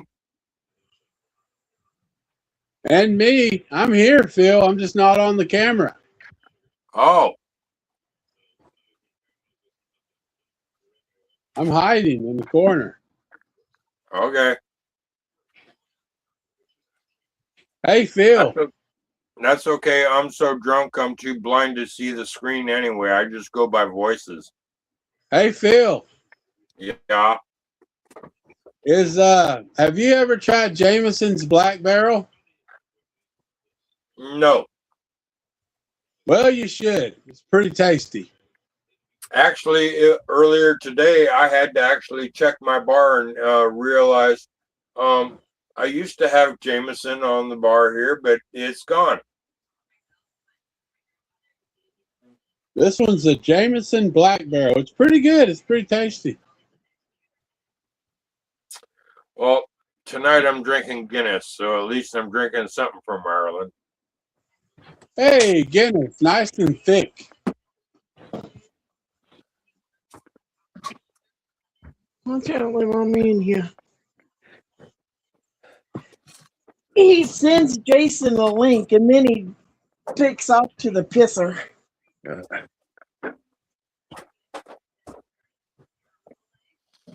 Yeah, when I went to the grocery store this morning, I realized it was St. Patty's Day, so I bought a 6-pack of Guinness. A 6-pack.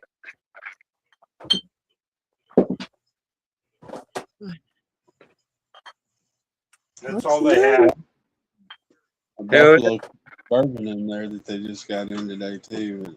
They hadn't. I don't know. He hadn't actually got it out. Well, I'm expecting that today. I will keep that in mind. That's what I told you.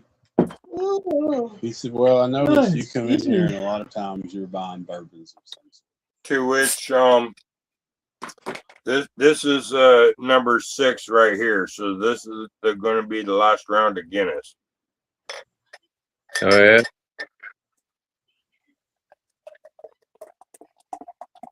Oh, pouring it. I thought he was.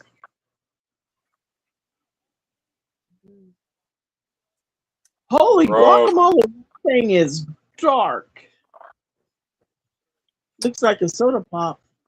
Yeah. You know, all Guinness is dark black like that.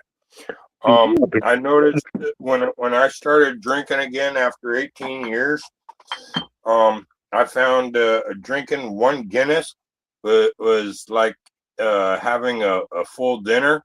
It was heavy on the stomach versus light beer that I can drink all night long, just like water. Shit. Yeah. It looked like a root beer float. Yeah, it did.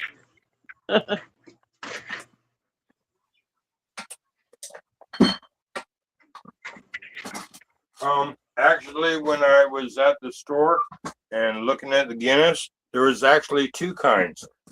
This is the regular Guinness, but they also had another one is extra dark, extra bitter.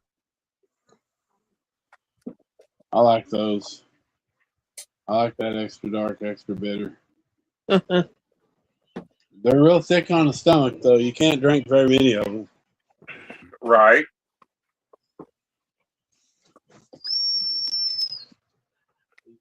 Yes, baby. That Phil, are you cooking dinner or what? I already had dinner. No. You had fucking roast beef, didn't you? It was a corned beef roast that I put in the slow cooker with a beef stock and a bunch of carrots, potatoes, broccoli, and it was in the slow cooker most of the day. Oh, your nose is cold, big girl. Your nose is cold. Well, I had my Irish pour. That's a good. Sure. You don't have to wait till 1 o'clock. Oh, it's only 80 proof. Well, it's like drinking water. Oh shit! Got Jason on here. Sorry, Jason, I didn't see that.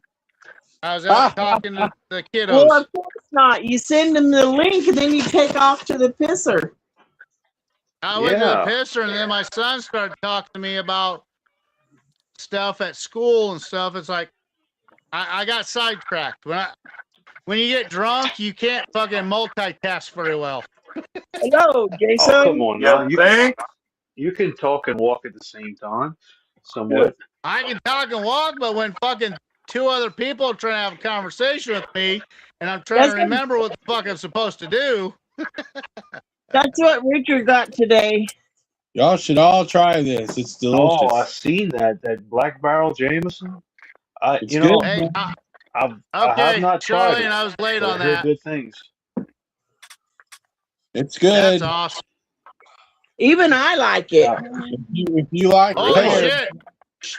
Charlene likes it. That's a whole different ball game right there. Yeah. You heard that, Richard? That means you need to make you an Irish whiskey. That son. means Richard can buy 5 gallons at a time.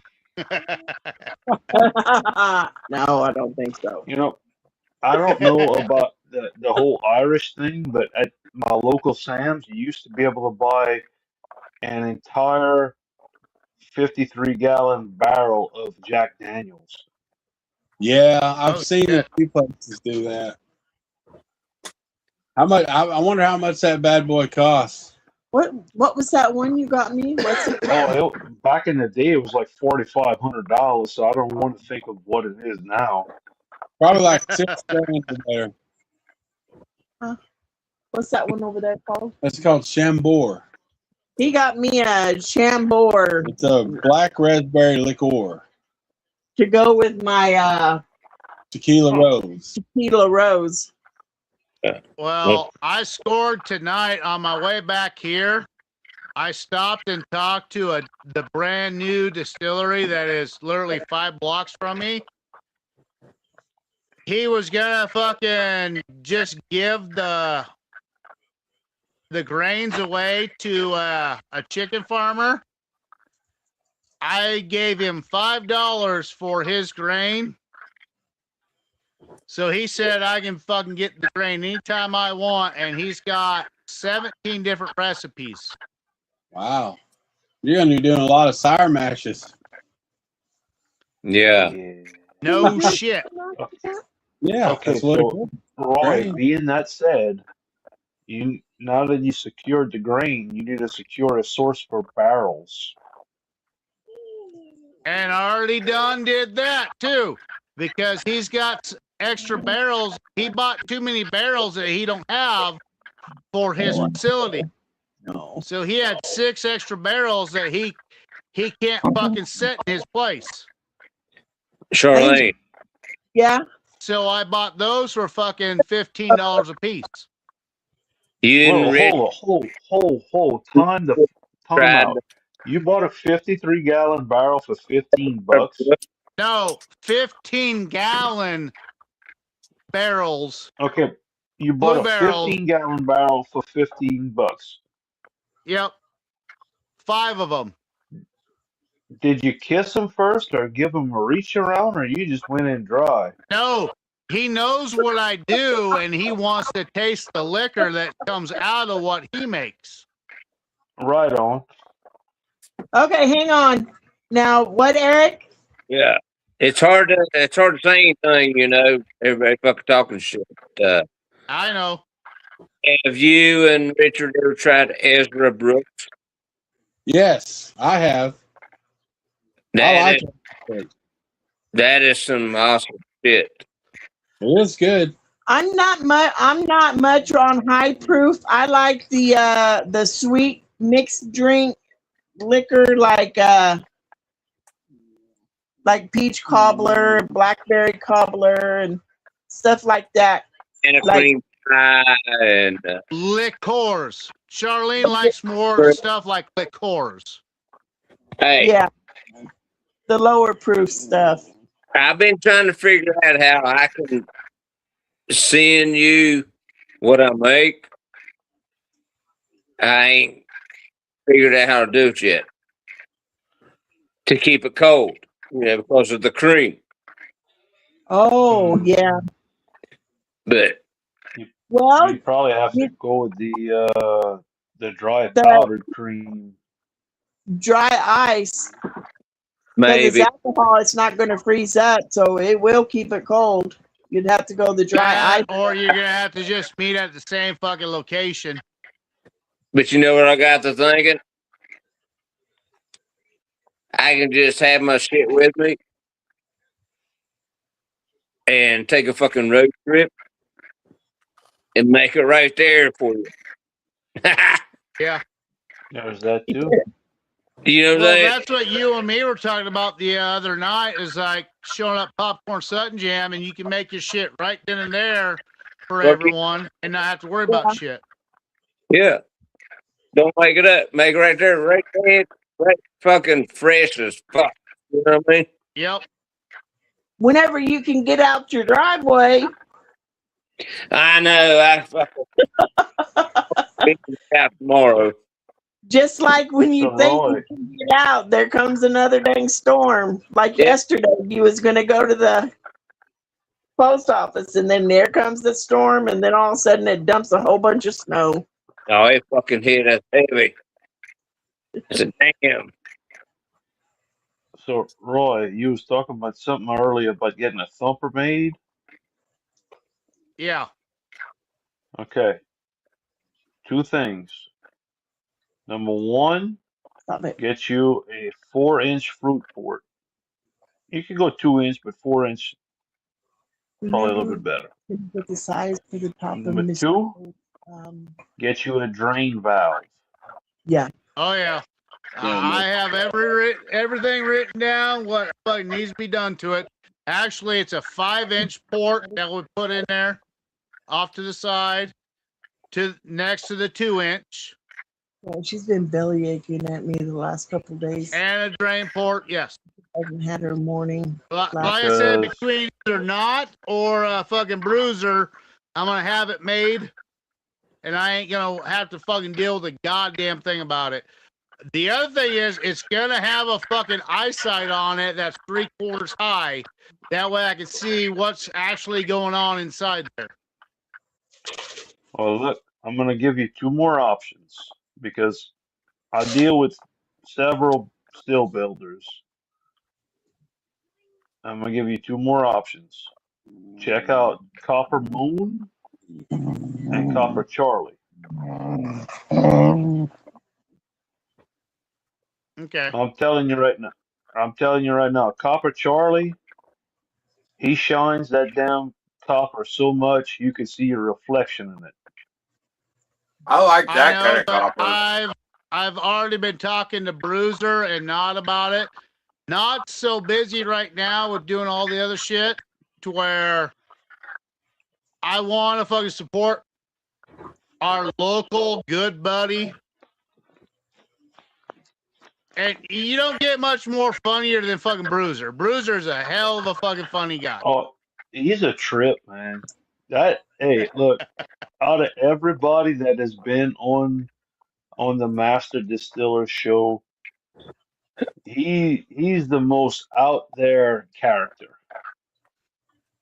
But the other thing is, when he's making it, I'm going to be making a trip to there to watch it being built, so I can fucking show skits of it while it's being built. Well, no.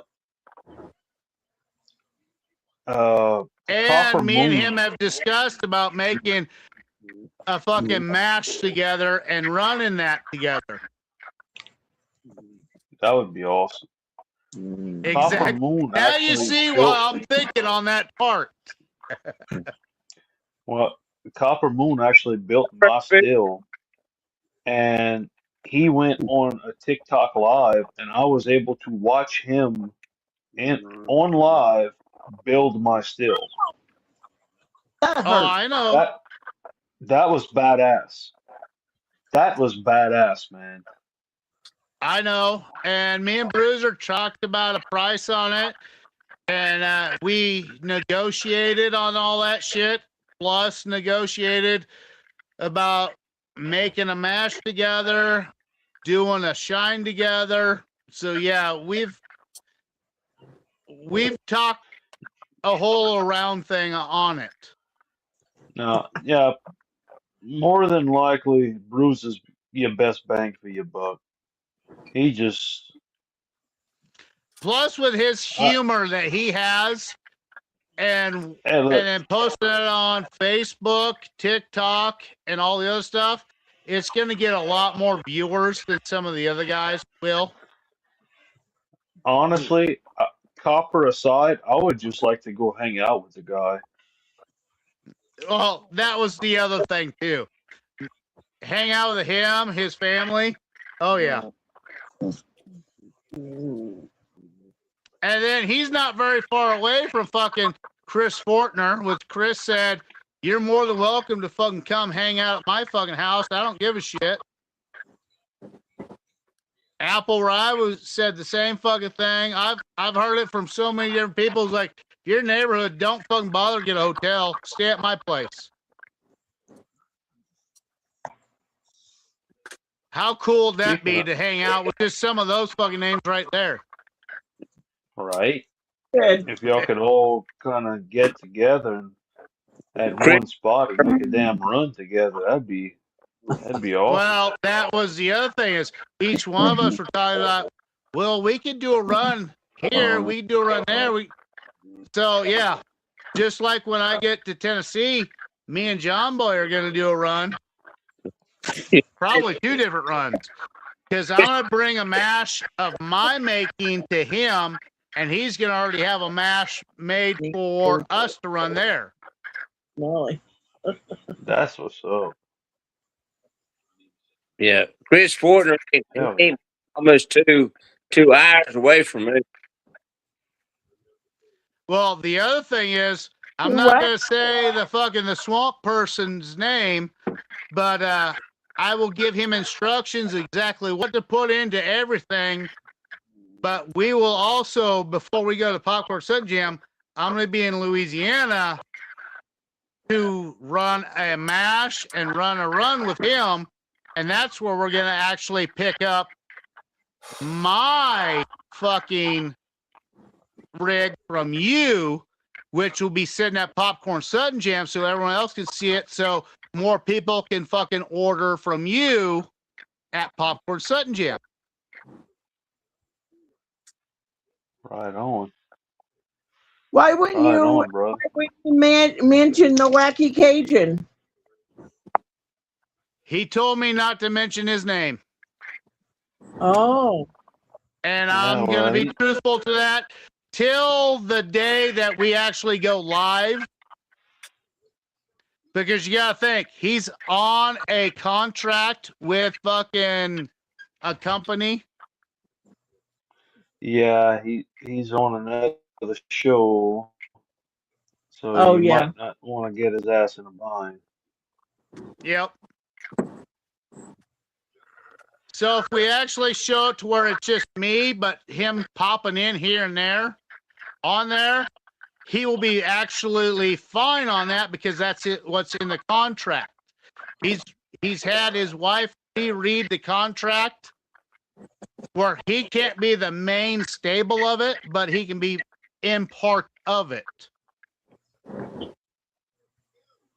Yeah, well, you better read the fine print on that shit. And If that's there's what she lawyers did. involved, you never know. If there's Exactly. lawyers involved, you never fucking know, man. So let me ask you this: when are you looking to come down this way? It's going to be at the end of May, beginning of June. Okay. Right on. Um, To where it's I not too sold. miserable, but getting warm. Hell, It's miserable still. I shipped out 3 boxes last week, and I sold 2 boxes today. Well, Awesome. what I might actually have you do is I'll probably actually have you do another rig for me, which will be the 240 rig or the 220 rig. That way I can show both rigs at fucking Popcorn Sutton Jam. That way people can see what you actually make. Hey, I can build whatever you want, brother. Hey, I'm trying to help support you. I appreciate it. Like I said, I can I build want whatever to the have hell you both want. rigs side by side where I can say, hey, this is this and this is that. Because you know some guys can have a smaller rig and some guys can have a bigger rig.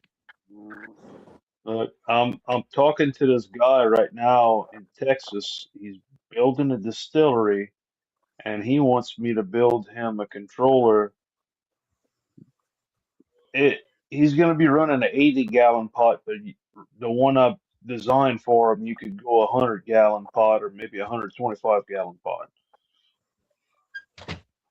That's a big boy. Yeah. He's in the process of getting his building built right now, and then once he runs his electrical, he's gonna hit me up.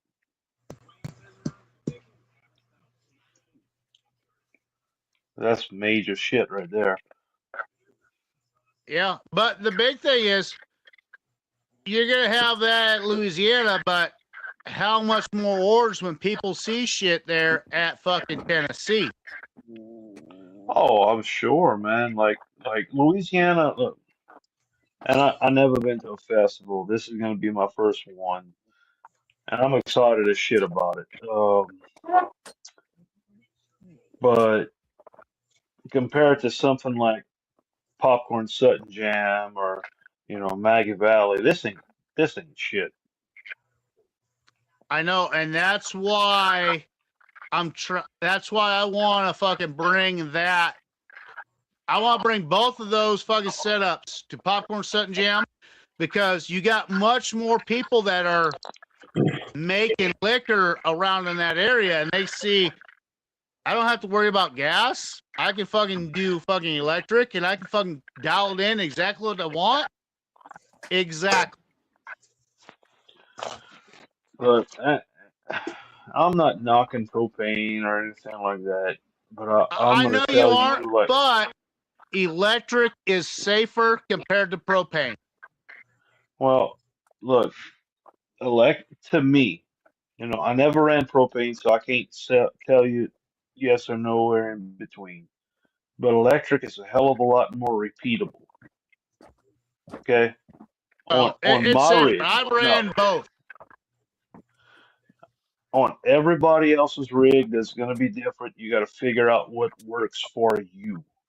On my Yes. rig, once I'm up to temp, I dial it into about 13.7 amps, and I don't touch it the entire freaking run. It stays there. It stays happy. It got a good flow. It got a good drip.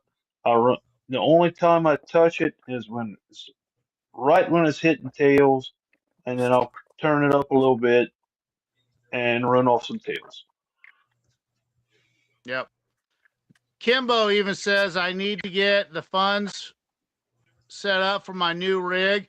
Looking at the bills, and I definitely want to get it go electric. Oh, brother. So right there, you got another customer that wants to go electric. Whenever you're ready, hit me up, brother. We'll fix you up. Guys, And that's one of the awesome things is going to fucking Popcorn Sutton Jam. All these other guys that are going fucking that are gas, thinking, you know what? If I go electric, that's just that much safer. I don't have to worry about shit as much. I have a question for you guys. What would is there a cheaper store than Homely Depot to find the solder to fix my thumper? Home Depot, Menards. Maybe something like an Ace Hardware. Ace Hardware's higher in price. Ace Hardware's a hell of a lot closer. Or something like a True Value Hardware or a Do It Best. Yeah. Any hardware store that sells plumbing supplies, you should be able to find it. Yeah. Yeah, but would it be cheaper than Homely Depot? Oh, Phil, fuck you. You're talking about safety on that part, so you need to think about it. Don't fucking matter about cheaper. You just need to fucking make it where it's safe. Yeah, well, you got them hippie prices over there, man. I got them coon ass prices. That shit don't translate. Yeah. You're on the West Coast. We're nowhere near the West Coast. We don't know what those fucking transition prices cost. You don't know about taxation. The best thing I would say, Phil, is Google fucking each store and then type in what you need. You guys just don't. You guys don't suffer under taxation without representation like I do, because taxation is theft. Hey, Phil, what the man just said. Google. All right. Google. Taxation is extortion. If Google don't know whatever it, the ain't fuck nobody you fucking need, knows it'll tell you the stores, and you can go from there. If Google don't know it, ain't nobody fucking knows it.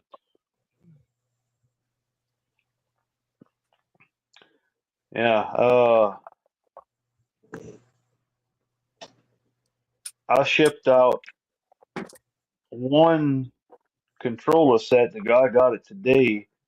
He's running a 55-gallon still. That thing's gonna kick ass and take names.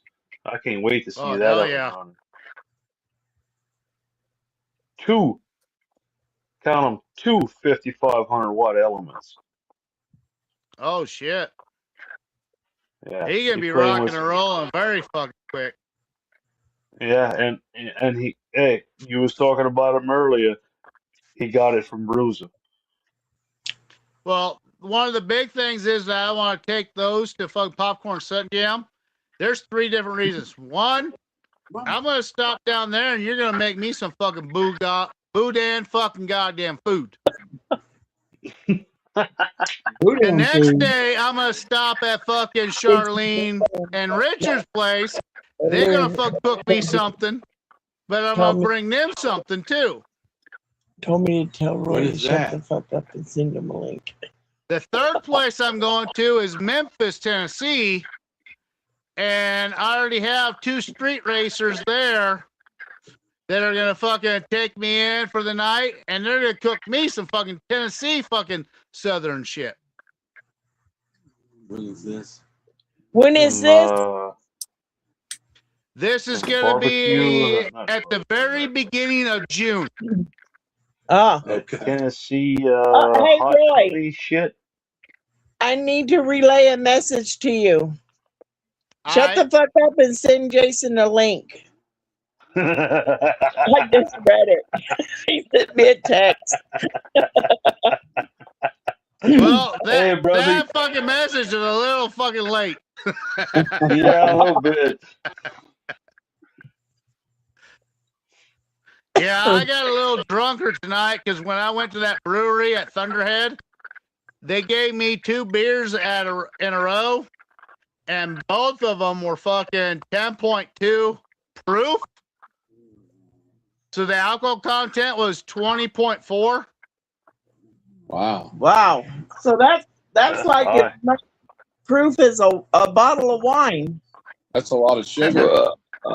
Excuse me. And if you watched it, it was extremely dark, and it had some good nut flavor in it. It was fucking good fucking beer.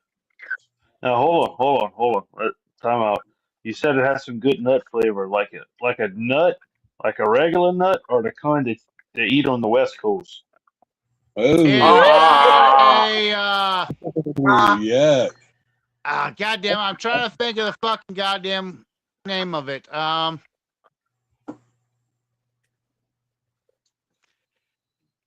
Everyone calls it a racist fucking nut. I can't think of the name of it.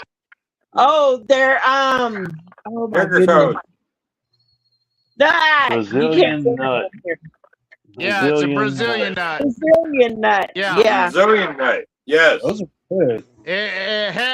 You could taste that right off the bat. You could smell it, but it also had juniper in it too. You could taste the fucking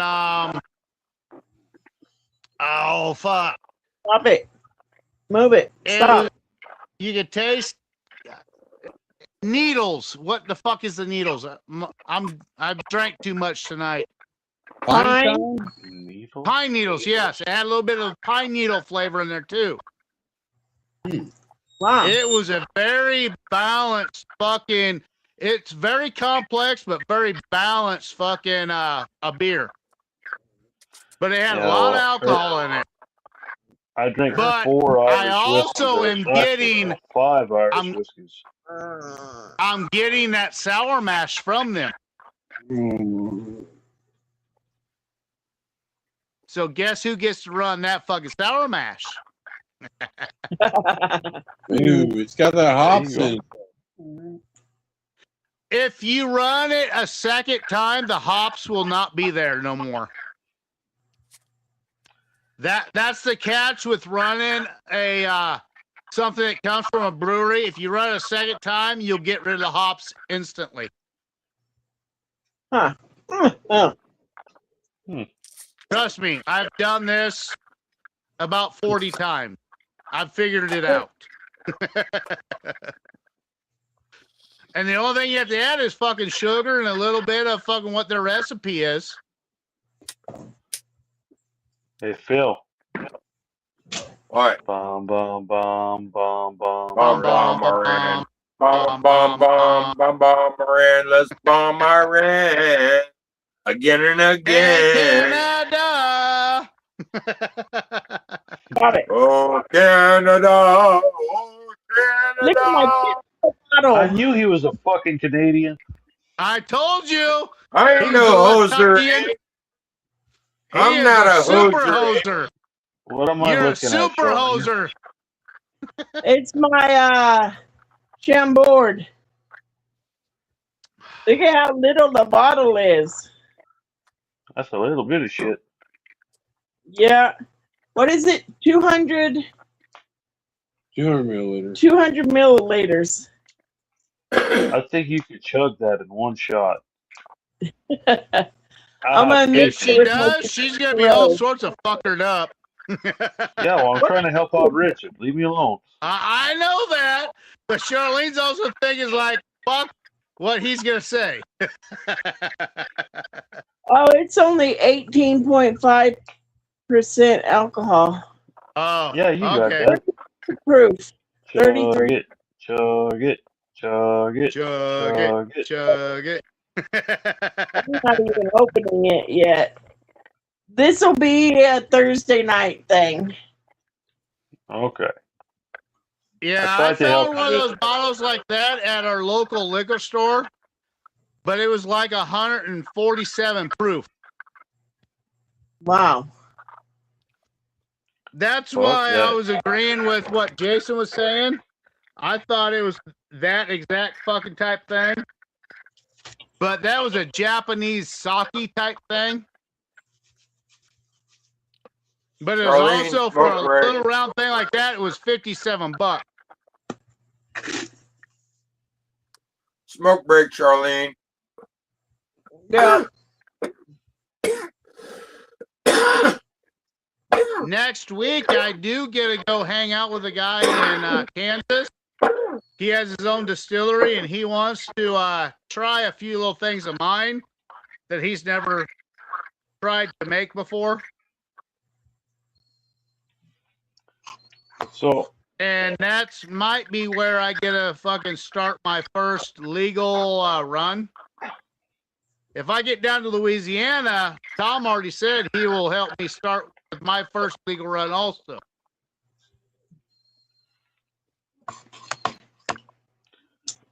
yeah, well, I ain't Especially up when he to that said status he yet. don't have Maybe anyone one that day. runs any Milo. That's something different that he wants to fucking play with. You know,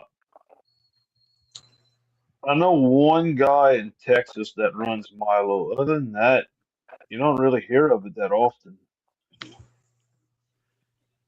Well, here in Nebraska and Kansas, I've researched it.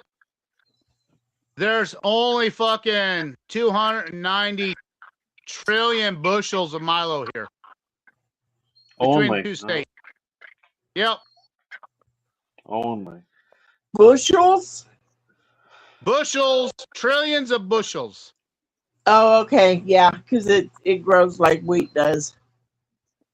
Well, it's half the water, half the fucking of everything that you need to make a product. And we have ethanol plants that are here in Nebraska and Kansas, and you can blend that in, and it makes fucking ethanol very fucking easy.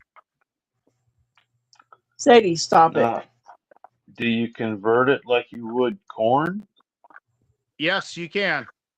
I barely crack it. That's what this is. I'll show you.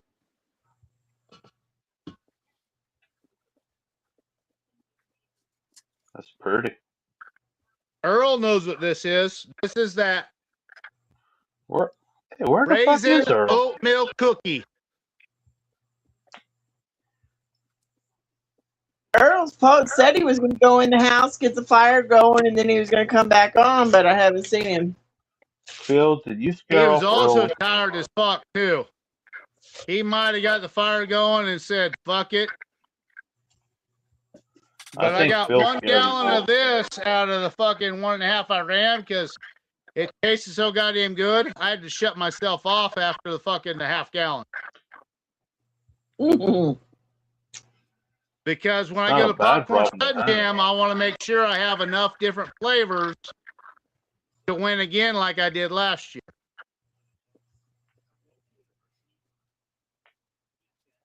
Like next year or this year, last year what won it was the Bloody Mary, but now I won up that with Bloody Mary with bacon in it.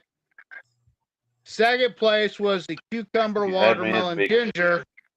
I did that again, but now I have this oatmeal raisin cookie, and I got a couple other flavors that I'm fucking making too. You know, It's funny you should say it, oatmeal raisin, because I was actually thinking the other day of a clear oatmeal raisin. I did that, but it didn't come out as good as I wanted to. So I reintroduced out of the jar rig the instant oatmeal, the brown sugar, and the raisin back into it.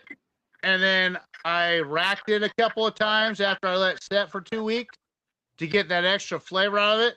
Now it fucking tastes exactly like fucking raisin oatmeal cookie.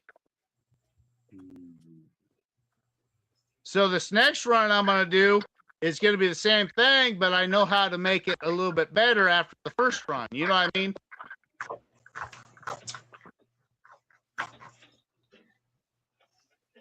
Hey, my girl.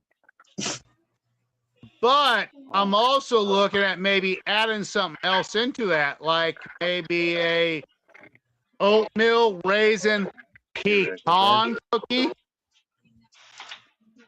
That sounds good. Come on, Ru. You going to your bed? Okay. And if I can get that fucking come out clear, like I think I can, that'll be a whole new fucking ball game. That'll compete with that Bloody Mary fucking with the bacon. Well, gentlemen, ladies and gentlemen, I'm going to bed. All right. Good Grayson, night. you have a good one. Take Have a care. good one. Good night, Grayson. Love you, brother. Take care. Wow. He bowed out He quick. didn't hesitate on that one. Ruby was up. She had got up. I'm about ready to call it a night myself. I've been up since 4 in the morning. I'm surprised you're still alive, Phil. Ha ha After ha. Sunday's ordeal. Ha ha ha. There's no ha-ha on that. You were so fucked up.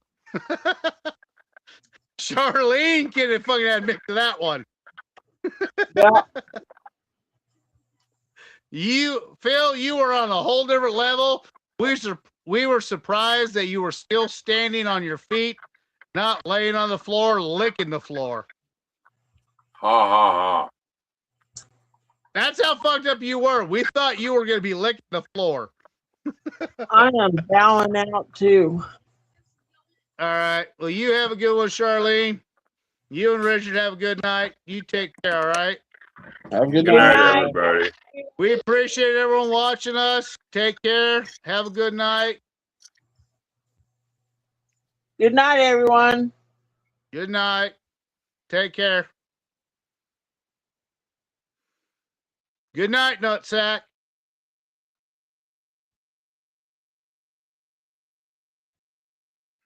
I'm going to invite a few more people, see if they come on. No one comes on in the next 4 minutes. We'll just shut it off for the night. Let's see. Straight Jacket. Apple Rye. Marcus. You want out, do you? Okay. Yeah, you want to go hang out with your brother? Go hang out with your brother. He was meowing. He's like, no, I hear people out here.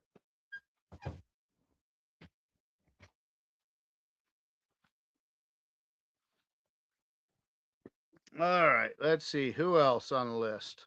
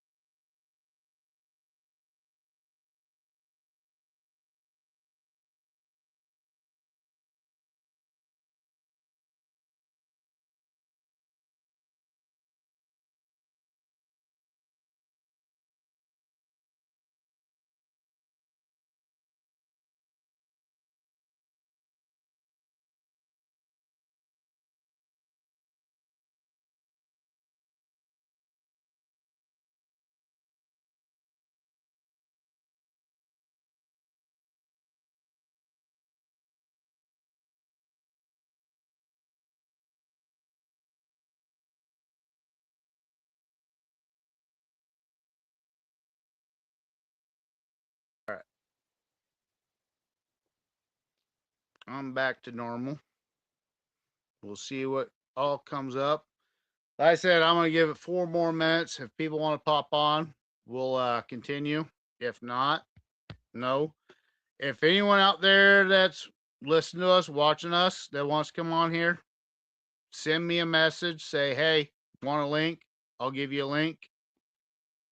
If I'm fucking friends with you. If you're on YouTube and you want a link, if you're not a friend with me, I can't send you a link, unfortunately. But the best thing to do is if you want to be on this show and come on here every so often when you want, get on Facebook, message me. My name is Roy Werner. Become friends with me, then I'll be able to send you links. We've had several people that are on YouTube and TikTok that said, hey, send me a link. It's like, if you're not a friend with me on Facebook, I can't send you a link. I don't know how to do that. I'm a simpleton person. I'm a simple person. I don't know how to fucking do all those crisscross fucking other things. You gotta think you're talking to a person that has fucking brain damage and fucking permanent nerve damage. So I can't fucking give you fucking links if I don't know how to do that shit. On that thought, where the fuck did that dinger go? There it is. Ding, ding, ding. Time for a fucking shot of liquor, not beer. Let's go with the mango one.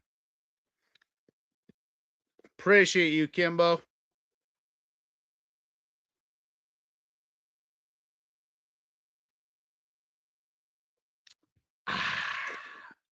Yummy. Dehydrated mangoes in my mango run gives it that much more fucking mango flavor. I'll be right back. I gotta go get some more beer.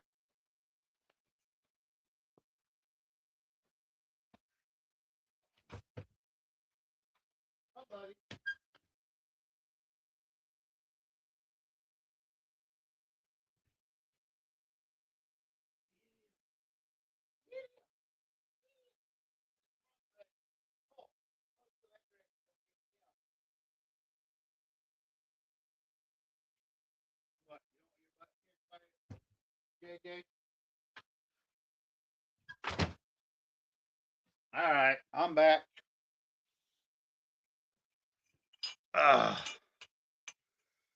How's Kimbo doing? Kimbo, you got anything working off or anything? Anyone else got anything working off? Let me know. I like to know what's going on. Hillbilly, you still out there, buddy? I want to know what's going on. This is Tuesday night. I slept in. I'm wide awake. I'm good to go. Let's hang out. Let's have some fun. Let's talk about some ashes, some beer, mead, wine, whatever you guys got going on. Let me know. I want to know what the fuck's going on. I just ordered some more 1118 yeast. I ordered some more turbo yeast, which I use for my apple, which is the second distillation of my apple, my pineapple, and my honey, because it makes it boost up more. What else did I? Amylase. I ordered the powder amylase and the high temp amylase liquid too. I like playing around with different stuff on that. What else did I order? I stopped by and talked to before I drove by Seed Lady, I stopped by and they have some orange corn that they got in. She got some, what was it? First time she ever came across is the yellow Milo. So I will have yellow Milo that I'm going to have to play with to figure that out. I've got the albino, the white Milo. I got red Milo, but now she ordered in some yellow Milo which is a farmer that was in South Dakota that had a bunch of it. And she's going to be getting, what was it? 400 bushels of that. And she's going to set off a couple buckets of that off to the side, see what I can come up with that. What else? She's got some green corn. She's got some blue corn that's coming in. Jimmy red corn. The other one that she said that she ordered, which is going to suck for me because I have to fucking buy fucking 5 bags of it. To be feasible, she ordered, was it 24 bags of it? But for her to order it, I had to fucking buy fucking 5 bags of it, which is purple corn.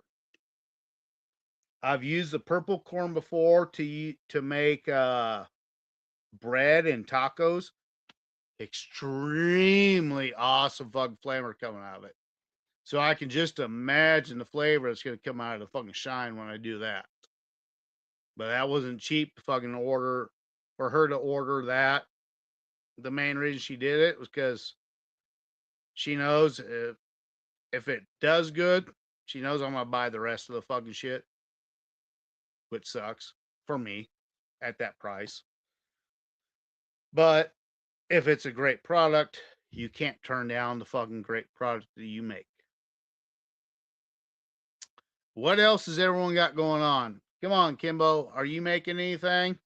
I'm going to go through these fucking little list things and see what's going on. Cal McMillan, what do you got going on? Besides these nuts. Who else? Cal McMillan. Shadow. Ain't shots again from me away. All right, we'll do shots again, Shadow. Let's do the mango. Apricot's almost out. I gotta re-dehydrate the fucking apricots. So, shots up to you, everyone that's watching.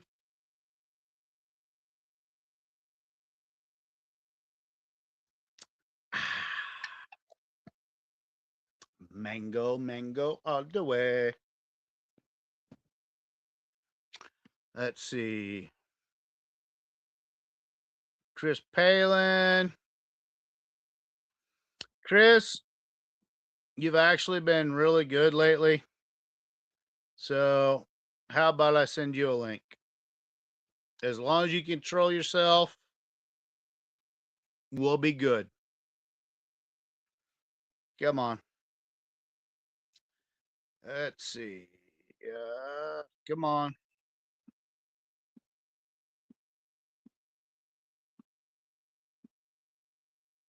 Chris Palin.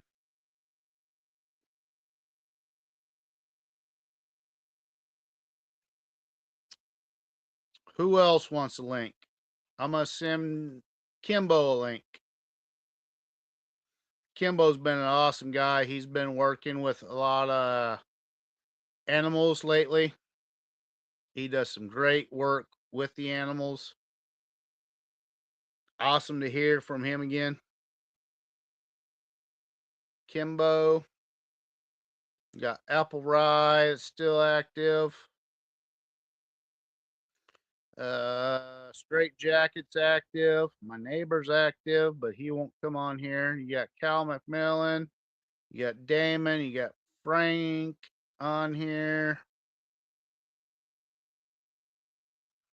You got Bad Santa. He's still active. You got Jay, Amanda's future husband. My cousin Nikki. God damn, I got a lot of cousins that are still active right now. Mackenzie's active. But unfortunately. Come on, guys. Everyone come talk to me. What's going on?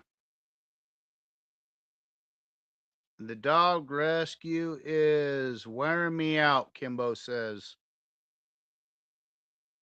It can at certain points in time, but when you're actually seeing families and animals getting hooked up together, that's just one of the things that it's an awesome fucking matchup. Come on, someone else jump in here. Someone help entertain me, help me go on. I'm rambling and scrambling. I have restarted a whole new company back up for Popcorn Sutton Jam. Actually, it'll be starting all the paperwork, I think, be certified in May. Stickers and all that shit. Stickers are going to be done by Charlene. I got to get the back stickers done by either myself or Charlene, too. But I've started a whole different company up.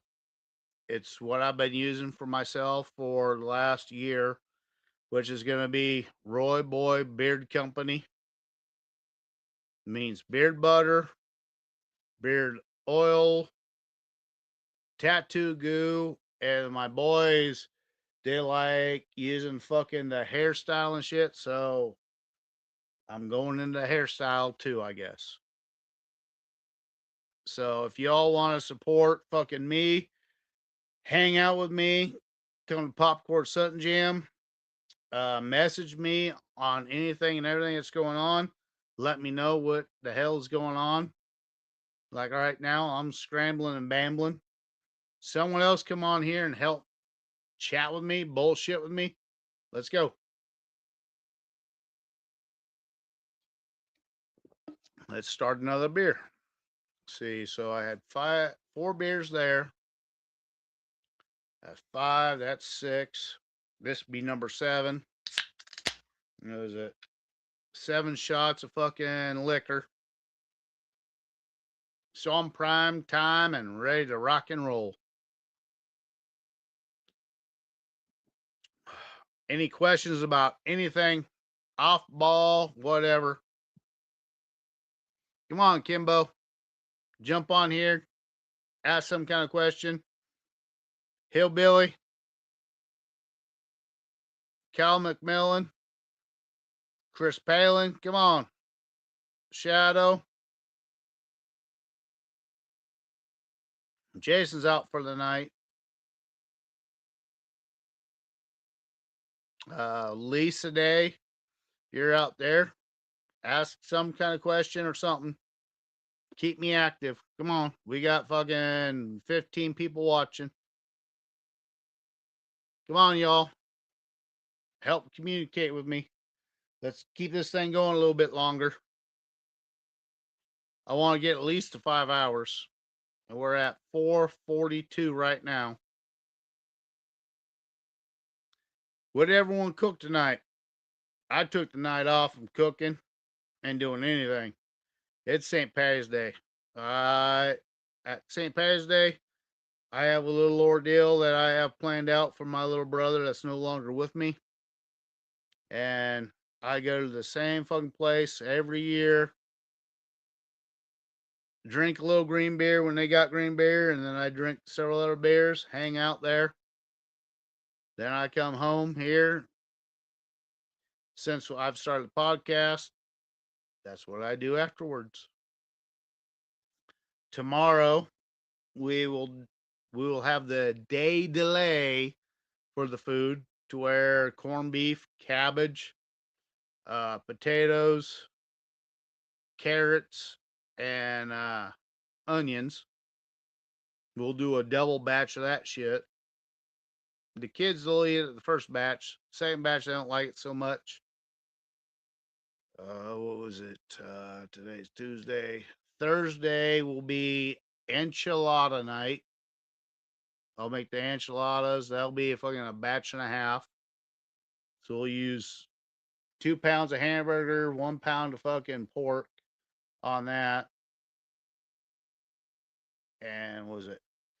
Saturday is gonna be what the fuck is Saturday? Oh yeah, Saturday will be chicken night. We'll do boneless chicken thighs. 1/3 of it will be fucking barbecue, and 2/3 of it will be lemon pepper. Asparagus with that. What else? Coleslaw and fucking garlic bread. So, any questions about food, shine, wine, beer, any of that? Come on, send it here. I'm bored. There's no one else with me. I want to go at least 5 more minutes. So, at least any comment whatsoever would help out, even if it's fucking laughing at me or whatsoever. Send a comment. Let me know what's going on. What festivals are you guys going to be going to this year? I planned on going to Louisiana Moonshine. Unfortunately, after my license got taken away from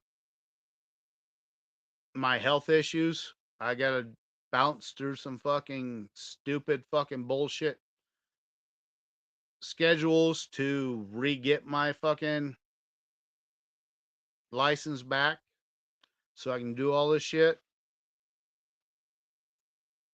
Like when I go shopping, my oldest boy, he's 16, he drives me. He does everything for me anymore, unless he's at track. Oh, what are the other 2 things he's in? Ad competition and tech competition. He does multiple things on that stuff. Oh, what is it? Luke, he's not able to drive me anywhere till I have a legal license. Then he will be able to drive me places because he's 14. He'll have his learner's permit. But for him to drive for a learner's permit, he has to actually, I have to have fucking my driver's license. So that's kind of slowed that part down. Chase, he just turned 13 a few days ago. So he'll be the next one on the list to start doing things with driving and all other stuff with farmers and all that. Excuse me. Come on, everyone. Message me. Let me know what's going on. Got 3 more minutes. I have the key to I want to get to. I'd rather have someone jump on here just for us to bullshit with, have fun with. And I said, I got a few gray hairs in here, but they've kind of been fading out. It's that new stuff that I've been making, the beard butter I've been making, and the beard oils seems to be fucking manipulating and transitioning fucking my hairs and shit. Haven't been working the best up here because I haven't been putting the shit up there. I don't concentrate on my head. It's more of the beard. What's everyone got going on? What's the weather going on where you guys are at? I know Eric said they still had a little bit of snow coming down earlier. I know DC yesterday was getting shut down for the weather. So at least let me know what's going on, where, how, what, when. Come on, y'all. Have conversations with me, please. I can only bullshit so goddamn much before I can't bullshit anymore. On that part, you know what? Fuck it. Ding, ding, ding. Let's get fuckered up and drunk. I'm not going to get as fucked up as Phil was the other night, but I'll drink with y'all, have some fun, have a good night. This one is mango. I put dehydrated mangoes in here to get a much more mango flavor out of it. Second you open the jar, it is mango all the way through. And flavor. There's no bite to that. That is nothing but fucking great fucking mango. I dehydrate a lot of fucking fruits and vegetables. That's why I get much more flavor out of my fucking my shine than a lot of other people. Everyone will fucking do their regular fucking shine, but if you want to go that extra step, yes, it's not crystal fucking clear. You'll have a tint to it, just like this, or like my apple oatmeal raisin cookie. You will pull more flavors out of it, and you'll get more flavor out of it completely if you dehydrate your fruits, your vegetables on that. Because what happens when you dehydrate that, it keeps all those extra little sugars and starches together. When you add that alcohol to it, it's going to pull all that flavor completely out of it. So you get extra flavor and all that to it. That's one of the little hints that a lot of people won't tell you to do to get those extra flavors. You get a lot of the people that will do more your liqueurs to where it's to your regular fucking people that's out there.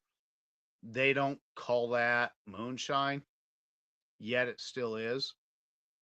They will add their creams and their other created flavors to it. Yes, it is lower in content and all that. Me, I like being on the wild side of shit and trying to get a clear product, or at least something you can see through a jar. Like the first time I made that raisin oatmeal cookie, I used a jar rig. I ran it through there. It didn't give me the exact flavor I wanted to. So what I did was all the jars that I did, I put back into the liquor and I let it set a week, and I shook it every day, about 300 shakes a day on each one of the jar rigs or one of the jars to make sure it fluctuated the flavors through the whole thing. When it did, I fucking strained all it out. It took 3 times straining it all out to make it fucking clean like what you see. But oh my God, the flavor is so fucking there. That's why if you guys go to Popcorn Set and Jam, you'll be able to actual taste the flavors that I've been making. Again, I don't mind the liqueurs that a lot of other people make, like what Eric does.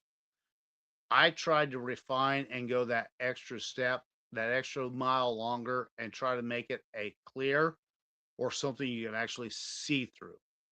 The mangoes are kind of hard to do that with, but that's why I use dehydrated mangoes. I cut up my own mangoes. I put some sugar in there, some brown sugar, white sugar, rub them together. I dehydrate them, create that extra more mango flavor, that sweetness through it. I try to make it not too sweet because a lot of people don't like too much sweetness. Shadow, you got a question. What is the question? Tell me, buddy. What is your question? Besides me rumbling and bumbling my ass off. Apricot. You don't see a lot of people do apricot because apricot's kind of a rare fucking flavor and shit. I have a friend that lives just inside Kansas. He's 2.5 hours from me. He's got 42 apricot trees. He inherited that land. He hates apricots. He's wanted to fucking cut them down. I've talked him into not doing it. And when the apricots are fucking in full flavor, that's where I go. I go there to get those. And I ziplock them. Some of them I freeze, but most of them I dehydrate because that's something that you can rehydrate. If you use a neutral spirit like a sugar wash, if you have something that's dehydrated, you can rehydrate that through in a jar rig or post flavor, and afterwards you can put that in there. you'll pull that flavor completely out and you'll be able to make that flavor as is. It will cause a tint to it, so it won't be crystal clear, but you'll be able to create that flavor that you want.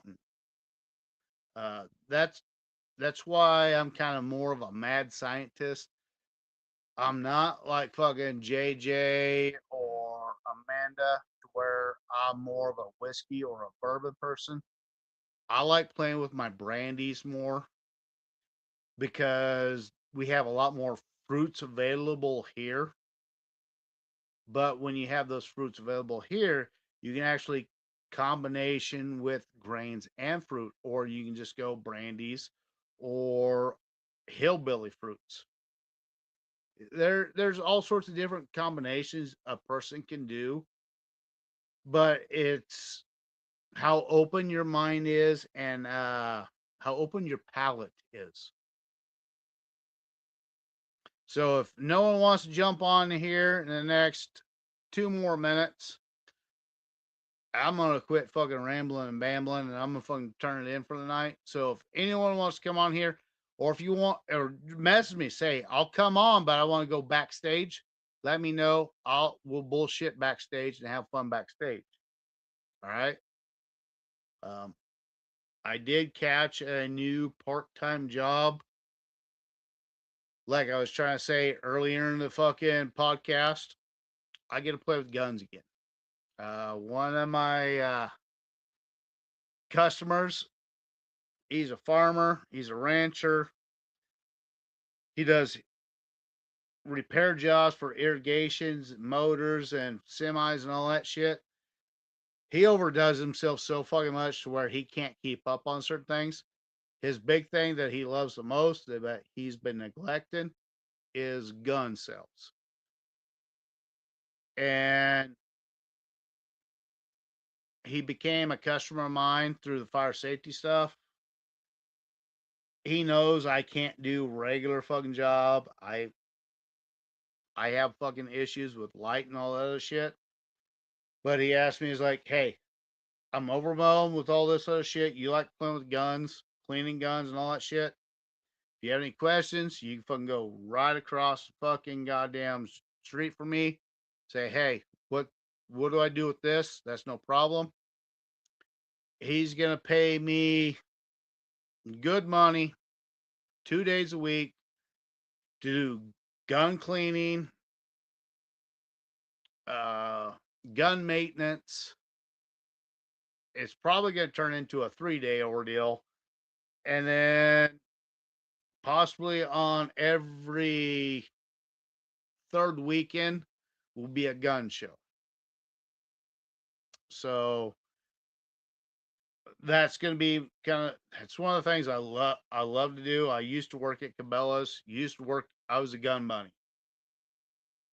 Which meant I got to deal with guns all the time, maintenance of guns, all the fucking shit they had to deal with guns. There's nothing wrong with playing with guns. Bad thing about playing with guns is you get new guns in your hand, that becomes on your list and you want to fucking buy them and own them, which sucks sometimes. But you don't know how well certain guns work till you fucking play with them and all that shit. We've had a lot of house fires around here to where a lot of guys have sent their guns to him, and he's like, I've got 172 guns that need to be serviced, need to be cleaned, all this shit. Like, I'm already stretched out with all the fucking other shit I'm doing. It's like, I'm buying your fucking fire alarm system from you. It's like, can you help me? I know you're a gun guy. It's like, do you want to help me part time? It's like, I'll pay you $300 to $400 a fucking week just to fucking play with guns and fucking work with them. It's like, if you want a gun, you will get it at my discounted price. If you want ammo, you get it at my discount price. How the fuck am I gonna fucking turn that stupid shit down? Duh. Yeah. So I fucking told him fucking yesterday, I was like, while I was with my other fucking buddy, fucking Gary, that is the owner and operator of the fire safety company, but he's going to retire this year. He's like, well, if you could fucking work 2-3 days with him, that gives you all the discounts, prices of everything you fucking need. And you're doing the fucking same shit with me, and that's paying your fucking bills and all that shit. Why wouldn't you want to fucking double dip and all that shit? Plus, with me fucking giving me all that freedom to where I can go do all these festivals of moonshine, beer, wine, and all that, to where I can fucking turn around and sell my beard butter, my beard oils, my tattoo goo, my hair goo, my rings, bracelets, necklaces, all that shit, to where I can fucking make a profit. So I go to places I can make profit, come back, that gives me more of that fucking, that more chance of going to more fucking places later in the year. I just got to balance out with him, with the guns, my fire safety stuff, and all that. But if I can go to all these other festivals and make a profit and come back home, pay all the bills, duh. Common sense, right? All right, I know we got 17 viewers fucking watching. Someone message me, say, hey, I want to come on the fucking show, because I'm running out of content to talk about. Even if it's just us bullshitting about anything and everything. Come on, Shadow, anyone, Kimbo. Say, hey, let's go backstage. We'll talk. No problem. I am running out of fucking things to talk about. Fuck. Now we got 20 fucking people watching us. Come on, people. Someone message me, say, hey, I want a link. Let's talk. Let's have some fun. Let's talk about anything and everything. Beer, wine, brandy, fucking mead, whiskey, bourbon. I'm not nowhere near a top guy on bourbon. Whiskey, I've been doing that for many years. Bourbon, I'm light on the subject on that. But I will help work with you on that shit. If I don't know if I can't give you the directions, I will send you to fucking James Aubrey. I will send you to Straight Jacket. There are many other people out there that I know that are great with bourbons. Amanda Bryant's another one. There's a lot of people that some of us don't really like. You new brewers. You don't know who to talk to, don't know what to say or ask. The simplest question is, if you don't ask any question whatsoever, it makes you ignorant. It don't matter how long you've been doing this shit or how little you've been doing this shit. Ask the question. If I don't have the answer, I will send you to someone that has that answer. Bad Santa's another good person that has a lot of information on that stuff. But depending on where you're at, where you live, altitude, water, different grains that you get, all that is completely different. I can give you the exact build that I fucking have where you're at with your different waters, your different grains, and all that. It's going to come out a completely different product. I just want to make sure that when someone's making liquor, they're going to make something that is comfortable for them and everyone else, that's not toxic. Understanding to take out the heads, the foreshots, how to do that, how to know the difference between fucking your run and then it run going into fucking your tails, from tails to the end, how long you need to run something, what do you need to infuse something to get more flavor out of. These are all different little things that a lot of people don't think about. But it it can enhance things. Different woods will make different flavors come out of your aging alcohol, your different spirits. Again, I gotta hydrate because I'm talking so fucking much. Again, I appreciate anyone and everyone fucking saying hi, hello, ask any question. If I don't have the fucking answer to it, I will send you a direction to where there are answers to it. My big thing is brandies, hillbilly brandies. I am great with fucking that shit. Whiskeys, I'm getting very good with my whiskeys. Bourbon, I'm very weak at. I've only done a few runs of bourbon. I like to perfect something before I move on. And bourbon is one of those harder things unless you're just a straight bourbon person. Rice, I've done rice a few times. Potato, I've only done potato one other fucking time. That's another thing I want to get into. Again, different products require different yeast if you want better outcomes. Yes, any yeast will work to avert shit.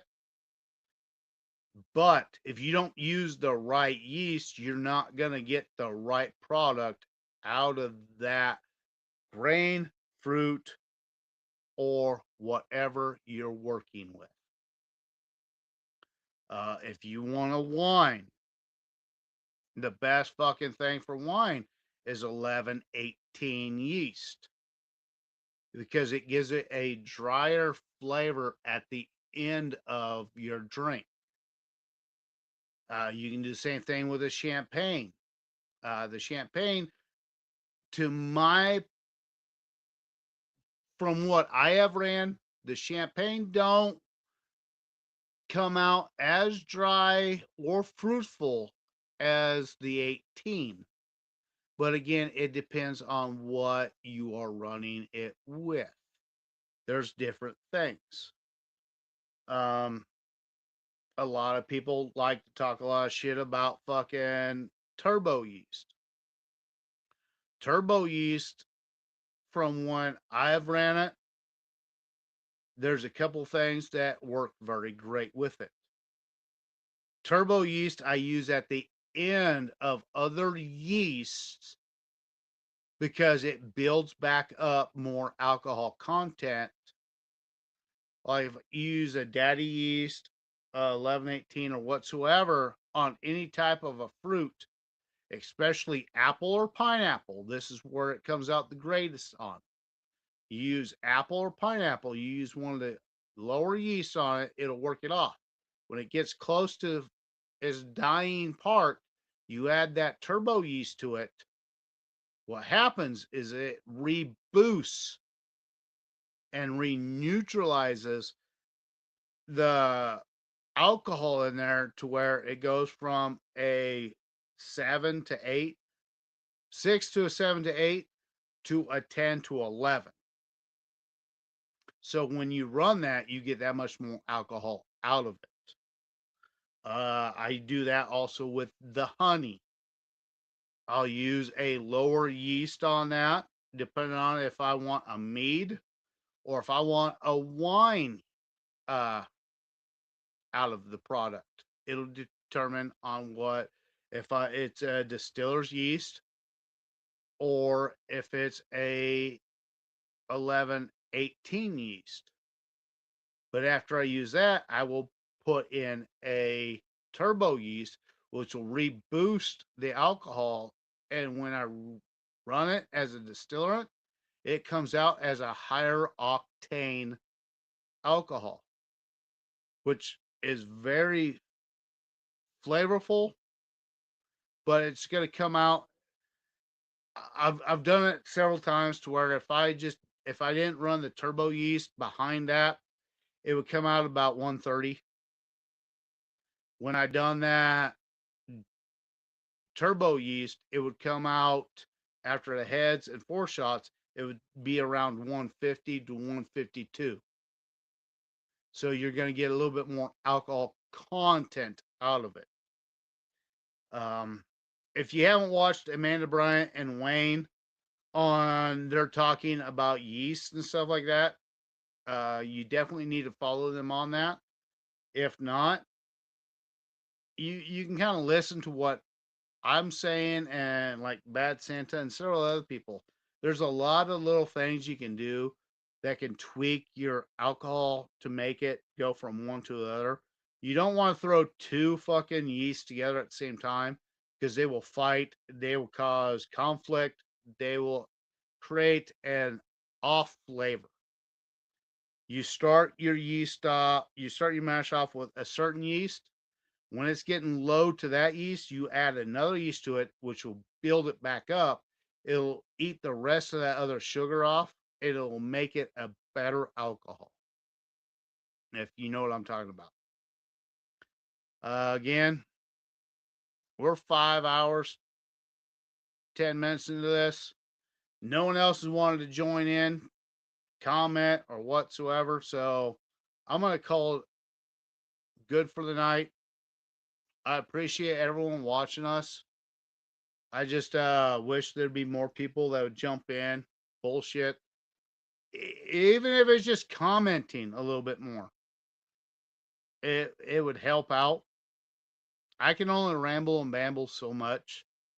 But if you guys would comment about a certain different type of mash, a fruit, grapefruit, grape, apple, pear, any type of grain, anything like that, to where I can fucking ramble on that much more, that'd be great.